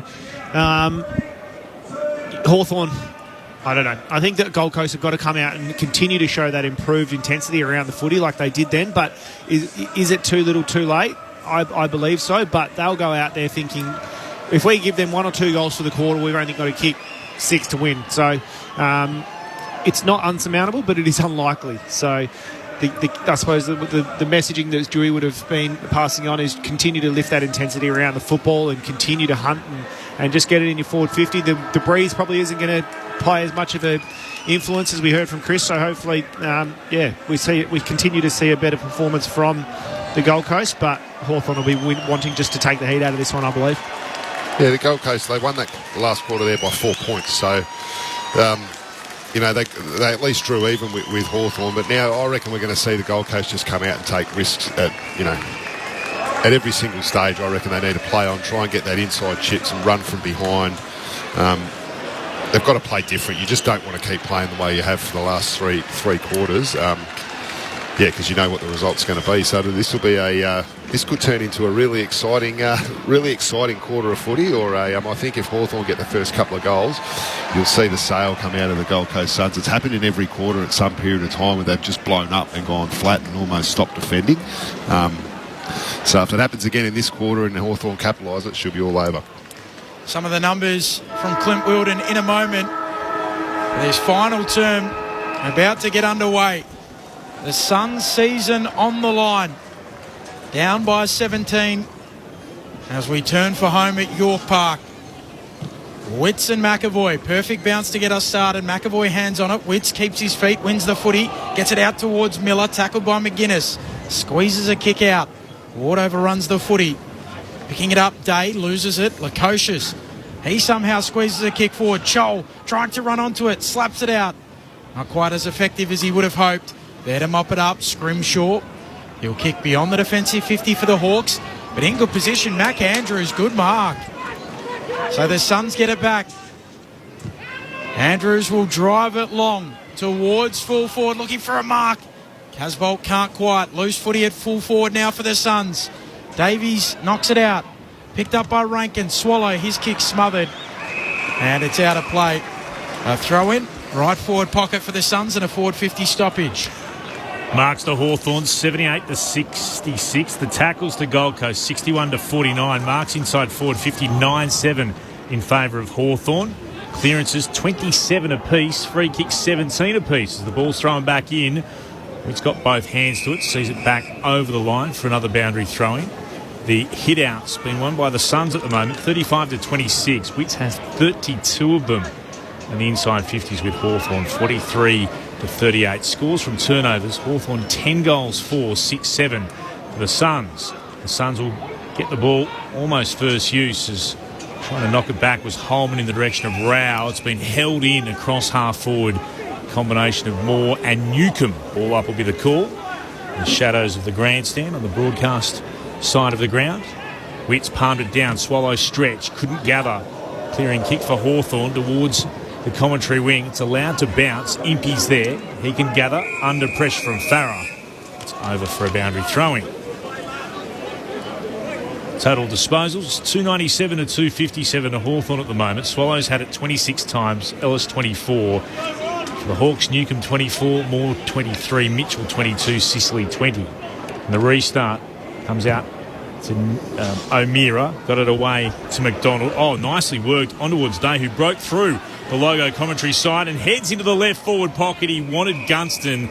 Collins did better that time. Got in front and saw it over for a boundary throw-in. About 35 out from the Hawks' attacking goal. They're kicking to the northern end. That's the Invermay Park end to the left of the broadcast wing in this, the final term. And it's still the Hawks by 17 points in the 3rd minute of the last. Witts wins the tap, but Bruce steals it for the Hawks. Gets a handball away to McGuinness. Tackled by Miller. Miller won't let him go. He's got him pinned. And the umpire says holding the ball. So Miller trying to lift his team. Hawthorn lead by 17. 3 minutes into the 4th. Miller. A good pass to a leading Davies. Marks right half back. Back in the side after a couple of weeks in the VFL, coming back from a knee injury. Davies kick to the wing for Witts. Can the Suns kick the opening goal of this 4th and breathe some life into this game? Witts totally unsure, so we'll just set it up. Casbolt launches, doesn't bring in the mark. Davies is there to rove. Handball away towards Swallow. Swallow carries it out. A throw in at right half forward for the Suns. That was better by Davies. The last contest, he's jumped on top of Casbolt. Or in front of him. Let Casbolt space, hey? Let Casbolt take the mark jump, and you clean up the mess. Big men go by plane, little men go by train. One down here by Witts. A bit more going back. Was able to work the hand pass away. Went back to McDonald, who sends it towards the commentary wing, and Bruce. It's a little nudge. Free kick here. Out of bounds on the full from McDonald it was, I beg your pardon. The inboard pass wasn't great from the Suns. They wanted Farah. Kajitsky cut it off. Lemons would be filthy with that. Kajitsky kicks towards left half forward. Bringing it down, Impey to Bruce. Just gets the kick away before the Ellis tackle. Goes to full forward. He wants Butler. Coming back to mop up. Did it pretty well then. Clean up the Gold Coast Suns here through Lukosius. We'll move it into the right back pocket. Chance to set up again through Graham to Ellis. Kicks towards centre half back. Rao stretches and marks, and he'll move it out towards the railway yard wing. And they'll look to go here. Ainsworth marks. He kicks forward of the wing. The rail yard wing. Get it right, Clint. Mark taken there by Holman. Chips it short. Rankin on the lead. He marks 55 out. Hasn't had his biggest day, Isaac Rankin. Just disposal number 8. Kicks into the pocket. Looking for a marker there, Casbolt. Can't mark it. Waiting down in front, Newcomb. Handball away to Sicily. Handball puts a teammate, Jecker, under pressure. And he's caught by Holman. So Holman will have the set shot, 30 out, slight angle left-hand side. Not the right side for his left boot. This would be important for the Suns. He's already kicked one this afternoon, Nick Holman. Slight angle left of centre, 30 metres out. To breathe life into the contest. He drills it through the middle. The Suns are still in it. A couple for Holman. And it's back inside 2 straight goals, 11 points. Hawthorn, 10-9-69. Gold Coast, 8-10-58. 6 minutes played, final term, Grandstand AFL. Defence is the key, isn't it? And they, we spoke about it before. Gold Coast didn't look like they wanted to defend in the first quarter, but it's something that's been much better in the second half. And even around the stoppage, the clearances now are 30-28 in Hawthorn's favour. So Hawthorn are only +2. So they've really upped their defensive intensity. And we always say it, if you've got the will to defend, the other stuff's fun, isn't it? You'll run hard the other way, but you've got to be able to defend first.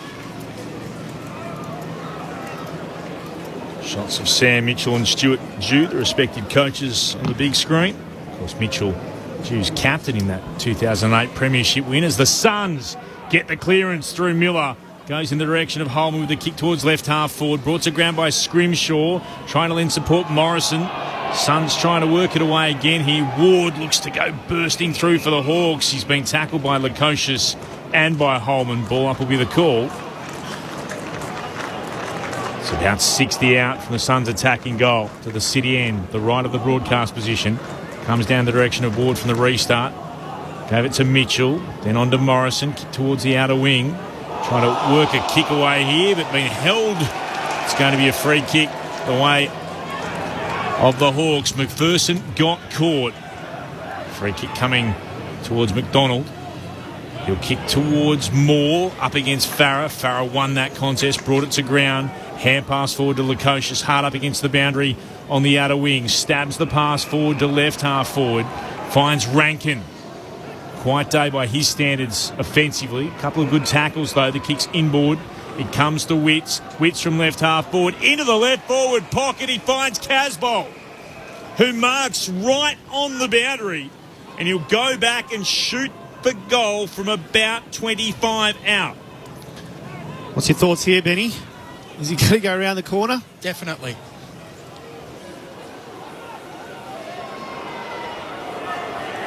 Chances of the middle of the ball being struck. It's a tricky kick. Casbolt will look to steer it around. It's across the face. Good effort. Was. Not missing by much. Goes out to the right. A minor score. 10 points as the Hawks lead. 8.5 gone in the last. The Suns needing to take the 4 points to stay in the finals race. So Sicily with the kick in, long towards the logo. Good mark as he slipped the ground. Lemons. How about to drag it in? We'll give off the handball to Anderson, cruising by. Running kick inside 50 towards the pocket. Big pack forms up and down. Davies brings it down off hands. He stands up in the tackle. Eventually brought to ground. A ball up. 15 out from the attacking goal here for the Suns. They trail by 10. 9 minutes into this fourth term. Whitson McAvoy. McAvoy slaps it boundary side. Miller just gets a kick away. Rouse there for the Suns. Shovels it out. Hacking it out of there. Morrison for the Hawks towards the defensive arc. More onto the footy. Spun 7:20 in the tackle. No prior opportunity. A ball up to come.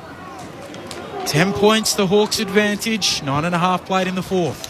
Witts took clean possession, got a hand pass away. It came to Anderson, kicks towards full forward, and Scholl with a great mark.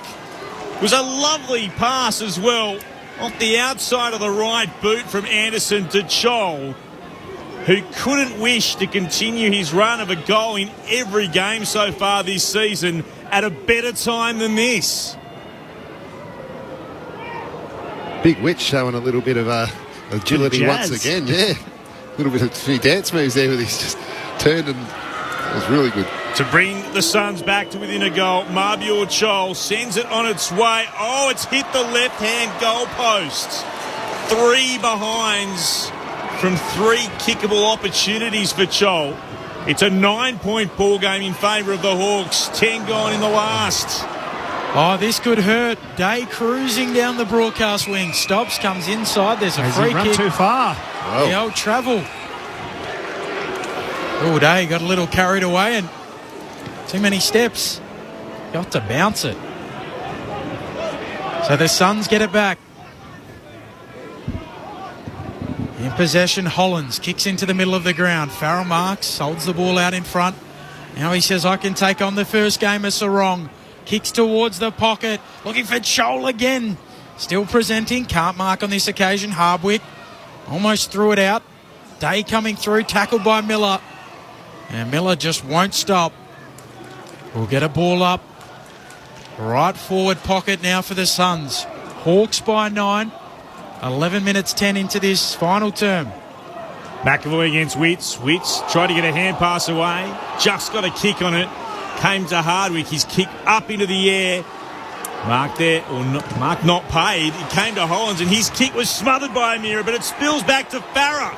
So from right half forward, kicks to full forward. Spoil came at the back from the Hawks. It'll bounce towards goal, goes over the behind line for a minor score. It wasn't paid because it ricocheted straight off the back of, I think it may have been Day.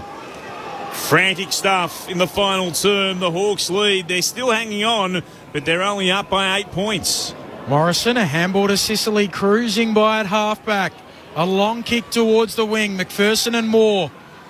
Eventually it comes down for Butler, who gets a handball moving forward for the Hawks. McPherson able to chop it off to Anderson, to Rao, tries to burst through. Just gets a handball away into the middle of the ground. Mitchell out after it. Coming the other way, Davies. Ainsworth goes in. They're going down everywhere. And there's a free kick.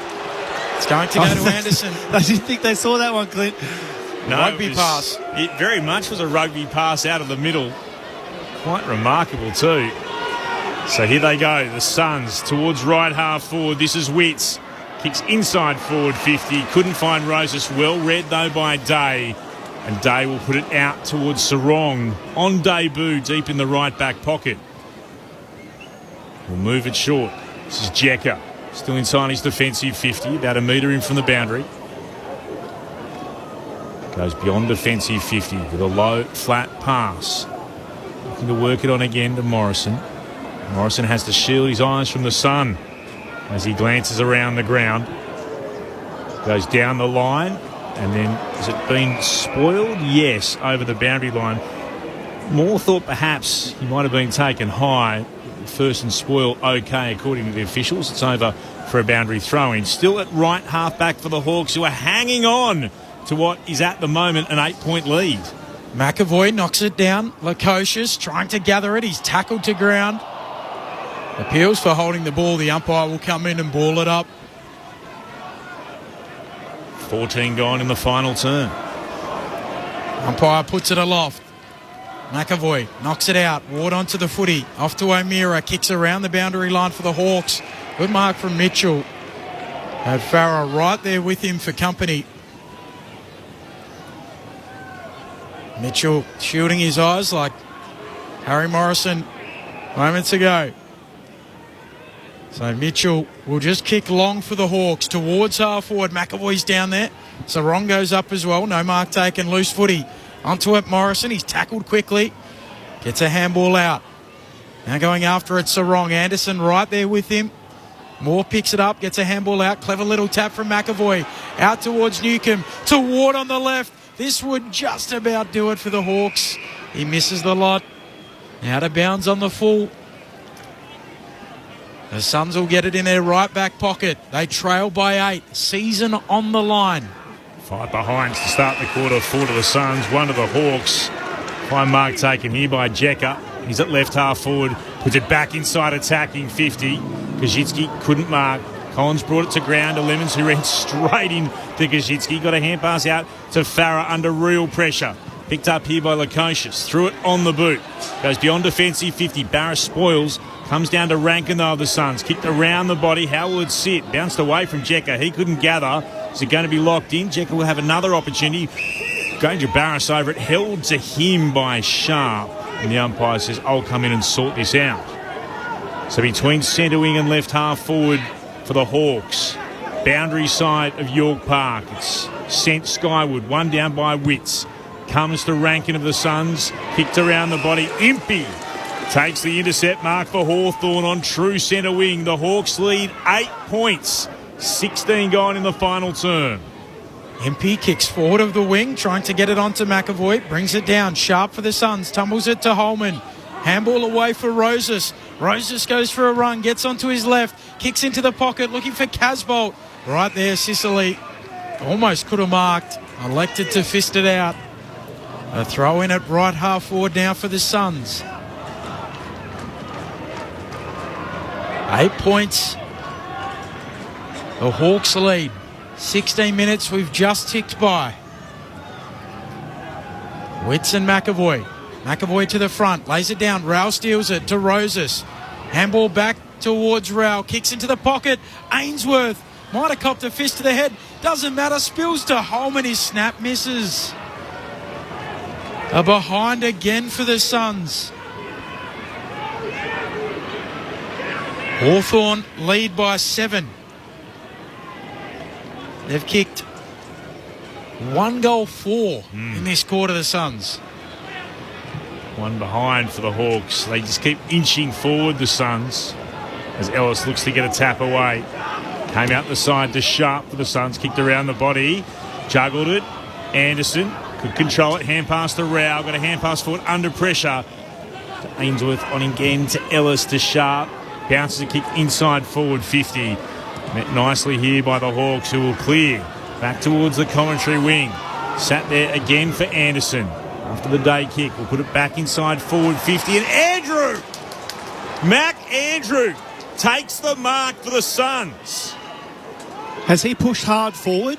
Because he's been playing down back all day.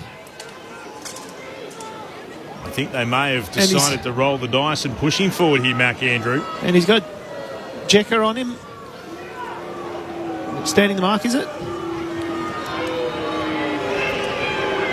Good bit of play if he's pushed hard forward, recognising the situation. What a moment this would be to kick your first goal in AFL football. Mac Andrew from 49 metres out. The moment was there to be grasped. He misses, though, to the right-hand side. In fact, he's missed the absolute lot out of bounds on the full.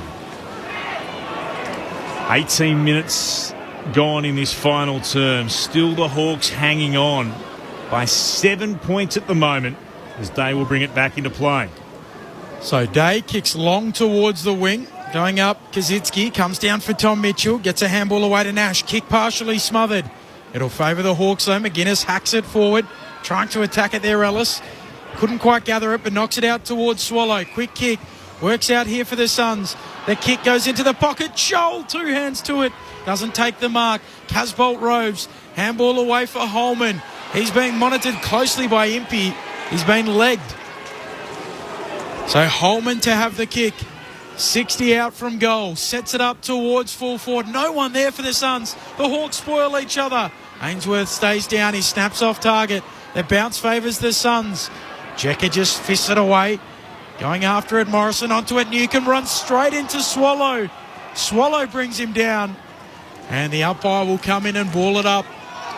Left forward pocket for the Suns. The Hawks by 7. 19 into the fourth. Inside 50s in this quarter. Gold Coast 13-4. Wicks wings it down again to Holman, to Swallow. He will head towards goal. He misses to the near side. From deep in the left forward pocket, he misses left. A minor score. A goal the difference. Crowd has to be said a little bit disappointing. 9,022. Hawks by 6 points. Nearly 20 minutes gone in the last. Ben McAvoy with a blood rule, which is quite appropriate because during the week, the Hawthorn players, to celebrate his 250th, when he came in for the team meeting, they all had the strapping around their head to wind him up, and he's going off with a blood rule in game 250. One straight kick is the Hawks' lead. Inch by inch, the Suns have kept coming. Sicily short to the pocket for Nash. 5 minutes and 30 seconds to play. Nash in the back pocket. Kicks as long as he can towards the wing. Sarong goes up. Graham there with him. He fists it out. We'll get a stoppage between wing and right half forward now for the Suns. McAvoy getting bandaged up on the bench. He'll want to come back out and try and help his team. Umpire spins it back in. Short throw in. They recalled. That's how strong the breeze is.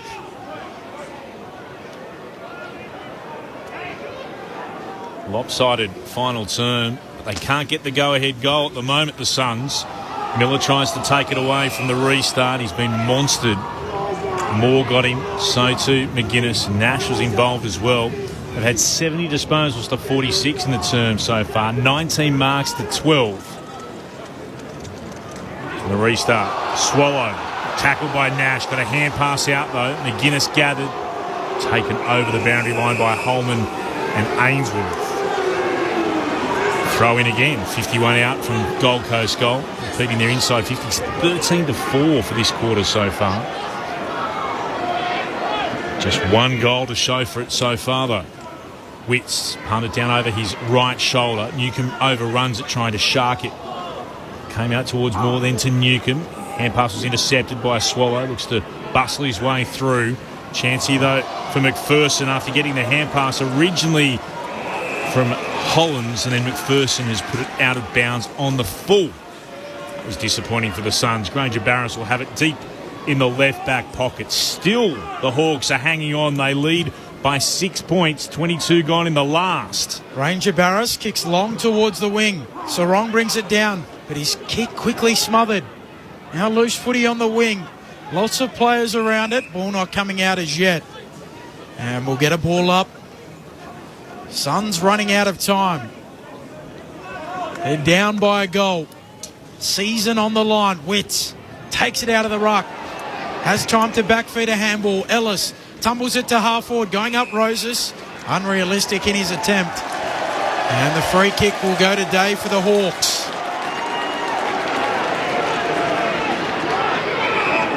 Desperate times for the Suns. Day bites off the kick into the middle of the ground. Fisted down from behind, loose footy. Ellis goes in. Tries to drag it in against Nash. And the umpire will have to come in and sort it out. Tight finish. McAvoy won it down to Newcomb from the middle of the ground. He gets the Hawks into their forward 50. Ball's allowed to bounce. Andrew is back there. Hand past the limit of the Suns. Gives it to Ellis. Back to Collins.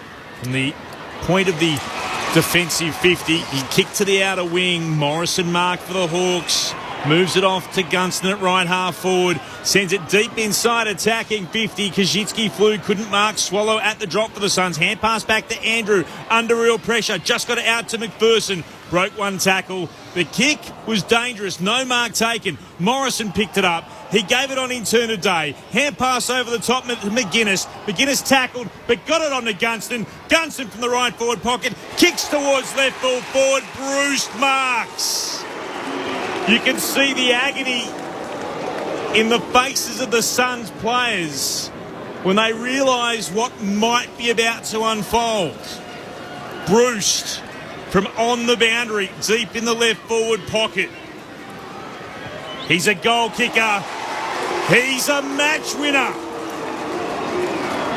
Luke Bruce, not quite. A behind. 10-10-70 to 8-15-63. The Hawks lead, though. Could it be the old handy point? They're out by 7. Absolutely, it feels like the handy point. Ellis takes it to the outer side of the ground. Collins can't mark under pressure. Tries to play tunnel ball. Now he's got it underneath him. And the umpire to ball it up. Got to have the courage to go up the corridor with not much time remaining on the clock and everything on the line. Just take the guts. They have to now, the Suns. Time quickly becoming the enemy. Swallow puts it on the left boot. A high ball towards the wing. Lukosius marks. Has to play on. He's one who can pull off these kicks. He does. He goes to half forward, turns it over. Scrimshaw marks. And now the Hawks back the other way. Nash going for a run. He'll kick them inside, attacking 50, looking for a marker. No one's able to take it. Loose footy again. The Suns have it once more. What risks can they take? Handball away from Anderson. Mopped up here by McPherson. McPherson will move it short.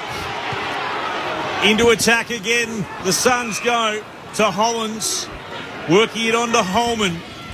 Holman from just shy of right half forward. Puts it towards right half forward itself, where Rankin is standing up against Hardwick on the boundary line. And they see it over for a throw in, the Hawks. They'd be happy about that. Hardwick, great job today when he's been alongside Rankin.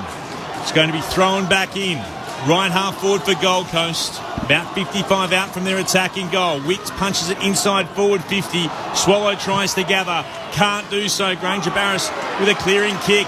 It'll come towards the commentary wing. Met though by Collins. Hand pass inboard to Andrew. Maybe one more chance here for the Suns. Kicks back inside forward 50. McAvoy! Big mark in game. 250.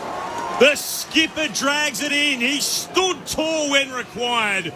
The Hawks by 7 points. 27 gone in the last. Oh, what a moment in your milestone game, but he's kicked it out on the full.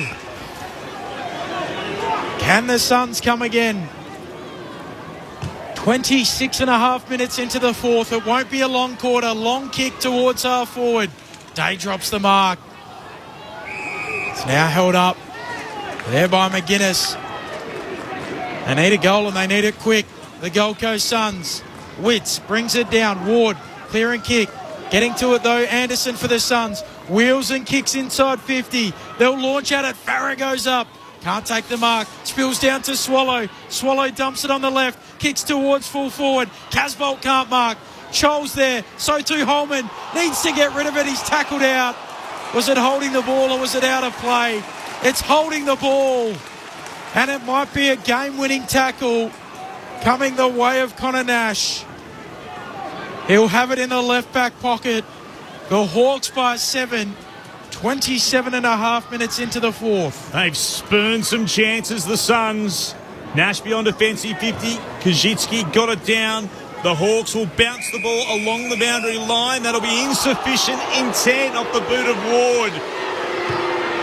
Collins will send it back towards right half forward.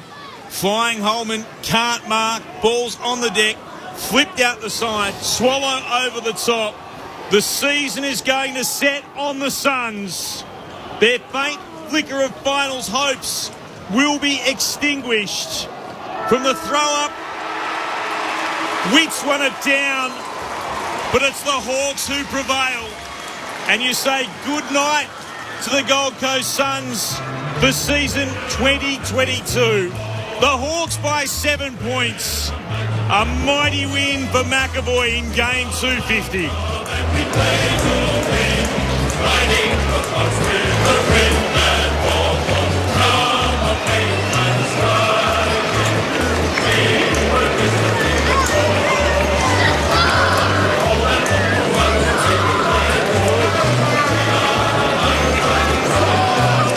So the Hawks in behind Jack Gunston, who booted 5. Ben McAvoy in game 250 kicked a goal. Jager O'Meara, Luke Bruce with a couple. Jacob Kazitsky and Josh Ward with singles. While for the Gold Coast Suns, Nick Holman, Elijah Hollins with a couple. Ainsworth, Sharp, Witts and Casbolt also with singles. They led by 8 at quarter time, at half time by 21, 17 at three-quarter time, and the Hawks holding on by 7 points in the finish.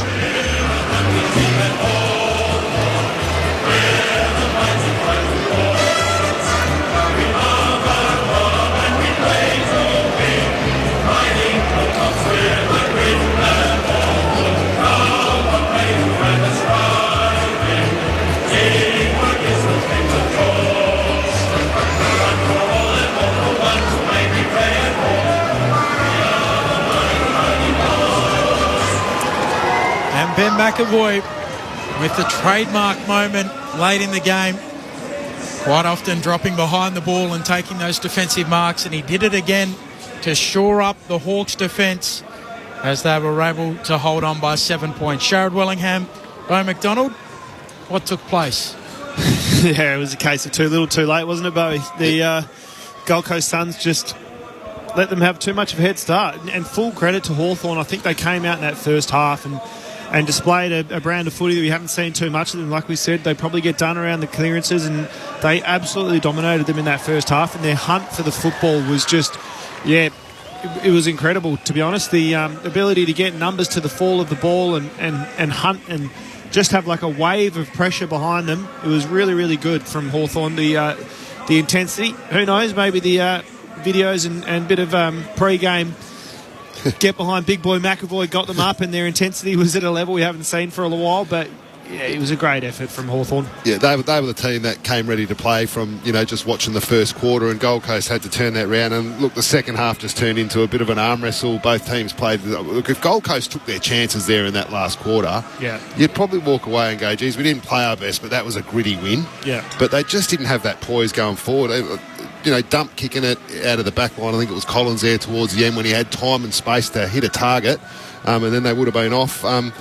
Just little things like that really cost the Suns. I thought David Swallow, what a bloke. He's He's tried to drag him across. He does, doesn't he? He's just he's a fantastic player and obviously a loyal person and someone you want around your footy club. So I just thought I'd mention him for his efforts in that last quarter, trying to drag him over the line.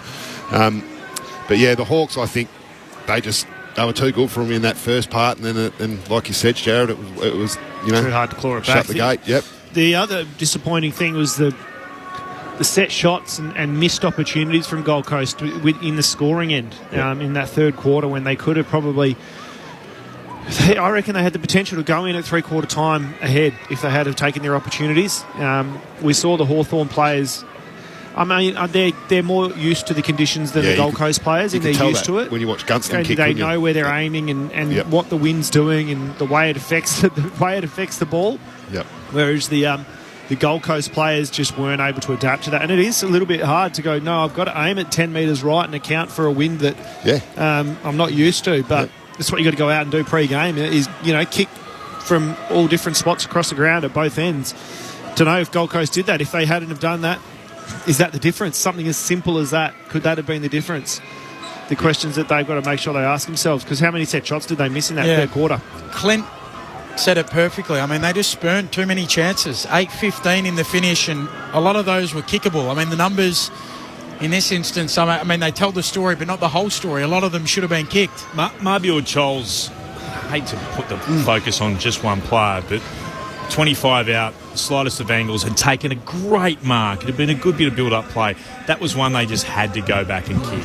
And they had a couple of other chances as well. And he's come in with really good form. Career high 5 the week before against West Coast. We know he was looking to continue that run, which now Bailey Fritsch is the only player to hold that of a goal in every game. But you look at those particular moments, and that's a big miss for the Suns. But that wasn't even a bad kick. No. He's flushed that. Yep. But he wasn't used to the conditions and where to aim, which is what I mean by did he go out there pre-game and do enough condition training and get used to what it's going to be like kicking out there. So, yeah, disappointing because, as you said, that was the vital timing of that one was definitely there. I'm just keen, those inside 50s, 17-7. Wow.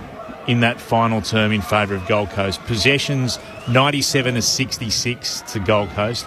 Marks inside 50, 3-1 to the Gold Coast Suns. They won the contested possessions in the final term, 49-31. They had 10 each in clearances. But all the stats were in favour except what they could do in front of the big sticks. One goal for 17 inside 50s for the quarter. That's unheard of. They'll ask the coach after the game what went wrong, and he doesn't really need to say much. I think he'll be saying it. So, yeah, it's hugely disappointing. But, look, at least they didn't throw the towel in and let Hawthorn run away with the game. I suppose you've got to look at the positives. And I think it's still, even though they're not going to make the finals, I don't know, I still feel like it's been a positive year for the Gold Coast. Like, they've found a few things. They've found a few players, and a few more blokes have got another season under their belt. They have another pre-season under their belt. They might attract some more players, and also in the draft. I'd love Gold Coast to become a destination club. Oh, mate, it'd be the best place to play footy if you were up and about and winning. Yeah, it would be incredible. And I spoke about it off air. You're not part of either that Melbourne bubble, and the fact that you can go up there and you got sunshine, and I think it could be the best place to play football in Australia. Beautiful spot. You got the hinterland, you got Byron not far away, you got the beach. There's all the facilities in the world that you need there as far as high performance. A lot of Olympic a lot of the Gold Coast AIS as well. stuff's done up there, isn't it? So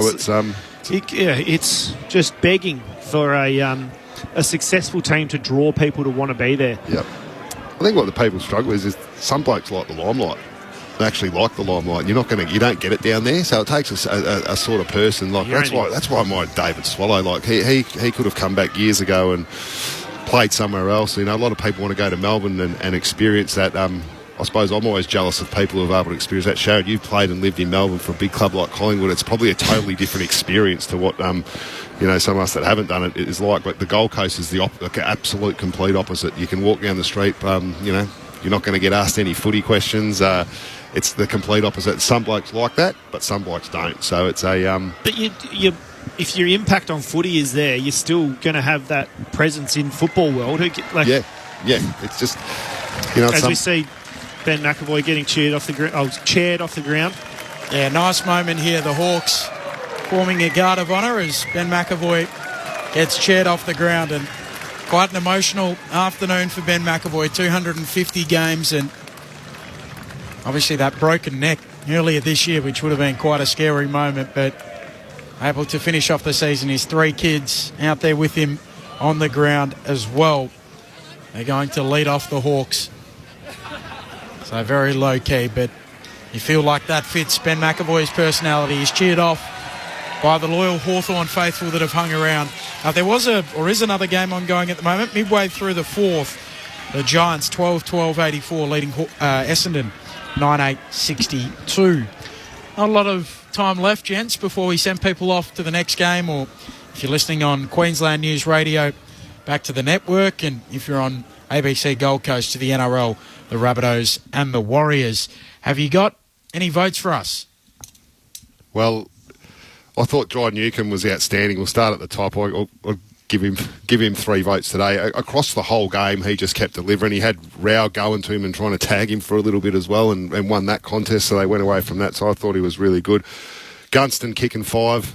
I definitely give him 2 votes, and just to hold up the Ruckman's Union, I'll give big boy McAvoy 1 for his 250th game, mate. Well done. Just looking after the Ruckman Union there, Bo McDonald. I like it. Any final thoughts? The Hawks, in fact, might be just getting together to sing their song. We'll see whether we can take this in. In fact, Sam Mitchell, the coach, is going to join in. Let's listen in.